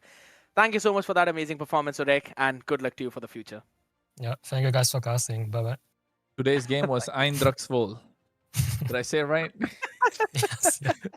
Yeah, look, I'm trying, bro. I'm trying. Not bad, not bad. Thanks, Urek. Thanks. I'm pretty sure he's just trying to say that to console you there, but all right. Nah, man, it was good. I'm working on my German, bro. I'm working on my German. It's fine, all right, my man.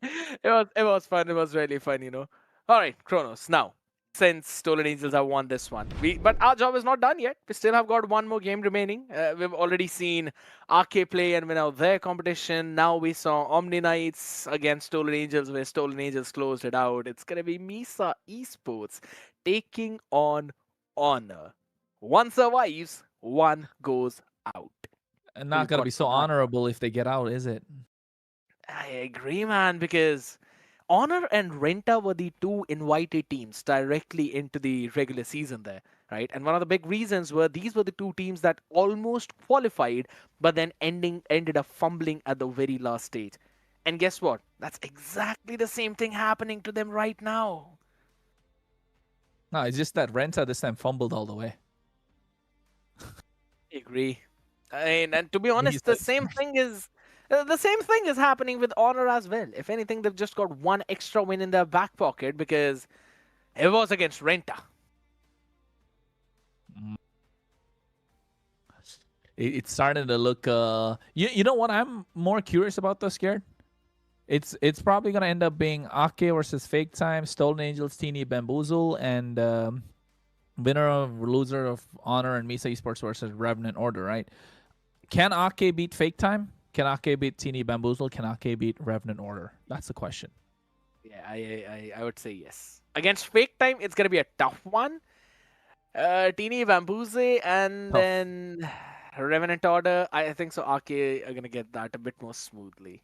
Who do you think is going to have the best chance, though? I think Stolen Angels definitely have a great chance against Fake Time, Revenant Order, and Teeny Bamboozle. Now they're coming out back off of Savage with the great performance that they did. Although I hope they keep that high up, they keep that focus, Yeah. not let it get to their heads, because that's where teams fumble, right? But now between Misa Esports and Honor, ooh, that's going to be a tough one as well, because I genuinely think whoever makes it out of that will not be able to beat the other teams that are there. I kind of agree, man. It's a bit of a tough one. I'll have to wait and see for that one, though. But here's the big thing. I think so. Misa Esports should eventually get that. Honor, yes, even though they look pretty decent against Renta, I'd have to say Misa Esports are looking a little bit more strong in comparison. They, my lobby and the rest of the boys, they have performed so very well that even against Meta Shift all the way back in the open qualifiers, they actually registered a win. And that's what sent Meta Shift down to the lower brackets where they won all their games and then qualified. So I kind of want to see Misa Esports replicating that exact same kind of performance, right? Rest of the members have as well. They have got it in their back pocket. If not in the back pocket, at least in one of their front pockets there. They are decent. They're pretty good players, experienced ones too. And you'd rather want to see them move up in the playoffs, though. No hate to Honor there, because I want to see these new lads survive. I want to see these new lads move all the way back up too. I'm absolutely on for surprises, but will they be able to surprise us? That is going to be the big question, ladies and gentlemen, because all those surprises will eventually be revealed after this short break. Don't go anywhere.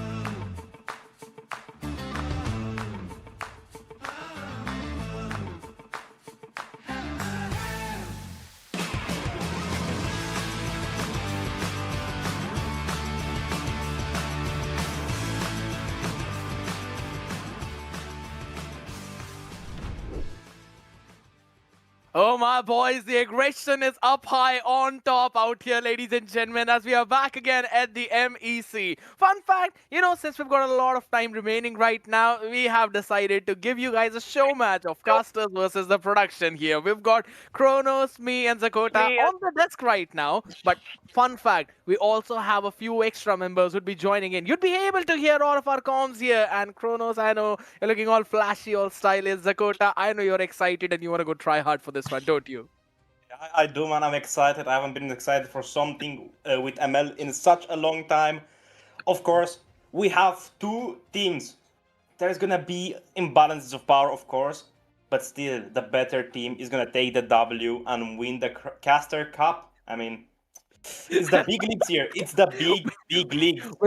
Win the show match, yeah. I agree. We are top notch, boys. I know. I totally trust both you as well as Kronos. Kronos, I know that you will eventually remove the glasses when you're in game, right?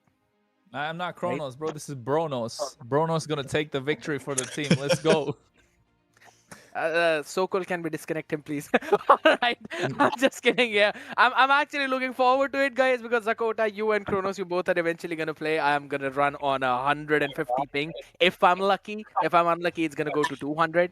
So we'll have to see how that eventually pans out, because that's gonna be the fun part here. While we prepare the next game, because again, the first two games were, to be honest, the first game was not actually pretty fast, right? It was absolutely slow. Let's get it.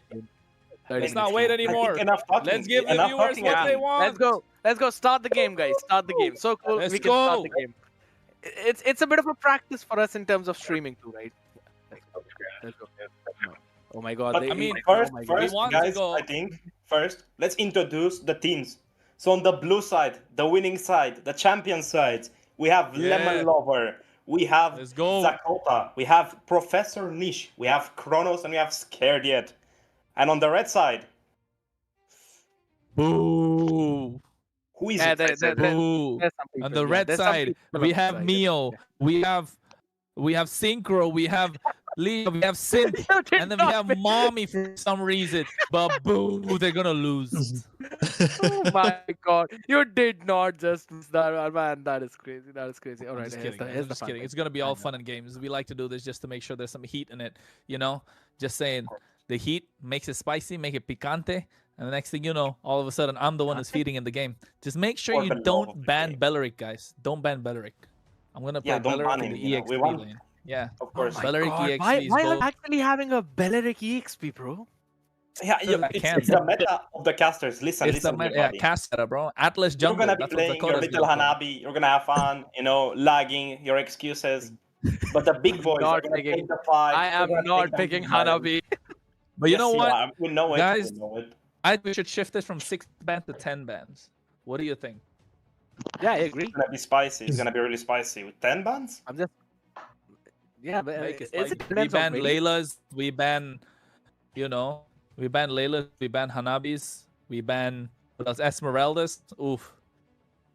Well, those are some of the best heroes indeed. But hey, you know what? We're gonna get into the draft, folks. Team number 2 should not be in this VC because they can hear us. That's Yeah. cheating. Yeah, you guys will Yes, get beamed, bro. snitching. Cheating. I don't know if Let's they can hear hear you us, but you guys will snitching. get beamed, bro. We're Why- not getting why is beamed. it- Why is it 6 Bro, bans? I will send all 3 of you an epic skin. Sure you are, little boy. Oh, we're gonna go. We're gonna go with. We're gonna Yeah, 10 bans. We're gonna So reach if that. team We're 2 gonna go loses, 10 bans. if team I- 2 I- loses, I will send all 3 of you an epic skin.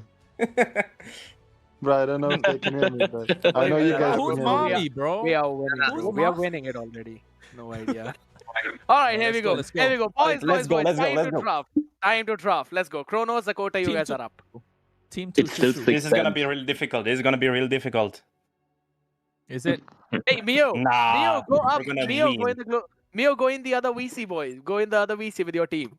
Stop, stop. Cheating, Yeah, bro. yeah. Y'all Protocol, Let's swap protocol. VC. Let's swap VC. Go production call 2. Okay, go production call 2. Go, boys, go, go. Lemon. Davide. I'm here. Yeah, yeah. Ban. Go tell her. Okay.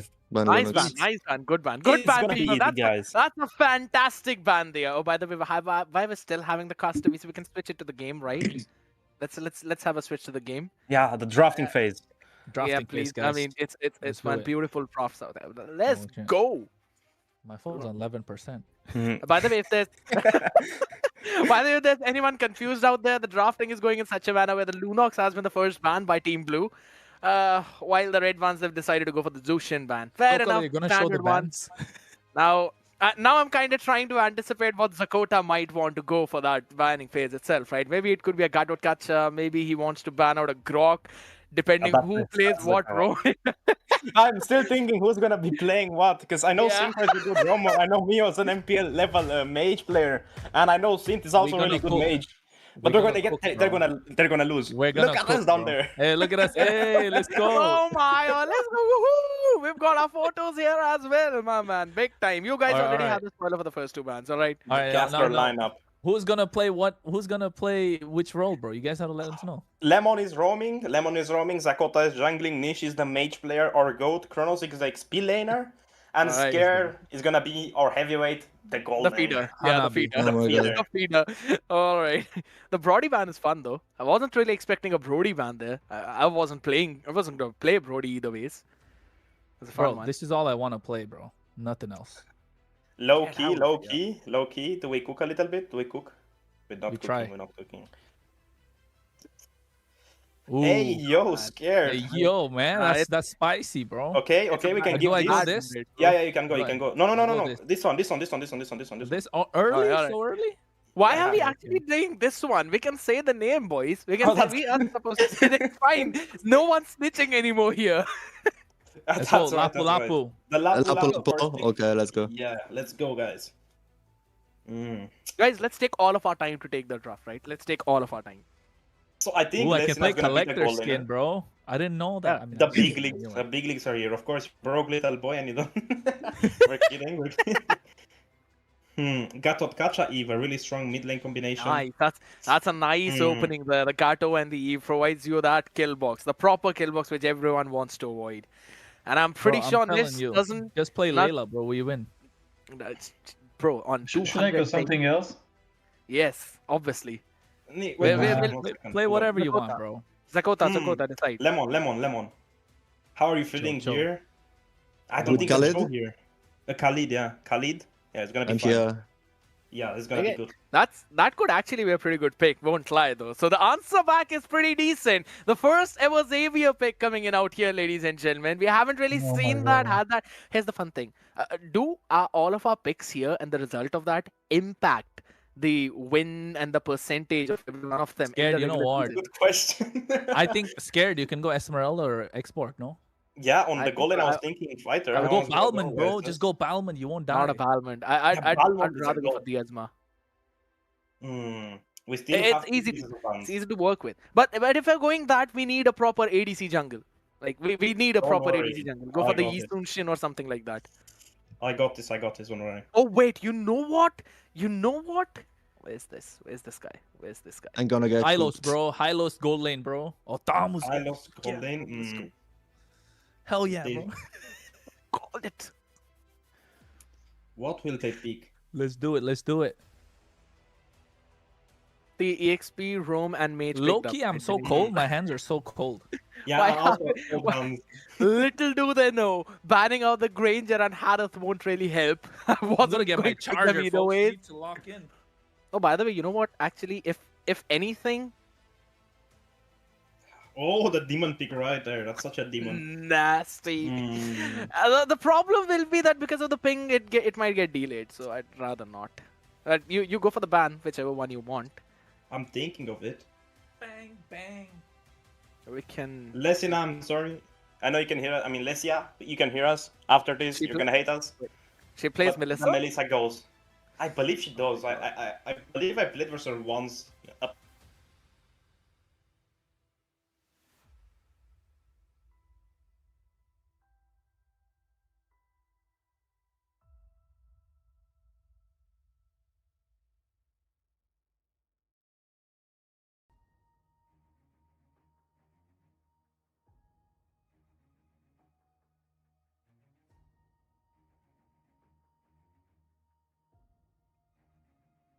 Whatever you can banner, yeah, sure. you just suggest. All right.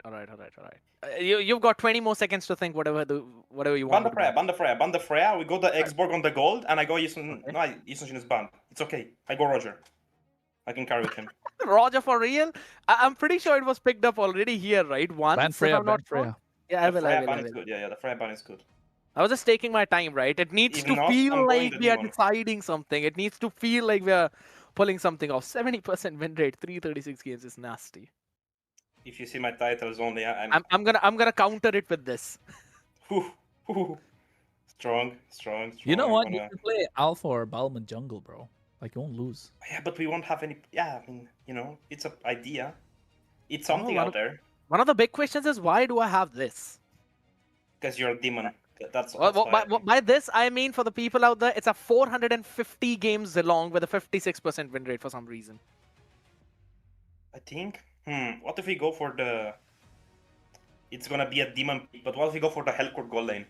He's gonna lag. He's gonna lag. Let him play Xborg. No, don't play Fred. I'm telling you, play Xborg, bro. You need to go damage. Roger works, bro, to be honest. Mart is better, bro. Mart is kind of better. I'm thinking Mart is here. Mart is really good now with the buff. Just build Skypiercer or go Who's gonna save Nish, by the way? Nish is all on his own. Nish just gonna run away. Yeah, he's gonna Nish sprint, bro. Bro, Nish is so locked in. Okay, I think we go for the Martis and the Xborg on the goal lane. I think that's gonna be I agree. Yeah, that's it, boys. Nish, just sprint, bro. Just pick sprint. I can use the Bumblebee skin. Woohoo!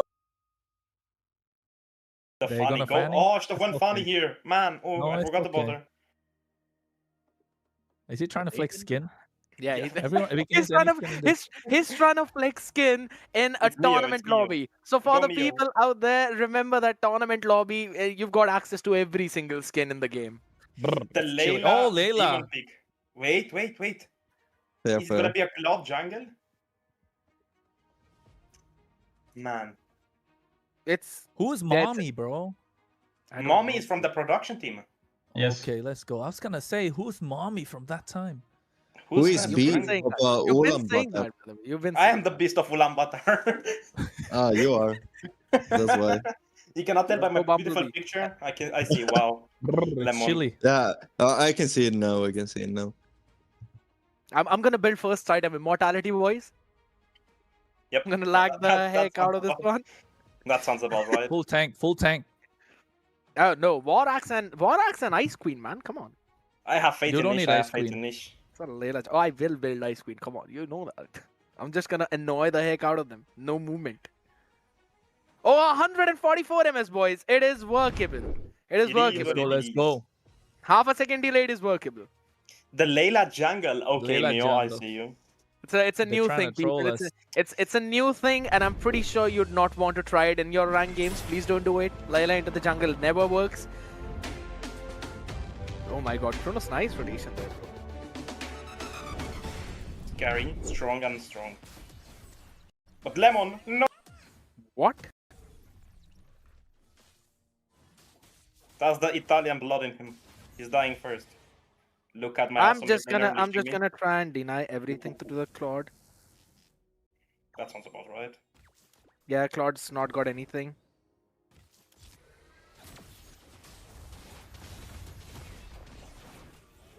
Yo, Kronos. That's my boy. Let's go. I flickered too early. You're strong.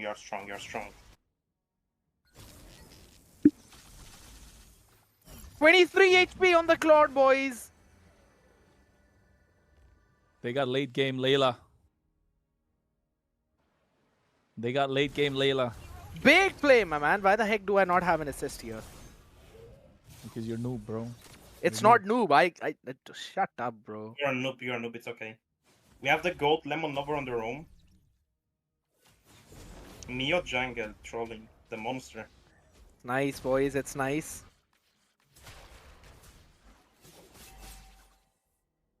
Alice is super low.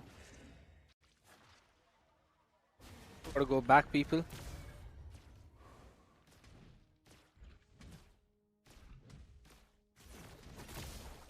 Ooh, strong. Mommy Ooh, strong. look at that. Look at Alicia. Oh my god, she's recalling right there. Damn. The Layla somewhere top lane. 100%. We can go turtle. We could. We can. I come in. I don't know No if you want ult, to. no ult, no RWM. I'm coming for the turtle boys after cutting off one lane. Ah, the Layla is so fast. Hey, yo, they're all so low. I'm dead. I'm cooked. That's it for us. That's it for. The Layla was so fast.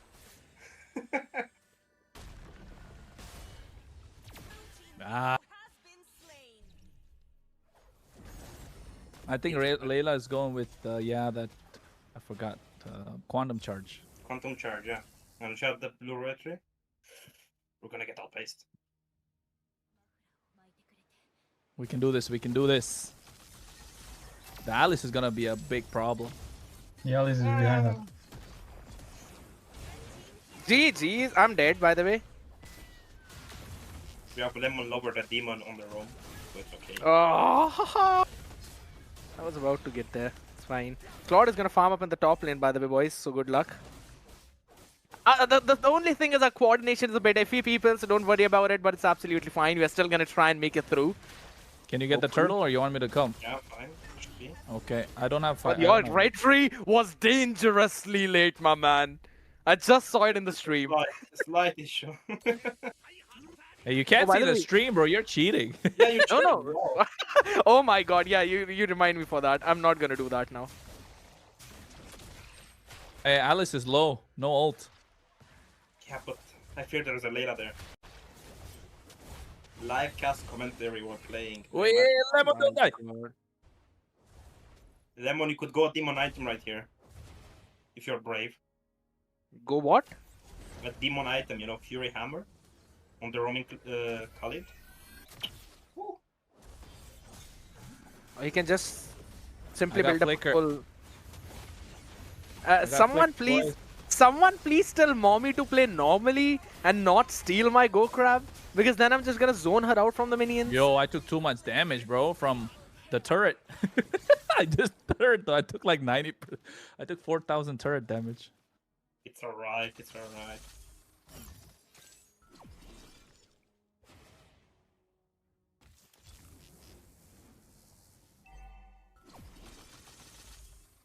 Alright, let's do I this. think Let's you do should this. think his career in roaming. I mean, in mid laning. Hey, Synth is kind of getting fed though. Not gonna lie. Ah, not that far. He's got What was Sky that Piercer moan? first item, bro. What was that moaning? Damn, the Layla's doing damage. We're getting cooked. How is she so fast?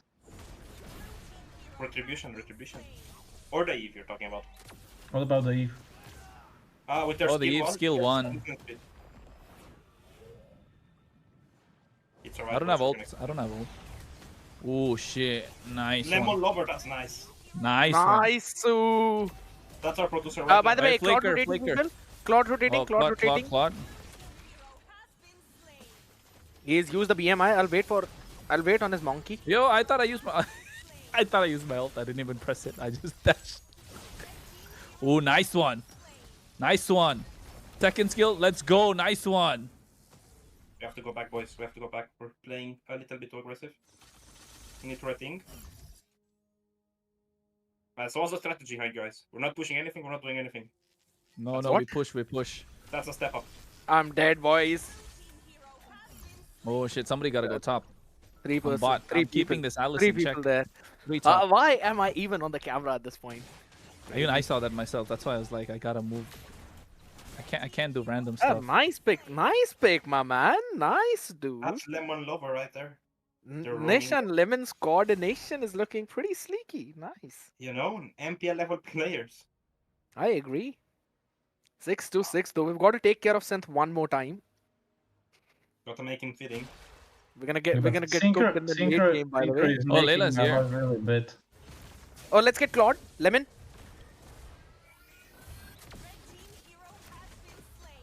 Bro did everything himself. I was just here for the record. That was a free kill. I just Here. randomly fed. We're gonna catch him. We're gonna catch him. Someone's gonna come here eventually. Uh, no ult. Gato no ult.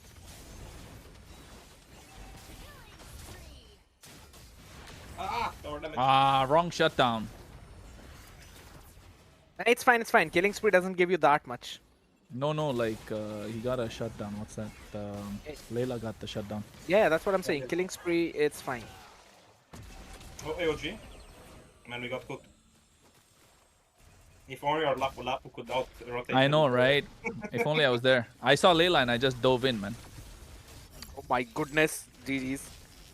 You got it? Nah, I did not. By the time I wanted to use up my ultimate, I was already slowed down and... Oh. They're gonna come here. I'm gonna go back. Stunned up there by Layla. It's fine, it's fine. Push the side.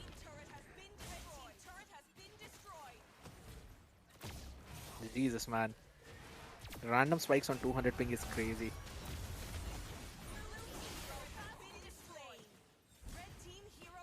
Are you finish? No. I'm gonna try and hop late into those fights to catch synth later on. Yeah, you guys go late. Let me go first.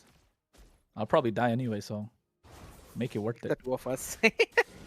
And Marge is more of a finisher, so you know, it's. Come, we go two top. Let's go get top. They're all bot, by the way. All three can go bot. Let's cut. That looks good here. Oh, there's everyone here on both side. You should have stayed hidden, nah? No, you get the push. We want to clear fast. I'll get mid as well. Oh wait, someone's here. Careful, No tower, Claude. Kronos. Yeah. Claude is in the jungle top side.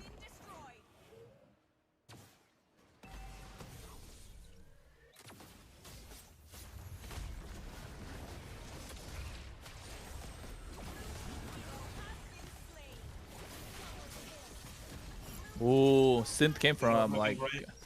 Not Synth, what's it? Mio's in the back. Layla's coming in late, bro. We're getting destroyed by Layla. Jeez. Guys, I'll have to hop off for a second. I've got my order. I'll be back here in the VC. Bro's gonna get his food now. You won't be missed.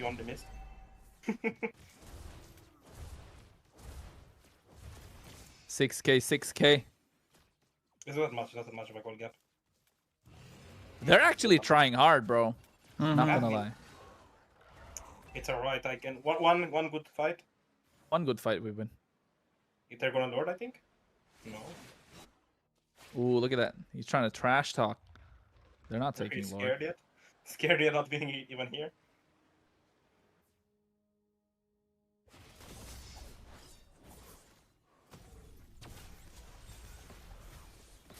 No taunt.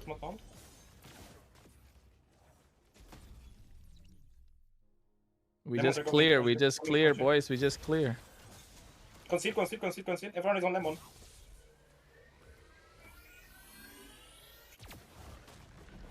Yo. No. Too risky. I'm dead. They're gonna Lord. Shit. Oh, I didn't see the Sneakers, map. I they're wasn't calling. looking. Oh well. Lose against Layla jungle will be shocking. Bro. Yeah, but not unexpected. We just chilling, bro.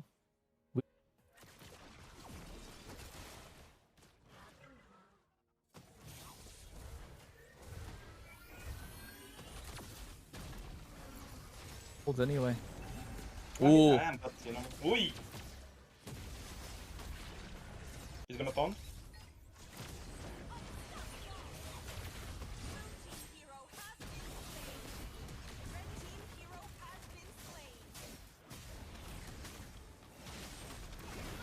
Alright, go.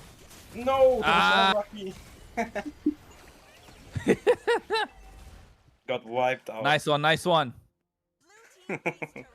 We tried. Nice try, boys. Nice try. We can defend. We have synchro. We have can niche. defend. I mean, we have scared. We have niche. Easy peasy. Oh, we've basically won this game now. Yep. I mean, 9k, bro. 9k behind.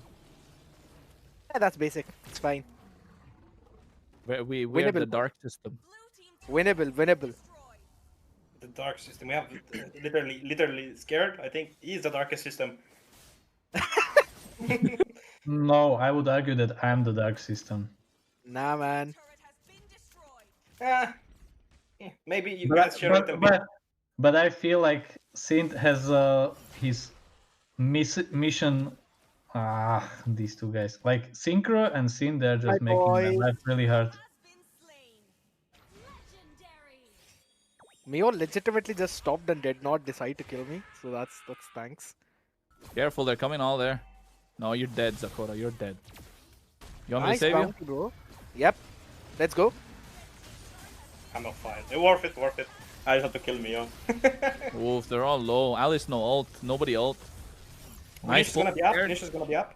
And one big ulti right here, you're gonna kill 3 people. I'm lying. But you know, it's that the thought process matters. I'm playing for the team. So many sacrifices. Crazy. That's why I won. Bro, I'm 194. My apologies, my apologies. That's worse than me though, but okay. I can't help it. I'm trying to save everyone every time. I mean, I died a couple of times just because I was greedy, but yeah. Alright, it's fine, it's fine. Oh, we can get Eve. We can get Synth. Synth almost dead. Synth is dead. Big pick. Wah! Stolen!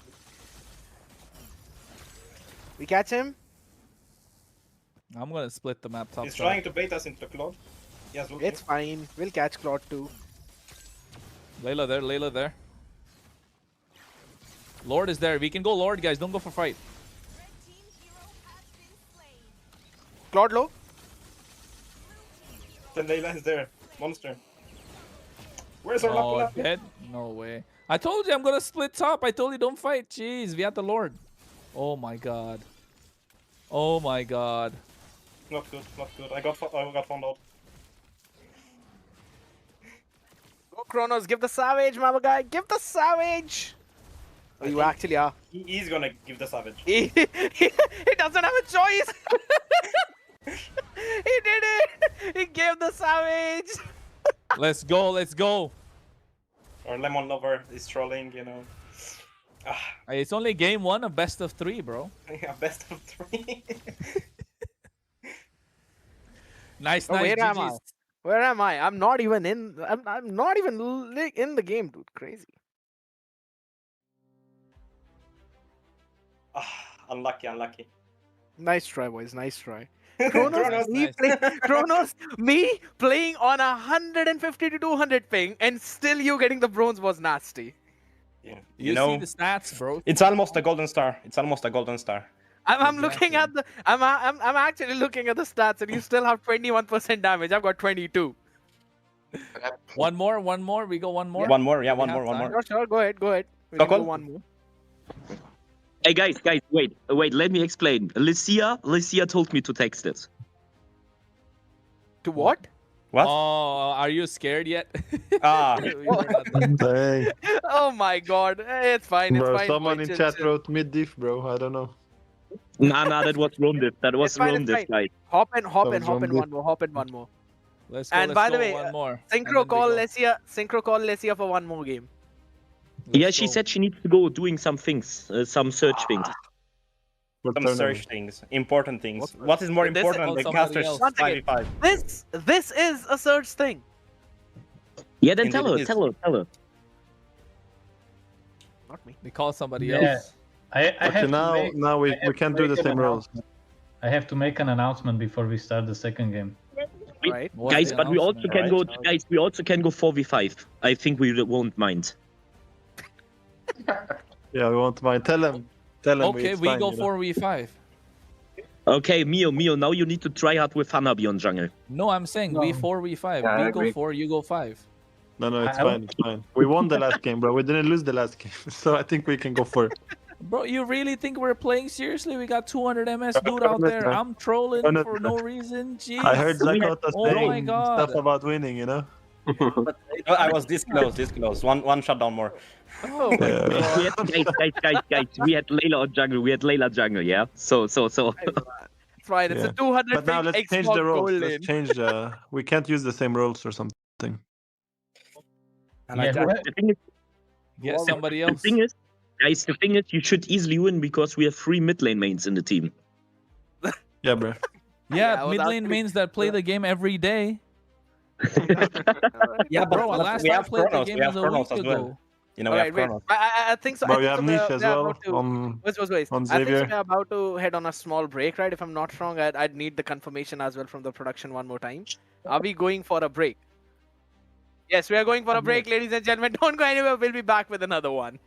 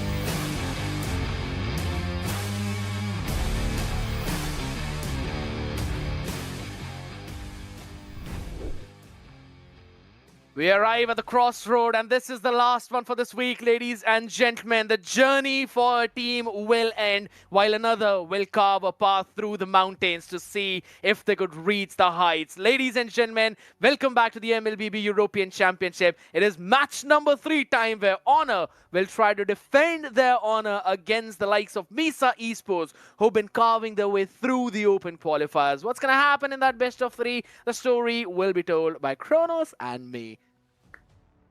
Yes, it is, ladies and gentlemen. It's going to be the last slot that's available for the MEC. And I think this is going to be a spicy one. Both these teams, of course, one of them invited, one of them made their way.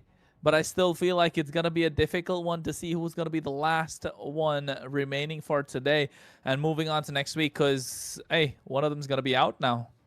Yeah, that's the big thing, right? You've got to bid adieu to another one out there. If anything, we already had a lot of names written in there. Renta, White Kids, Minerva Fury. Something no one was expecting. And then Omni Knights as well. A team all the way from Thunder Division. And Kronos, if you really look at it, 3 out of the 4 eliminated teams are from Thunder Division. Yeah, I think it just goes to show that you can be one of the top teams, but still, when there's momentum on your side, you cannot look the other way. You will definitely get taken out, and it's definitely the one that kind of made a big difference for them. And it's just difficult to say. Minerva Fury, we thought this would be one of the teams that would stay up top, that would stay alive, is going away. But here, Honor, Michael, Asmodeus, Henny's, Frisky, Knight, Lovell, these names, will they be the ones to go out tonight, or will they be the ones to stay? Have to win the next 2 games out of the 3 that they're going to play. That's the main part. And Asmodeus will have a big role to fulfill there. As the jungler of the team, right? Be it the tanky jungler, be it the damage jungler, he would have to carry that baton with him to try and win against the lineup that has got the likes of My Lobby. You've got Cupcake, Pancake, Wise, Tezuka as well on that gold lane. And we know, and we've been singing the praises of My Lobby since such a long time, Kronos. But one thing I'd have to say is that Pancake is slowly turning into a rumor that I personally feel has got a lot of potential that is still left unchecked. Yeah, I think Pancake is a good roamer. Just we have to see a lot more coming through, right? We need to see the results come through at the end of the day. Because, yes, you play well, but if there are no results, you can't really do much about it. But now we can see the average time. I like Honor's average time, 13 minutes, 12 seconds. That means they like to finish the games early. They know how to end it out once they get the snowball rolling. Misa Esports, on the other hand, yes, but they'd rather wait out for the next lord to try and take control. Note the timings, just 2 minutes apart, a couple seconds. 2 minutes is how long it takes for the lords to come back up. That's going to be crucial for them going in this next one. One thing that I was also noticing was the fact that both of these teams have got 3 turtles all across 3 games. That means 1 turtle per game. So you technically have 3 outspawning out here, right? So that means they don't really have that positive early game control. If anything, they take one of them and then lose out on the momentum. For Honor, I'd have to say, because those 13 minutes games are spread across 3 different ones, where they have lost 2, it seems difficult for them once they lose that control, once they lose that momentum, to bring themselves back in the game, right? So I think so early game becomes even more crucial for them. While on the other side, if we're talking about Misa Esports, one of the losses was again because of the fact that they did not play 1 game. Now they're going to be hopping back in. It's going to be Danny playing into that mid lane instead of Cupcake there. And we have seen the performances from this entire roster, right? And Danny's entire gameplay, and I have to say, there are certain points where I feel that he goes in a bit too aggressive, which Honor can utilize to punish. Yep, they have to find a way to make that happen. But you can see here, Danny playing this one for Misa Esports. My Lobby, Pancake, Tezuka, Wheeze. They look solid, a solid lineup. And I feel like this is going to be a battle of the mid laners between Knight, Lovell, and Danny. And usually you like to see a Jushin being picked up as the first pick and not the blue side banning it. Usually comes in from the red side. That just means the blue side just not ready to play the Jushin or don't know how to make it work. That's the big thing, right? Honor, I'd have to say, if you really want to utilize the best part about being in the blue side, you need to dive deep into that hero pool. You need to have a proper hand on every single one of those meta picks.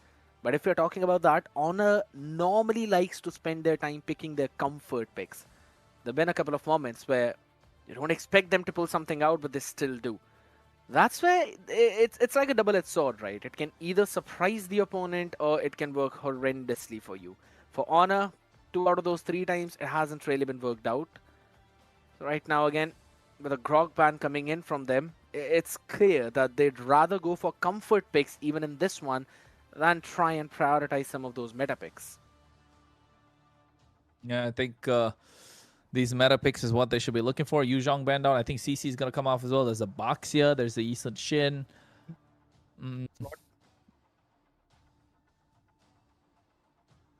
What could it be? I mean, Lance, yes, depends on if they are able to play it. Usually quite risky to play Lancelot if you're not that good, right? You need to really know the ins and outs of the hero. I mean, Void Kids is the only one where you usually see Lancelot being banned against them because Zedel plays a really good Lancelot. But then here, they take out EXP and there's Yu Zhong, Alice. Ooh.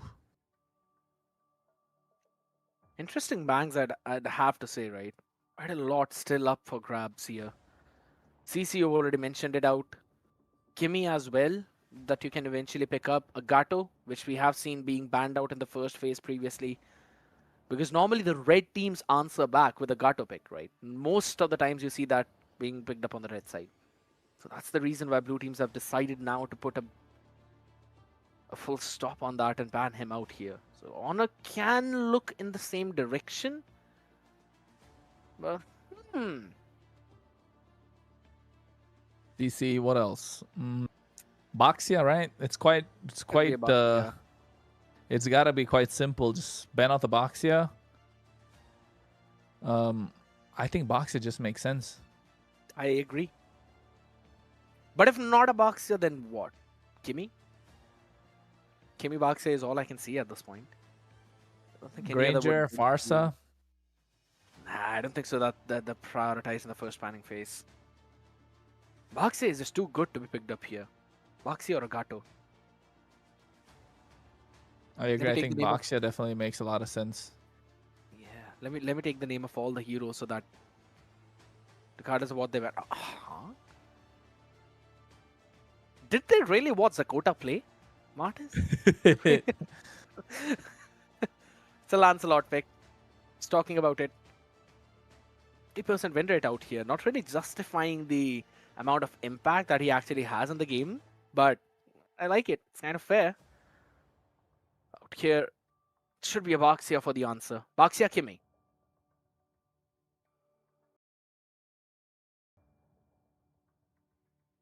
Yeah, Kimmy does make sense. I think Boxia does as well. You can go Gatot Kimmy, you can go Gatot Boxia. Bro is just chilling out here, rubbing his eyes. Oh my god, Kronos. What? It's pretty late, man. It's 8:30 in the PM for me. Wow. Wow. You're a night owl, not me. What do you mean by I'm a night owl? Oh, Lapu Lapu and Gatot. I mean, with Yu Zhong, Alice, and CC banned out, Lapu kind of makes sense. One of the priority picks out there in the EXP lane. Works really well.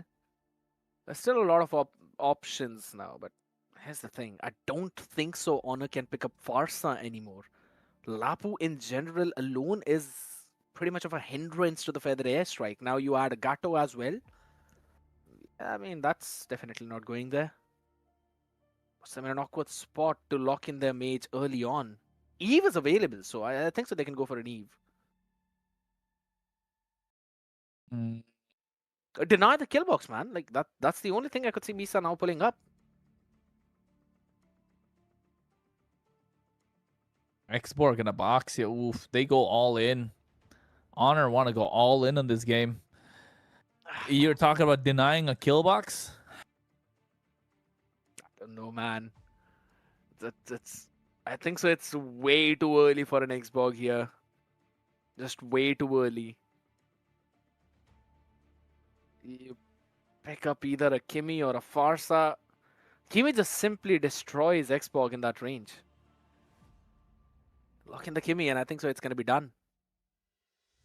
Mostly. Yeah, but then again, you're just playing Kimi in the mid lane. You already have Lancelot that can dive onto you. You're not gonna have a lot of Only. protection with the.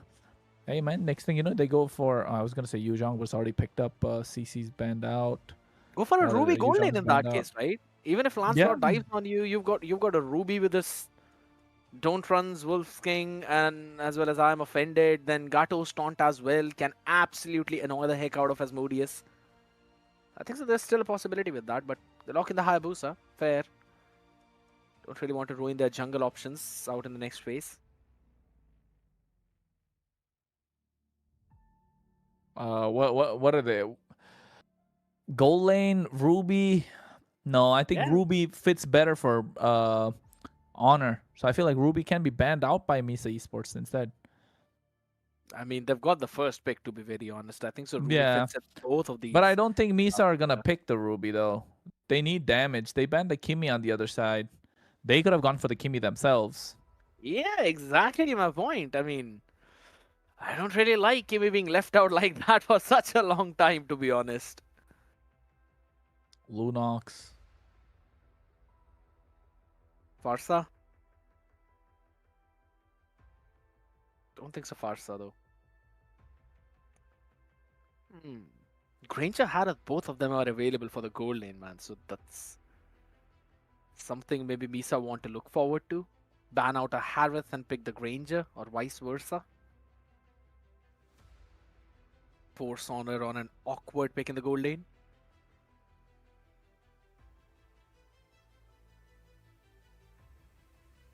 Moskov. See, this is why it's weird now. It gets weird. It's just random, so random. Why for what? What reason he banned out the Moskov? No clue. I have no clue. If anything, he just gets destroyed by the lineup of Misa. If anything, Moscow gets destroyed in this meta entirely. Yeah, the Chastis Pauldron just completely stops the Moskov from doing anything. Not just him as well. I mean, most of the marksmen who depend on those basic attacks, right? Be it Claude, be it Irithel, be it 1-1. Even Carry to some extent. The only thing that keeps her going is that true damage. Now the Harith being banned out, that just should be a Granger pick instantly by Misa Esports. You don't want to let this through on the other side. Skypiercer Granger. Urek already showed us what he can do with that. I think so they keep Danny for the very last minute. He has a big depth in his hero pool. Probably even more than Malfurion. I mean, definitely has a deep hero pool, I agree. But here, Farsa's got to come through, though. If you don't pick Farsa, it's going to be picked on the other side. But Yve is still available. Ah, there you go. Yve's still available. They go for the Yve. I was about to say, I said that in the beginning, right? Honor needs to deny the Eve. It's even the Harris ban doesn't make sense for me out there. For the last two bans of both of these teams, it's completely weird. Yeah, I agree. And this draft is obnoxiously slow. Farsa could come through here from Honor. But again, Farsa's not the best hero to go with in against the Lapu Lapu, against the Gatot, against the Eve, and a Hayabusa. Yeah, Hayabusa. Four I don't straight know. counters. Valentina? Maybe. Valentina's kind of better. I agree. Valentina's a great pick here. Still go Farsa, Esmeralda. I like the Esmeralda. Farsa, I don't know. I agree. Esmeralda works pretty well. Will win the lane as well against my lobby. But Farsa is a tough pill here. The main problem out here is the fact that they are entirely dependent on Farsa for that artillery burst damage. If Asmodeus gets knocked up, stopped, or taken care of early on, things are going to get pretty weird. Go lane. You go Granger, right? I mean, yeah, Beatrix makes sense here too. If you don't want to go Granger, you can go for Ixia if you want to just get some TikTok plays. Come on, Irithel makes sense too. See, he's weird. don't like this. I It's just weird. understand. I absolutely understand that you need some magic damage because you only have Eve for that. But I personally feel Eve is enough with the Wishing Lantern. Nitan, after the nerfs, I'd have to say, after the nerfs, he can be stopped instantly. And after the Justice Ball run, he is going to be taken care of even worse. It's tough. It's tough for both of these teams out here. A bit of a randomness out in the draft, ladies and gentlemen. But again, Misa Esports, Honor, Kronos, who you got winning for this one? It's random, man. It's just so random. This draft feels a little random to me. The first half, they had us in the first half, not gonna lie. After that, it's just so random. I like the Esmeralda, but then if it goes ultra late game, you know the Nathan's gonna be an absolute disaster to deal with. There's gonna be a massive problem to deal with. But of course, ladies and gentlemen, boys and girls, friends of all ages, get ready to get into the land of dawn, as we are gonna go. Game number 1 is the best of 3. Honor versus Misa Esports. Who's going to survive? Who's going to get knocked out tonight? Kronos and Scared Yet to bring you the action. It's going to be fun out here as we all start things off. Both of these junglers starting on the northern half of the map, technically. Oh my god, look at Night Love. Oh, just doing so much work, this Esmeralda. Still surviving. Almost taking down the Hayabusa in the process as well. That is just nasty. And I'm pretty sure with Frisky on that box here, you might want to hop in to try and steal it with a purple. Oh, wait, might actually get a kill. Flickers out of harm's way. Hennis, so risky that. Bumblebee should get taken out, but he has a Revitalize. Should be able to survive. Frisky has his own Revitalize already used earlier, but it's going to be First Blood. Danny able to pick that one up quite easy. Yeah, that was a nice timing by Bumblebee onto that Revitalize. Just baited out Frisky for long enough for Danny to eventually pick it off. And considering Hennes was pretty low in that HP, who could not hop in for any kind of support whatsoever. And here's the fun thing. Now since Nightlove decided to hop in to try and stop the farm of Wise there, he himself cannot deny any farm to my lobby. So he's going to get that level 4. Yeah, gonna get the level 4 Ogi Shadow kill. Gonna be used already. What? Frisky gets taken down. I thought it went to Hennis, but then they stuck together a little bit more and then came back. 2-0 in the hands of Misa Esports. That's both the times Frisky now taken care of. This Boxy is not going to have a fun time. Nightlove. Oh, never mind. On the top side. Yeah, Esmeralda getting melted on. Yeah, it's night time for Night Level.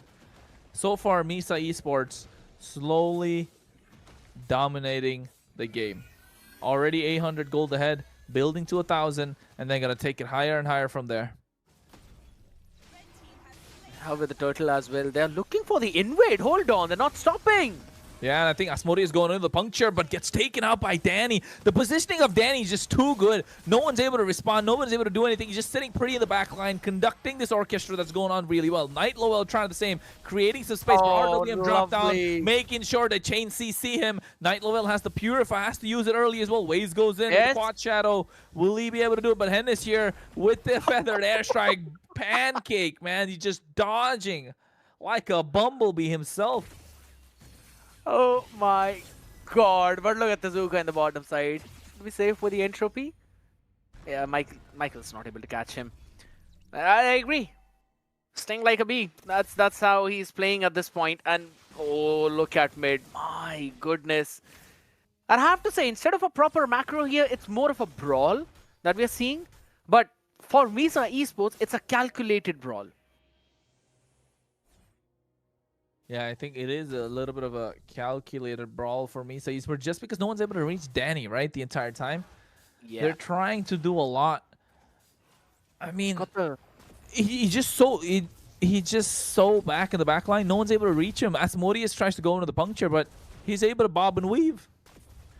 And the fun fact is he's got the highest goal there. Oh my goodness, the Zuka down at the bottom. Almost catching Michael in the process too. Now it's Eve with the highest goal, and then Tezuka is following up. And then you also have Wise there. The only other person from the side of Honor is... Hold on. Ogi Shadow Kill can be used up. A nice taunt coming through as well, but Frisky making sure he gets Waze. Bumblebee going in quite deep, and you can see Feather Airstrike being used up as well. They're trying to get him with the shield unity. Revitalize to make sure he survives. Too much damage from that bombardment. Danny's going to be the next target. They chase him down. Flickers out of harm's way. Look at Tezuka making his way. Entropy. The damage is there. They get Hennies indeed. And now looking to get more. No, they don't. Again, Danny survives. He's the biggest bait that's hanging in front of Honor, and they want that bait so bad. 203 on that eve. Every single participation of him has bared fruits for the entire team. And the fun fact out there, the only reason why we saw that Tezuka burst was because he rushed instantly for the Feather of Heaven, rather than going for any kind of boots or any defensive item against Michael too. But hold on, look at the turtle. Feather Airstrike coming through as well. Already Frisky taking out low. Turtle's about 4,000 HP. My Lobby zoning away Hennies the entire time. Feather Airstrike cancel. Night Level able to pick up the turtle. Both the junglers missing out in terms of retribution. But here's the AOG goes in quite deep. My Lobby's there as well. You can see Last Insanity flickers out of harm's way. Michael able to make it out alive, but Night Level on the back line tries to get Danny, but again gets taken out. Danny's just too mobile. Yeah, that hero has the extra mobility in terms of using the skill 1, so is not able to catch him. That Void Blasts have been annoying the heck out of Honor. And fun fact, the bottom tower is going to go down. Look at top. Oh, he's out. He's got to go. What? Quad Shot already used. He's going to use the Yogi Shadow Kill now if he has it. No, he doesn't have the Yogi Shadow Kill. The Revitalize just making sure he survives. Big one out there again. Frisky being pretty tanky up on top. So that's going to help him a little bit forward out. Dominance IE picked up. So he's going to make sure that there's not a lot of region on the other side, specifically for My Lobby, and even the Revitalize of Pancake is going to be taken care of a bit. But Misa Esports, man, their macro is looking pretty solid. Taking down tier 1 down bottom. Now they want to focus up top so that in the 50 seconds, they're ready for the turtle. That's what the plan is. My Lobby already going in. Bravest Fighter on tonight. Level, they get the ton. Again, Chain CCR, WM. Oh my god, the timings are just so perfect. Able to get him, making sure he's not able to escape. And not just that, making sure Frisky doesn't reach him as well to try and save him. Now they invaded the purple buff. Asmodeus goes in, tries to get the retribution, but he will go down. Thornrose comes out. He's able to make it out with the puncture, but here, Waze. No Ogi Shadow Kill. I thought that was so close. I thought he was able to get him. Void Crystal already used to slow him down. They're trying to siege in the mid lane. Tier 1, Last Insanity just to clear the wave. Misa Esports are toying around with Honor at this point, scared. Yeah, that's a free turtle out there. Asmodeus did not really use the retribution, fun fact, right? It was, I'm pretty sure, used up by the other side. Maybe the Hayabusa there. So that's something, yeah, it was Wise who used it up, but he's going to have it back up again in the next 4 seconds there. I'd have to say, Misa Esports are just doing whatever the heck they want around this entire map. Honor are not able to control any kind of neutral objectives. I mean, let alone neutral objectives. Even their own jungle is always being contested there. Yeah, their own jungle creeps are not being let go of. The turtle's already gone 2 minutes into the Lord. I think they're going to give away the purple buff. Waze trying to get it, and I think he did as well. No, Asmodeus got that. RWM already dropped down. You can see Michael trying to shut the damage on the Bumblebee. AOG out of there. Meanwhile, the mid lane, a lot of damage being done. Entropy being used as well. Tezuka goes in My Lobby, goes to the back line. You can see the damage coming through is way too much for them to deal with.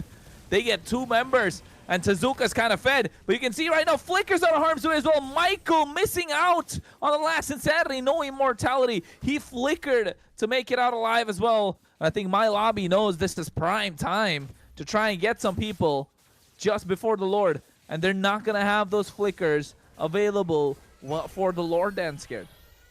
Yeah, that is a big one. And let alone that flicker. I mean, they're not even getting any kind of buff there. The lead that was off around 2,000 have instantly moved up to 4,000. And they're going to seize the tier 2s up top too.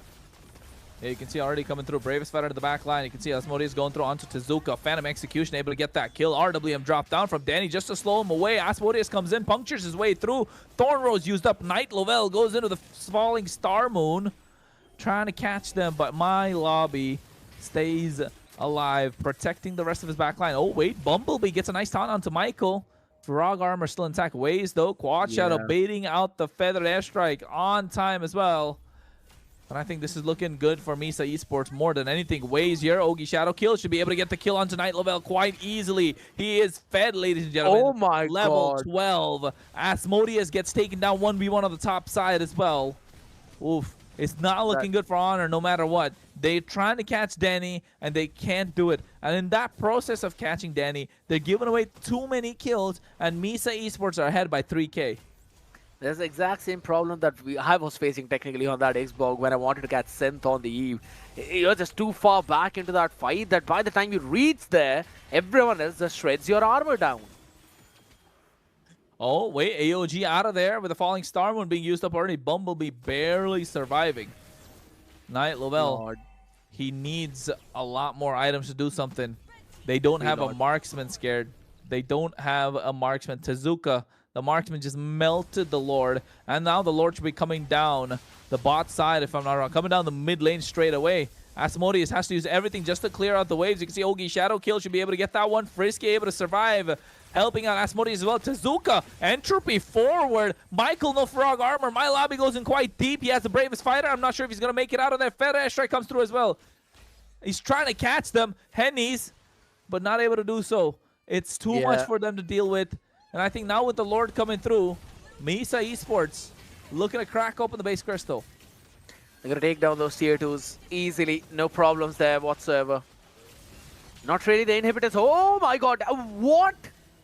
Hold on. Did Asmodeus use up the Phantom Execution towards the Lord instead of shutting down Danny? I blinked and I missed it. I blinked and I missed it. That's the nature of the game, ladies and gentlemen. It is Mobile Legends Bang Bang. Of course, you're watching the MLBB European Championship, MEC. It's spicy. It's the last fight for survival. Honor or Misa Esports. Who's going to get knocked out tonight? By the looks of it, Misa Esports have complete control of the game. 5K goal lead. Looking to crack open the base crystal. Holy defense are still there. 11 minutes in. Honor do not have any response whatsoever. Big problem out here, man. Knight Level is just being taken down so many times out there. Look at that. Now, this is the replay which I was talking about. Look at the position of Danny. It's pretty low in that HP. Gets caught up in the Thorn Rose, and then it's a Phantom Execution towards the Lord. But there we go, another fight. Ogi Shadow Kill already being used up. They get the kill on a Henny. It's too much damage coming in. You can see the Entropy doing a lot. Tezuka able to get Michael. They take him down one at a time. 3 members down and out. And I think with the Holy Defense there, they should buy some more time. And yes, they will. Pushback. That's a big pushback there, but it should be fine. I don't think so they're going to press any kind of issue anymore out here. Misa Esports have got a 6,000 goal lead. 4 of their 5 members are up in the top 5 of the gold department. And then you've got Asmodeus on the Lancelot with 6,500. I mean, my lobby has 6,800 there. It's a bit too much to try and deal with. The Phantom Execution, that time he went back towards the Lord because it felt like he didn't have any punctures to make it out alive. So if he got the kill, he would have died as well. And it would have been crucial for his team for him to survive. But, I mean, if you can get a kill, especially a shutdown, you might as well take it. But now you can see they're trying to go in Phantom Execution quite deep. But I think Frisky taking quite a lot of damage. Asmodeus has the puncture. Wow. Danny, what an RWM. And look at Ways of the back line. Comes in Ogi. Shadow Kill able to pick up 2. Oh my goodness. Doing so well, Misa Esports. Risky out there for Frisky. Even though he had the Revitalizer, decided not to pop it. That burn could have actually gotten through him. But I agree that RWM was absolutely fantastic because even though Hennes went in the bird form, trying to run away, he was immobilized by the edge of RWM. So regardless of Frisky being present there or not and Hennes trying to run away, it was a full stack of Oogie Shadow Kill on top of him. And considering he's already got the Sea Halberd along with the Malefic Gun, yeah, you're not going to survive that easily with that. It's a 3-level disadvantage for Hennes too. Everything's been working out pretty well for Misa Esports, and if things go right, if the script is correct, they should be able to end the game with this Lord right away.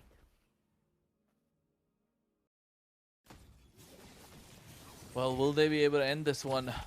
It should be. Oh, they're looking to take down Michael already. Asmodeus isn't quite deep. Phantom Execution makes his way out as well. Danny has the orange buff on him. Lord going to be crashing down the bot side. Tezuka is just right next to it. No entropy used up. He doesn't have the flicker. Oh my god, Hennies gets picked off on the top side at the time when the team needs him the most. No high ground. They're not going to be able to clear this Lord. They don't have a marksman. They don't have a damage dealer. AOG comes through as well. Look at the back line. Lanklowell goes in. Feather and the falling Starmoon gets taken out. Entropy comes through. Tezuka has a lot of damage. You got 3 tanky boys trying to clear the Lord, trying to clear the waves, but I think it's too much for them to deal with now. Misa Esports, call it game, set, match. Take game number 1 in this best of 3. Big play down up top, picking up Hennes there, and then eventually moving from the bottom side, as said it, right? With the amount of gold lead that they have, and considering the late game power spike of a Hayabusa along with a Nathan, it was pretty easy for Misa Esports to win this one game. On a... I was actually missing out the idea of the draft which they wanted to pull out there, right? Yes, every other thing is eventually put on the shoulders of Hennes along with Asmodeus on that Lancelot, but Lancelot was literally one full item behind the Hayabusa on the other side. So it wasn't really working out for them eventually, and Danny becomes the MVP. This man has been impressing everyone in the mid lane. I mean, impressing? He already impressed us a long time ago. This guy's a great mid laner. People are just starting to take notice now. 4-0-11 on the eve. I'm pretty sure he was also going in for the Ice Queen wand there to add that extra bit of slow after the Wishing Lantern and Divine Glaive. And I like the itemization, right? He knows that he's going to constantly poke and harass the other side. You already have the Glowing Wand, which gives you a good amount of damage, and then the Wishing Lantern that adds on to that extra damage on top of the, depending on the amount of HP on the other side. It's more or less like a Demon Hunter sword for the mages.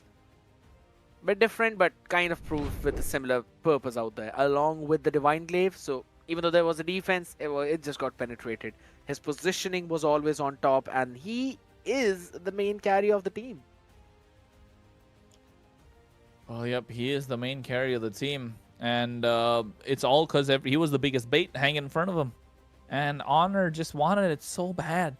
They just wanted him so bad they couldn't get him. Unfortunate. That's the big thing, right? Even though you had Frisky on the Basha with the Revitalize trying to soak up a lot of damage for his team.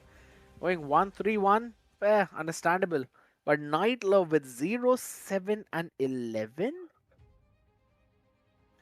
That's tough for him. No, 0-7-1, bro. Yeah, sorry, not 1, yeah, 11. I've got no clue why I read that as 11.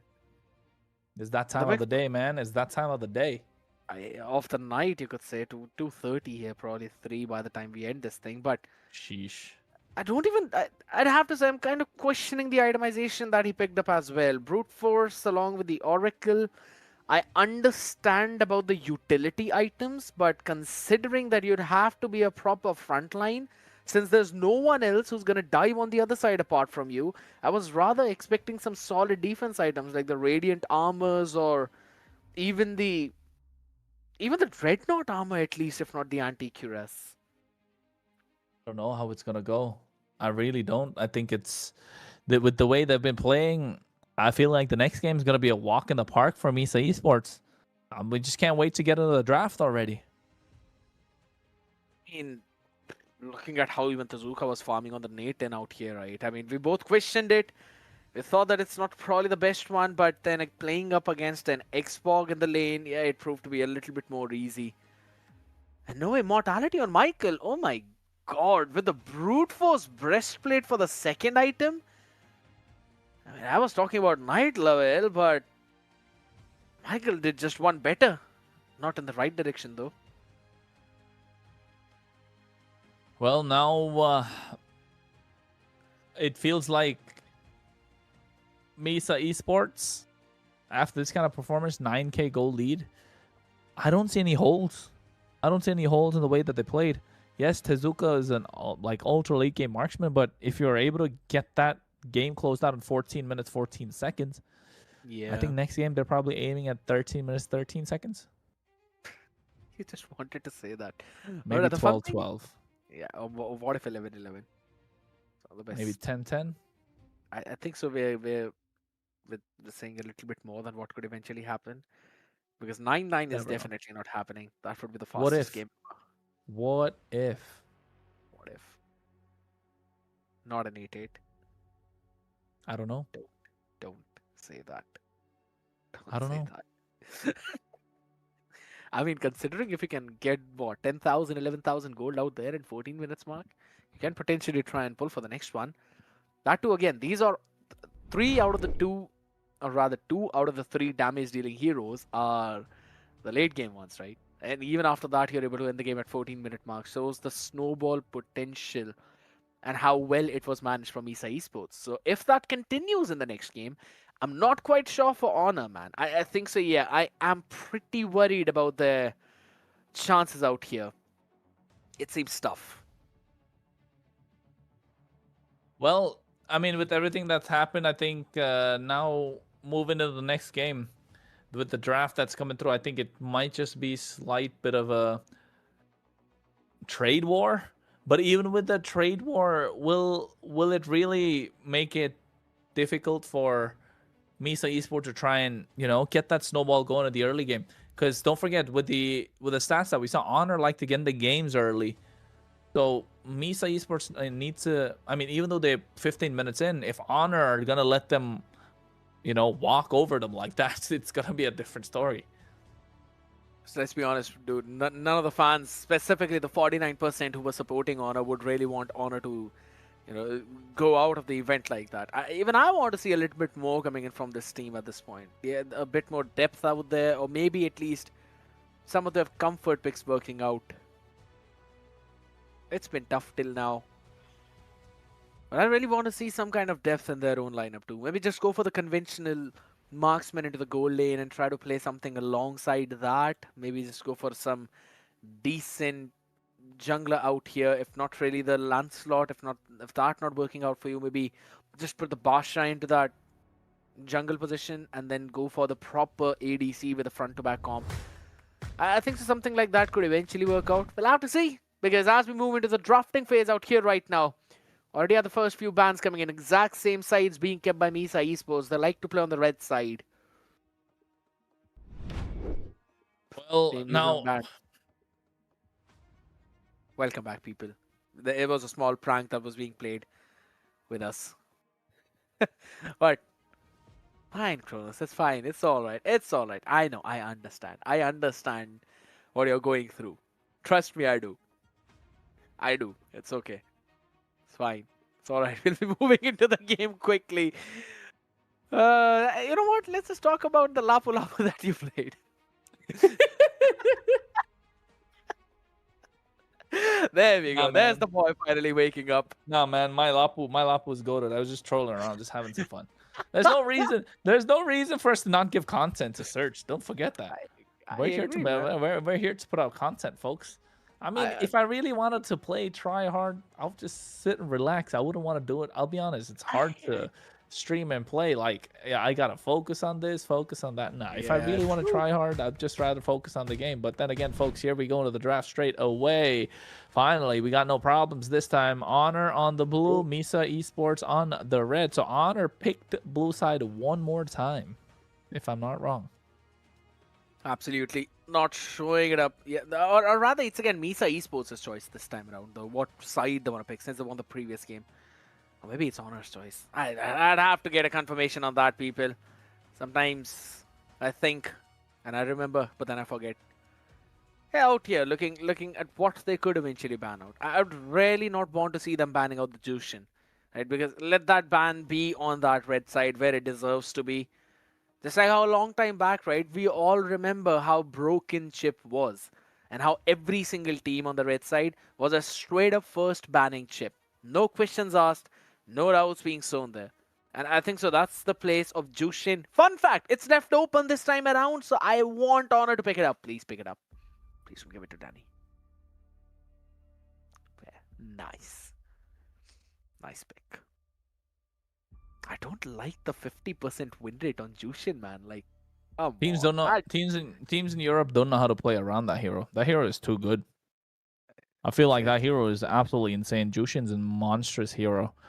I agree. Just here, I think. Hopefully, we get to see it come around and work to fruition this time. Last time they banned it as a first pick. I don't know why. If they could play Jushin, why would you not pick it up in the first game? But now with this one, Misa Esports, I think Lapu Lapu and the Lancelot being picked up. They're trying to dive in. They need to add a little bit of firepower to that. On the other side, probably go for what? They already have the mid lane. They need someone that can kite. Maybe even a tank killer. Usually, if they have a Jushin in your team, I wouldn't mind going for a carry. Just because you have that blanket of protection from that Exactly. Crimson Beacon. Yeah, so, but I don't think carry's going to come out here. Not this early. at least Hayabusa? not now. No. I was thinking either a Hayabusa or a Basha. Both of them are opened up. And Honor have picked up both of them in the previous one.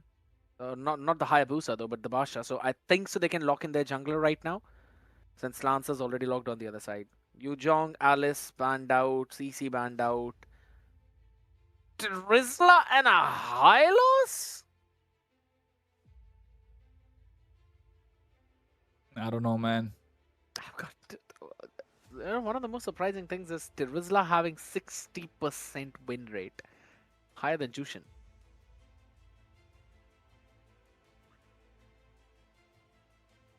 You see, I'm scratching my head thinking why.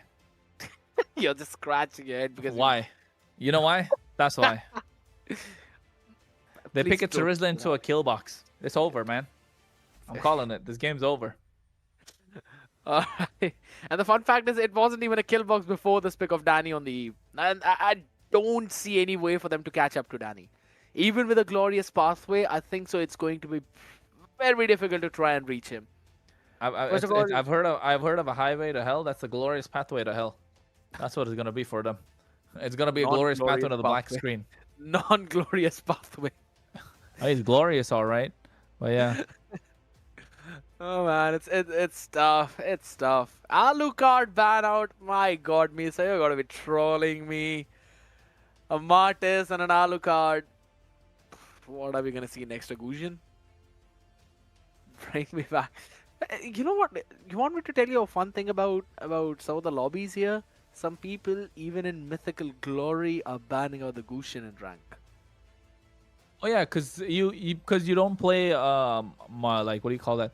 I mean, you don't play marksman on the side, so you kind of pick up an assassin in the mid lane to try and catch that one squishy on the opposite side. So it kind of makes sense. It's literally the one job when Gusion used to be viable before. It still is viable in the mid lane, not in the jungle. Please don't troll in the jungle with picking up Gusion.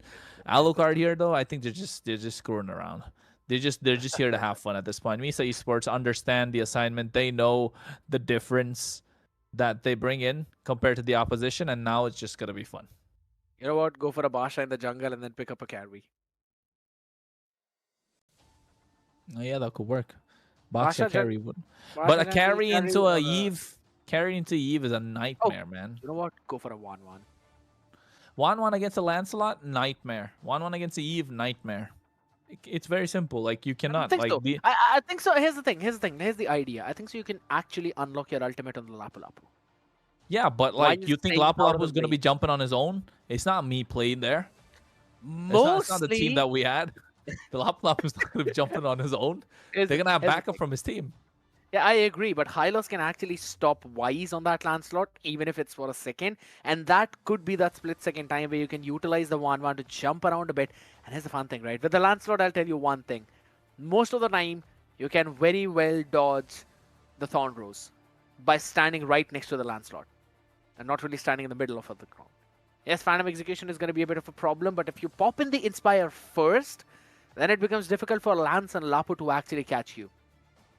Well, Garrett, your favorite heroes getting picked up in the goal lane, Misa Esports. I think I'm going to book the next flight to Europe to smack you on the head. Don't say that again.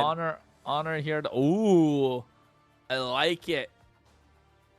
The Brody and the Fredrin. I don't like the Fredrin. Absolutely, it's terrorizing. What's he gonna do in a kill box? What? Honestly, same thing here, bro. What's Brody gonna do in the kill box? It works so well. They're really relying on Frisky here and the Glorious Panther to stop Danny when he uses the RWM. If they bait out the Glorious Pathway early, it's over. Misa Esports is gonna snowball so hard. They're gonna destroy them. I think so. Here's the What? thing. I kind of like Asmodeus with the Fredrin only because you know that the Lancelot, Lapu Lapu, and even Moscow in that mid to late game after the SOD will actually dive on you. So you can taunt all of them. If nothing, you can taunt at least 2 of them. That kind of makes sense. Brody in the RWM is tough for me, and this Atlas does it.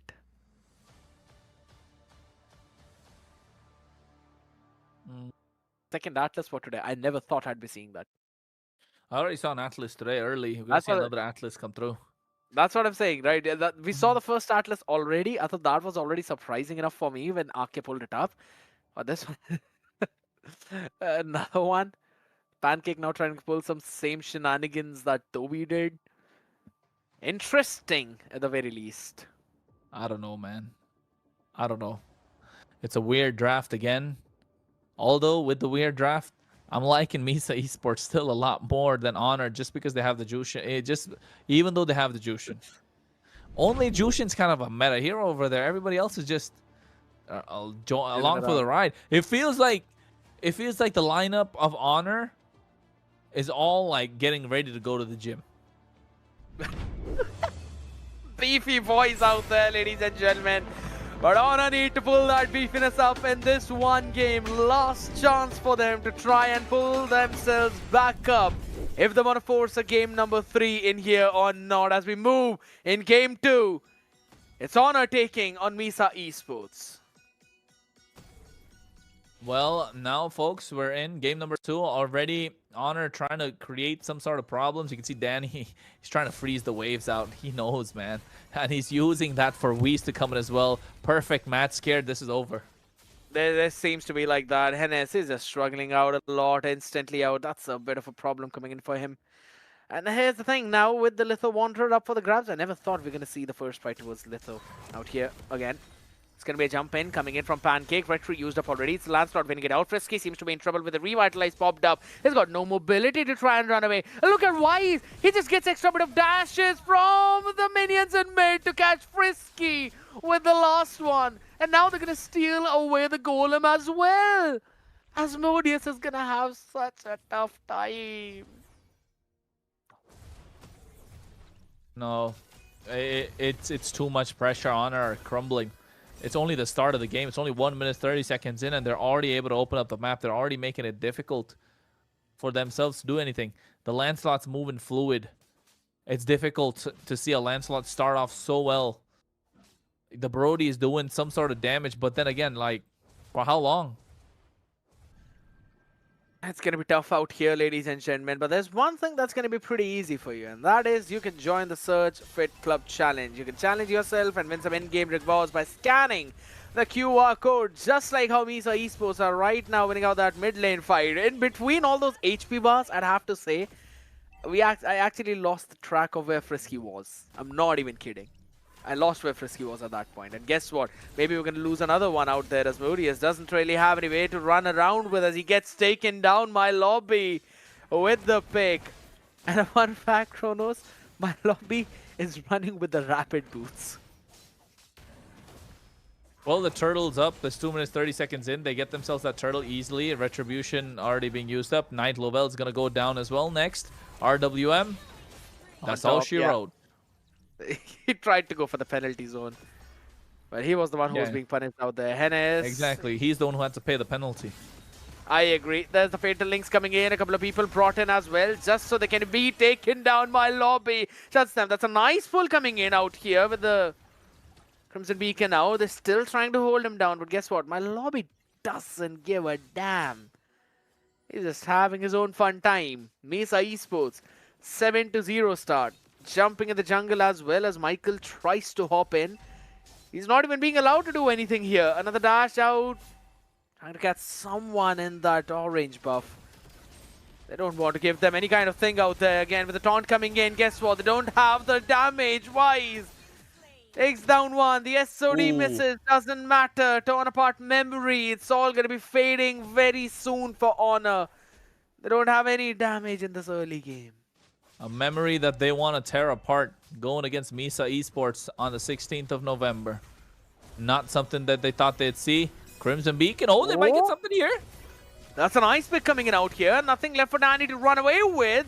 Hennes Report falls Danny. though, but yes, Danny's the first one. Report Danny is gonna be the name of the game out here. Maybe not just Danny.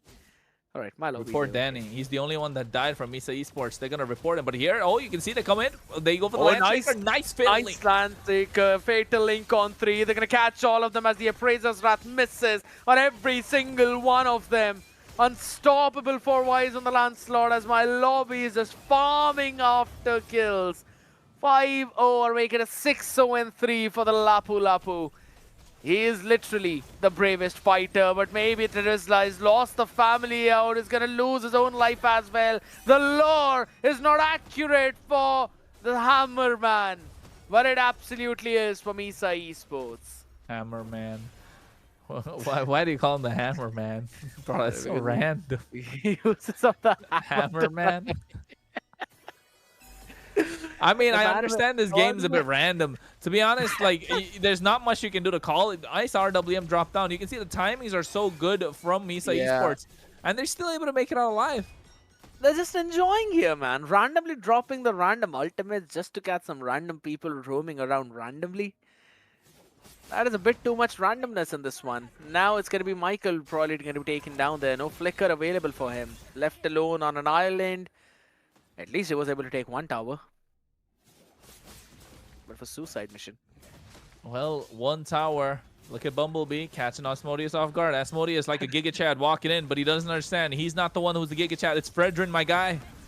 He's going to be taken down instantly. Hold on a second, though. Fatal Link being brought down. Frisky, he wanted to try and catch something out there, but though he's not going to survive there. Oh, hold on a second. Maybe I said it a bit too early. Wise is going to be knocked back up. Appraiser's Wrath on the face. Lovely iframes from him. And Danny picks up another one. Apart memory.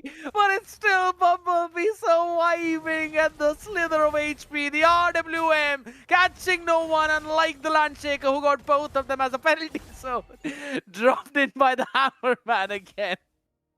Nightlaw will go back as the tower up top gets taken down by Tezuka.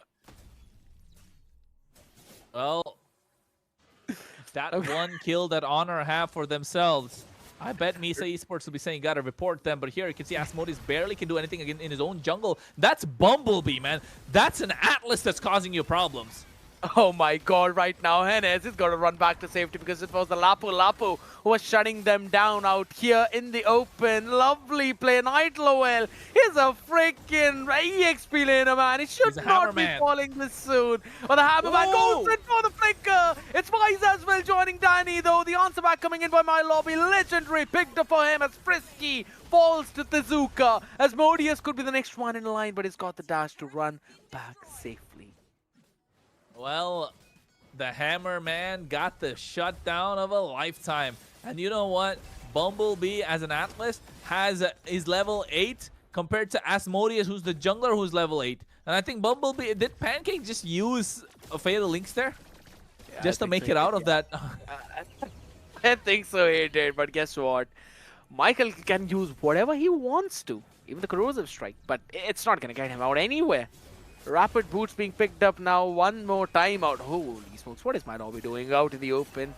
It's going to be brought back up, but guess what? He's got the bravest fight available right now. He's going to go in for the Landshaker, stunning them down instantly. Will move back to safety. And here's the fun fact, Kronos.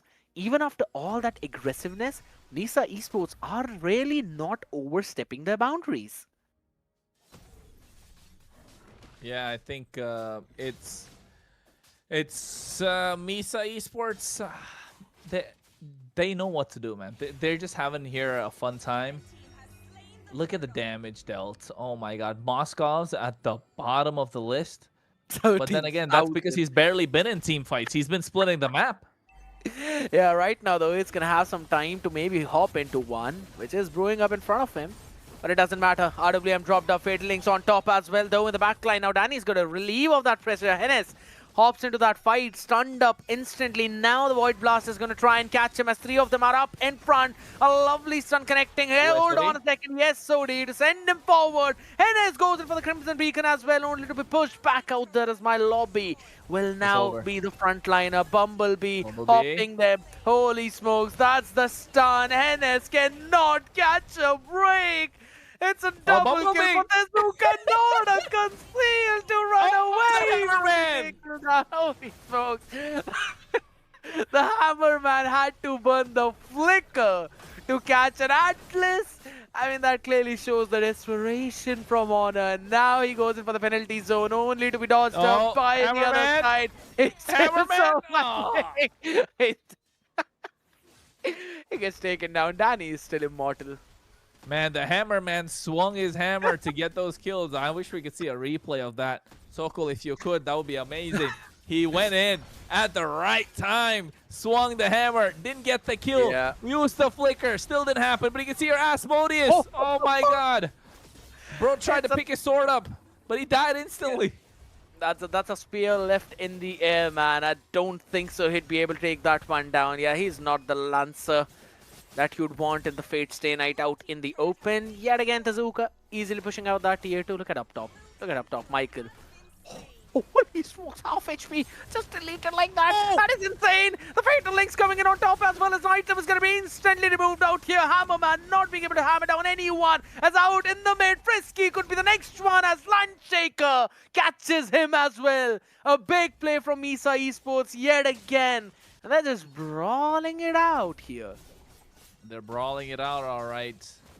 They got a Brody on the other side. Can barely do anything. Oh my god, Weez just wants to go in, man. He just wants to go in deep. Making sure Honor have to fight for the Honor at this part. They have a 12k goal lead, Scared. 12,000. Hey. What, Michael? Hello? Huh? Just flick Did it you see forward. that? Yeah, I did. I thought he wanted to catch Danny there. He just flick it forward. I think he just wanted to surprise them with a flicker and then come back.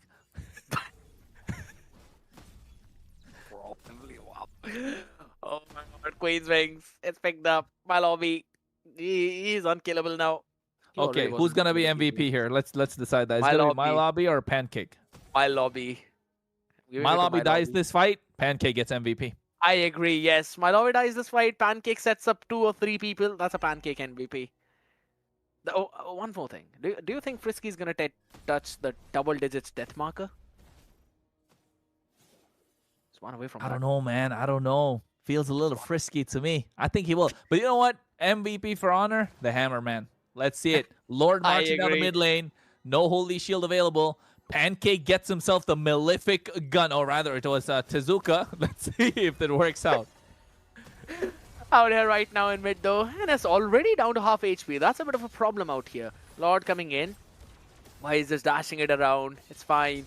Hammerman just hammering it down onto My Lobby. Out in the mid though. Inhibitor should be taken down. Finally. Pancake. Lord taken care of. Yeah, there we go with the Ravenwell manipulation. It should be the first one. Frisky hitting the double-digit death marker, which I was talking about. Finally. Oh, Bumblebee. Pancake.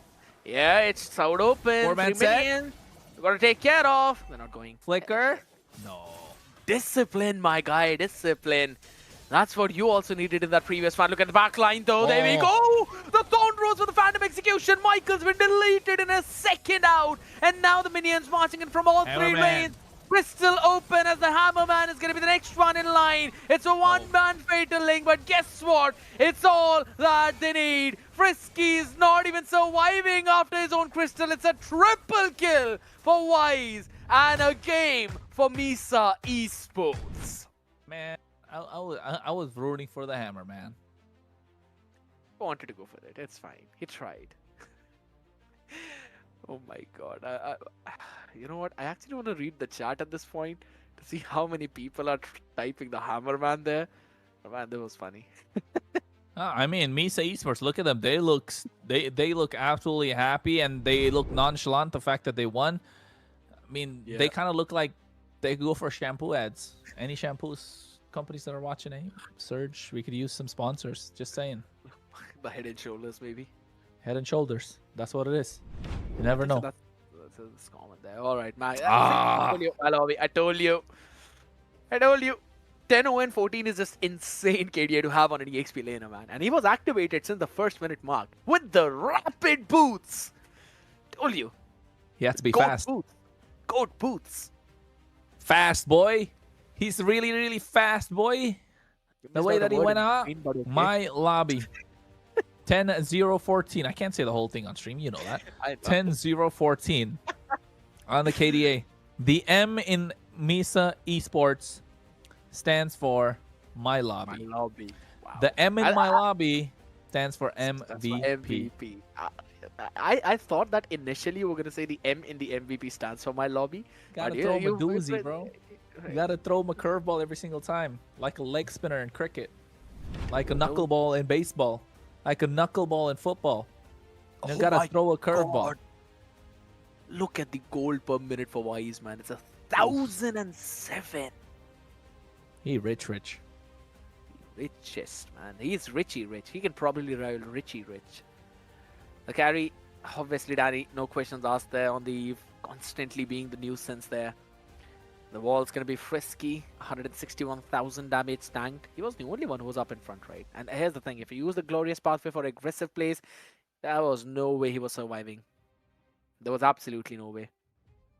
I like the Atlas of Pancake, though. Sometimes. Well, I think with the way this played out, I think it's quite simple. We can see that the main item that kind of changed the pace of the game early on, especially in the late game as well, 35-3 kill score, is that Demon Hunter Sword in Moskov. That one item that he's built had enough damage equaling the 6 items of the rest of the team. 607 KDA on just a DHS. Yeah, I think Tezuka definitely knows what he's cooking there. If only thing, I kind of wanted to know how much tower push was Tezuka doing. Because he had no other job in the game except for just playing in those side lanes. Bro thought he was along. No. He think he's Masha. I mean, even for a certain point, Masha joins in the fights, man. Zilong is to stick in the side lanes. And all he can do is just play in those 2 lanes and keep on pushing. And then in the late game, you can't even 1v1 him because you know he will obliterate you with the damage that they build. Yeah, the boy was probably doing that out here. It's fine. All the damage numbers spread out. My lobby, man, that is insane. 79,000 damage being dealt by him too. Almost rivaling Wise. But you can see Tezuka only with the DHS, 48,000 damage. Hold on. Oh my Pancake god. Pancake More damage has more damage. I saw that. Than Frisky, Michael, Asmodeus, and Hennes. Holy smokes! The Hammer Man does it every single time. It's the Hammer Man for the MVP, I tell you, my guy. It's the Hammer Man. Pretty Well, sure it's going to be... It was move Hammer forward. versus Spear. The Spear conquered. There was a spear in the side of Honor as well, man. How can you What forget? spear? How can you forget? You know, How it's can like you that. forget Look, it's like that Asmodeus meme, was right? here? It's like that meme. Like, oh, Terizla swings its hammer. It hurts a lot. Moskov throws a spear. It hurts a lot. Brody, I don't know what it is, but that really hurts. I'd rather not want to say what he shoots out of his hands, but here's the thing, you know, we're gonna have the interview pretty soon, people, and it's gonna be my lobby out here, right? I wanted to talk to him after such a long time as well because the last time we did was back when he won the Open qualifiers against Metashift, and now we're finally seeing him here. So there's a few things that I wanted to ask him out here too. Specifically, what the heck does he do on that Lapu Lapu? He just looks absolutely insane. Prioritizing as the first pick as well on the red side. Now that's not something that we usually see, Kronos, right? We normally see some different picks, maybe the mid and a bit of a flex pick, or a mid and the roam pick. But him locking in the Lapu early on, I kind of want to have a question around that as to what is his idea behind that. I don't know. I think he's because probably it's his just too idea. good to answer your question. All right, you know what? It's fine. It's fine. All right, I'm here's just the thing. kidding, man. I'm just kidding. I absolutely know. We've got to fill in the podcast hours, people. We've got to fill in the podcast hours. No, we're not filling in no podcast hours. We just want to make sure we're vibing. We're having a good time. MEC Fall 2025. Finally, my game of the day is done. Honor say goodbye to MEC Fall 2025. Misa Esports move on to the next stage. And with this kind of a performance, I feel like Misa Esports is probably going to stay for the main stage of the tournament, right? After the Swiss brackets. Now the question is, who are the other teams that are going to join them? That's the big thing, right? Now we've got all the 6 teams which we were looking forward to.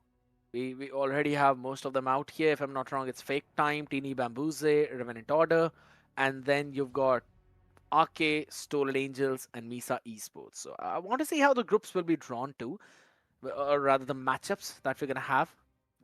Fun fact: Arke winning against Minerva Fury was a match which almost everyone was looking forward to.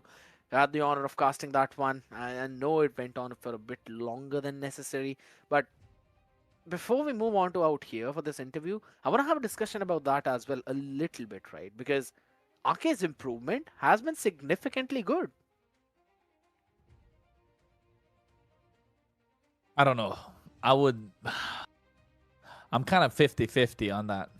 I still don't think Ake have reached the potential that we initially thought they would. Maybe because the expectation is kind of high, thinking that, oh my god, they could have been so great. And then they kind of just shoot themselves in the foot all the time with the drafts, with the way they're playing. They have improved, of course. But again, as a team that can take the entire MEC, I don't think so.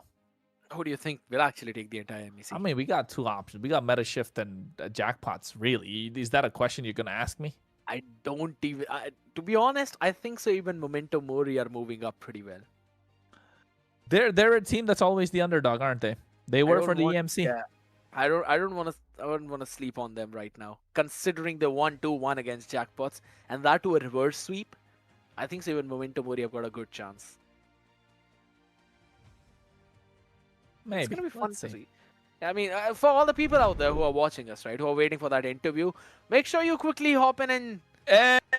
The Hammerman! Oh my god, we got the Hammerman out here, ladies and gentlemen. 2-6-0 MVP for the side of honor. Look at the highlight plays from the Hammerman. hopefully our production has prepared that as well. Man, a big shout out to the production for doing this. Fun fact, I don't really like the second item with the Brute Force breastplate. I kind of wanted to see a proper hard-on defense item with something like maybe the Anti-Cuirass or maybe the Radiance, but this is the same story which we always repeat, right? Just show us those solid defense items, blah, blah, blah, yada, yada, yada.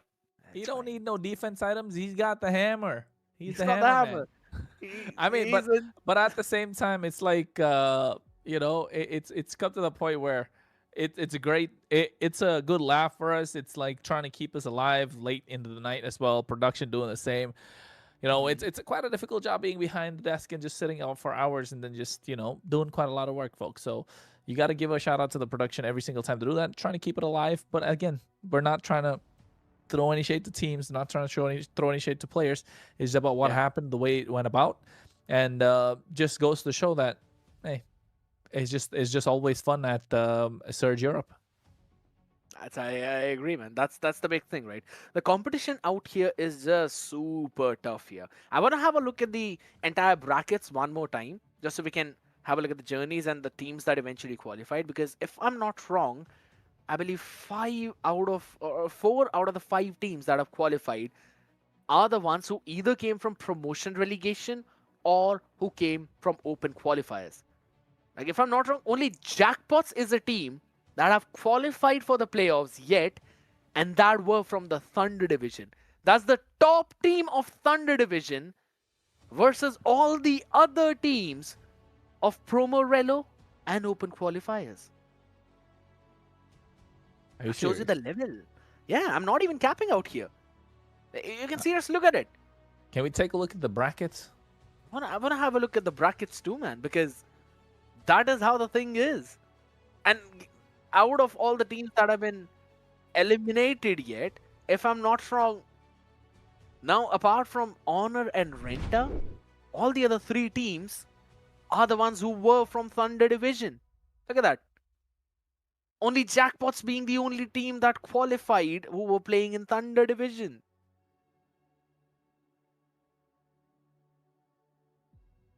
Speaks volumes, man. Speaks volumes. Speaks a lot. Exactly. That kind of makes it the difficult. Look at that. The slots that came in from the Thunder division. Only Jackpots qualify. Minerva Fury's out. Omni Glitch, I think Omni Knight? Out. They're Yeah. out. Stole Angel's still in. Void Kid's already out. Revenant Order on their way out. Eternal Oblivion qualified. Ake by D, we're going to find out. Teeny Bamboozle still standing and holding on. Glitch Code already qualified. Memento Mori already qualified. Fake Time, Strong. Holding on. Renta and Honor invited. Eliminated. Already out. Metashift and Misa Esports, last chance qualifiers. Metashift already qualified. Misa Esports looking strong. Exactly my point. It's the Cinderella story runs. It's the big one, man. And it's not just for one team. It's for a lot of them. 5 out of the 6, if you think about it. That speaks, as you said, that speaks volume about the competition that there is in Europe. It's looking pretty solid. It's looking super tough. Considering this is the biggest tournament that Europe has ever seen till date. Where we started all the way back in September, if I'm not wrong, right? We started off with the Thunder division, and then we went all the way to the promotion relegation, then to the open qualifiers, and now at the stage of regular season, ladies and gentlemen, a team that made their journey from the open qualifiers, now on the verge of qualification. Let's welcome on the stage the roamer of the team, the Atlas man, the Pancake boy. How are you doing, my man? How are you feeling? Oh, we can't hear you, bro. We can't hear you. Pancake, we cannot hear you. Yeah, we'll have to check the audio mic input out here. Say something? Yeah, no, we can't hear you. I think your input's different from your output. Yep. Probably. From input's different from the input. Input's different from the input. Chronos, it's okay. Calm down. Drink some water. Hey, man. Drink some water. Thinking of the name Pancakes got me hungry. You. I know you haven't had dinner. It's fine. You'll have it soon. I haven't had my dinner. I'm actually gonna have the South Indian version of a pancake. I'm gonna have a dosa. Isn't that uttapam, the South Indian version of a pancake? Yeah, uttapam. No, it's dosa, bro. Dosa should not be a South Indian version of pancake, man. Come on. It is. It should be uttapam. I mean, yeah, arguably, I understand. Could be. Exactly. Now, since you understand that, wait, are you having the sambar with that too? Not the sambar. No, I'm not. I'm probably gonna have some chutney and maybe some fried chicken. You're not getting. Going back to my roots. Understandable. Now I'm hungry as well. I've actually got a proper curry, dal curry waiting for me, along with some butter. Nah, bro, this guy, bro. I love it. Folks, it's tasty. Are you a vegetarian? Are you a non-vegetarian? Are you a vegan? What is it? Let us know in the chat. What are you gonna do with that information? I don't know. Just gonna have information about people. It's just something that we like to know. Oh my god! All right, you know what? I think so. Pancake has probably fixed everything up, so he's gonna be back in. Let's trying welcome to see. Yeah. I can't hear him still. Pancake, can you say something? Pancake. No, we can't hear you, bro. We cannot hear him. That's a bit of a bummer, I'll have to say, because of how things eventually went. I kind of wanted to hear him say and talk about the Atlas pick. Hello, Pancake. Are you here? Yeah, I'm here. All right. Perfect. We can hear him. We can hear him. Pancake. All right. First of all, man, congratulations. I know it was not a tough game. If anything, it was one of the easiest matches that you played man, till it's a tough yet. game. But all right, talk to me. How are the vibes in the team right now?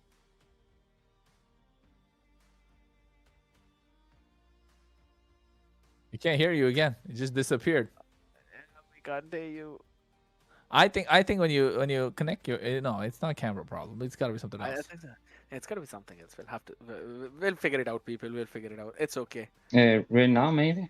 Yeah, I can hear you now. The camera is stopped, but we can hear you. Okay, I think I fixed it. It's fine. It's fine. We'll continue with this way. We'll continue with this way. So first of all, man, tell me, how are you guys feeling? I know you were not expecting yourself to be in a place where you could be eliminated, but now you're one win away from qualifying in the playoffs. So how are the vibes in the team? How are you guys feeling? We feel very good. Today this match we was a little worried because if we lose we was disqualified. But I think we do like good work with draft, and we see what enemy play and everything. He speaks and we won good in draft and the game. Perfect. Kronos, over to you. I mean, you know what? Did you guys say report Danny as soon as he died first? Report Danny? In the second because game. like I thought you were in the second game. I thought you guys were trying to go zero deaths, right? Because the way you guys were dominating. So I just thought, I thought you guys would report Danny with the, with the way that he was playing. But then again, I mean, all jokes aside, this seemed like a walk in the park for you guys. Which team you think might give you a slight bit of a difficult time moving into the competition next phase? Yeah. I think I forget the name, but I think Enzo and Levi team. Okay. It's very stronger right now, and Levi, for example, is a friend. Is Spanish too, and I think this team is stronger right now, and they can like make problems. Okay. Hopefully we don't get to see you guys early on. We want both of you to qualify into the main stage, and then it'll be great to see you guys fight it out. Maybe grand finals, semifinals. You never know. But who's the shot caller of your team? The main shot caller? It's me. Oh, okay. And what about the drafting? Who does the draft for you guys? It's me too. I mean, the big part, it's me. For example, this Atlas pick was my idea, for example. Did you pick it up because you saw it being picked up in the game of Ake, or were you planning something like this down the line? No.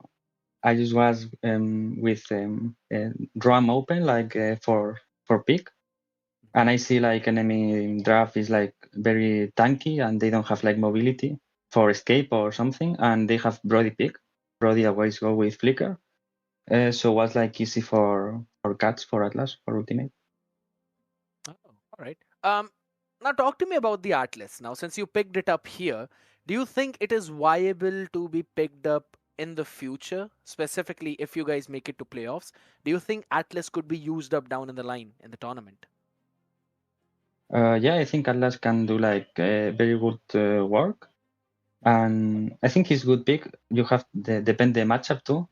You cannot pick versus everything. Like I don't know, like Grog or Gato Kacha. But I think it's very interesting pick for a lot of games. All right, understandable. Pancake, I'm pretty sure it's one of the first few times that we are having this interview with you, right? And I'm pretty sure that you might have a lot of fans out waiting for you as well. So if there's any message that you want to say to them, if there's anything you want to say to your opponents, or maybe anything, the stage is all yours.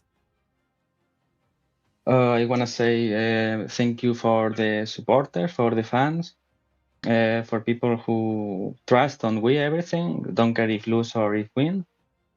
And for opponents, I wanted to say like good luck for everyone and qualify the better teams. Perfect, my man. And again, it was a pleasure to have you out here. It was super fun. Kronos, do you have anything you want to ask? Or should we Oh, man, thank you so much for the absolute great performance that you put in tonight. It was fun. Pancake, it was and it was an absolutely great game. And I think looking forward to see more from you guys, and looking forward to take an interview next time of yours as well. Hopefully that time we won't have these technical issues. But then again, man, it was an honor to cast your games. It's been a pleasure to take your interview as well. And good luck for the games up ahead. Good luck. Okay, thank you so much, guys. I appreciate it. Thank you. Thank you so much for that. My God, that man is very sweet. But the fun fact is out here, yeah, he believes in his team. It was fun watching Misa Esports play out there, but again, a huge shout out to the other teams that eventually succumbed to the losses. I'd have to say, you either win or you learn. So it was definitely a big learning curve for Honor, Omni Knights, as well as Minerva Fury. Hopefully, we'll see all of these teams in the future as well. And again, Void Kids and Renta, I'm hoping the same thing for them. I wish all of them all the very best for the future. We wanted to see the matchups. We've got Team Bamboozle going against Misa Esports. Fake Time will take on Stolen Angels, and Revenant Order will face Arcade by D. November 22nd, people. Mark that date, because that's the day we will finally find the last three teams for the playoffs of the biggest European championship ever till date, the MLBB European Championship. It's the regular season. We're moving towards the end. Kronos, you saw the matchups. Tell me who's gonna win. Tell me your predictions. Oh, it's gonna be a tough match, and I think Misa Esports, Tini, Bamboozle, and Stolen Angels. Those are probably gonna be my three picks to try and take the entire thing. Misa are taking on TD Bamboozle, by the way. So if you... Oh, that's gonna be a cracker. That's gonna be a tight match. Not gonna lie, that's gonna be the best match of the day, if I'm not wrong. I do not deny that, man. I kind of agree with that one. It's a tough one for the first one. I think so for the next one, I'd probably go with Fake Time, since it's Fake Times versus Stolen Angels. And the last one... I think Stolen Angels for that one. I think so Fake Time. I think... I've been seeing all of those plays, man. I think so it's going to be Fake Time to pull things off. Fake Time's time's up, bro. What if that... What if they pull something like the Hammerman again? We'll have to see. But yeah, for Revenant Order and Arke, I think so Arke have been looking pretty sleek, so that could be one way for them to close it all out. But man, it was an honor to be on the desk with you, Kronos. Again, it was super fun. Thank you so much for hopping in. A huge shout out to all of our new boys as well. Mio, Synchro, they've been doing a pretty fantastic job too. Zakota, Warren, get well soon. Zakota, you're actually pretty nice martyrs, I'd have to say, if not for the overextensions. All jokes apart, it was a super fun weekend, ladies and gentlemen, and hopefully you have a very nice week up starting from tomorrow as well. I know we all hate Mondays, but it's got to arrive every single day of the week, or rather, every single time of the week. It's fine. Just go forward. Move forward with it. It's fine, folks. you know. See Next you week, next time. we'll be back here. Till then, good night. Bye-bye.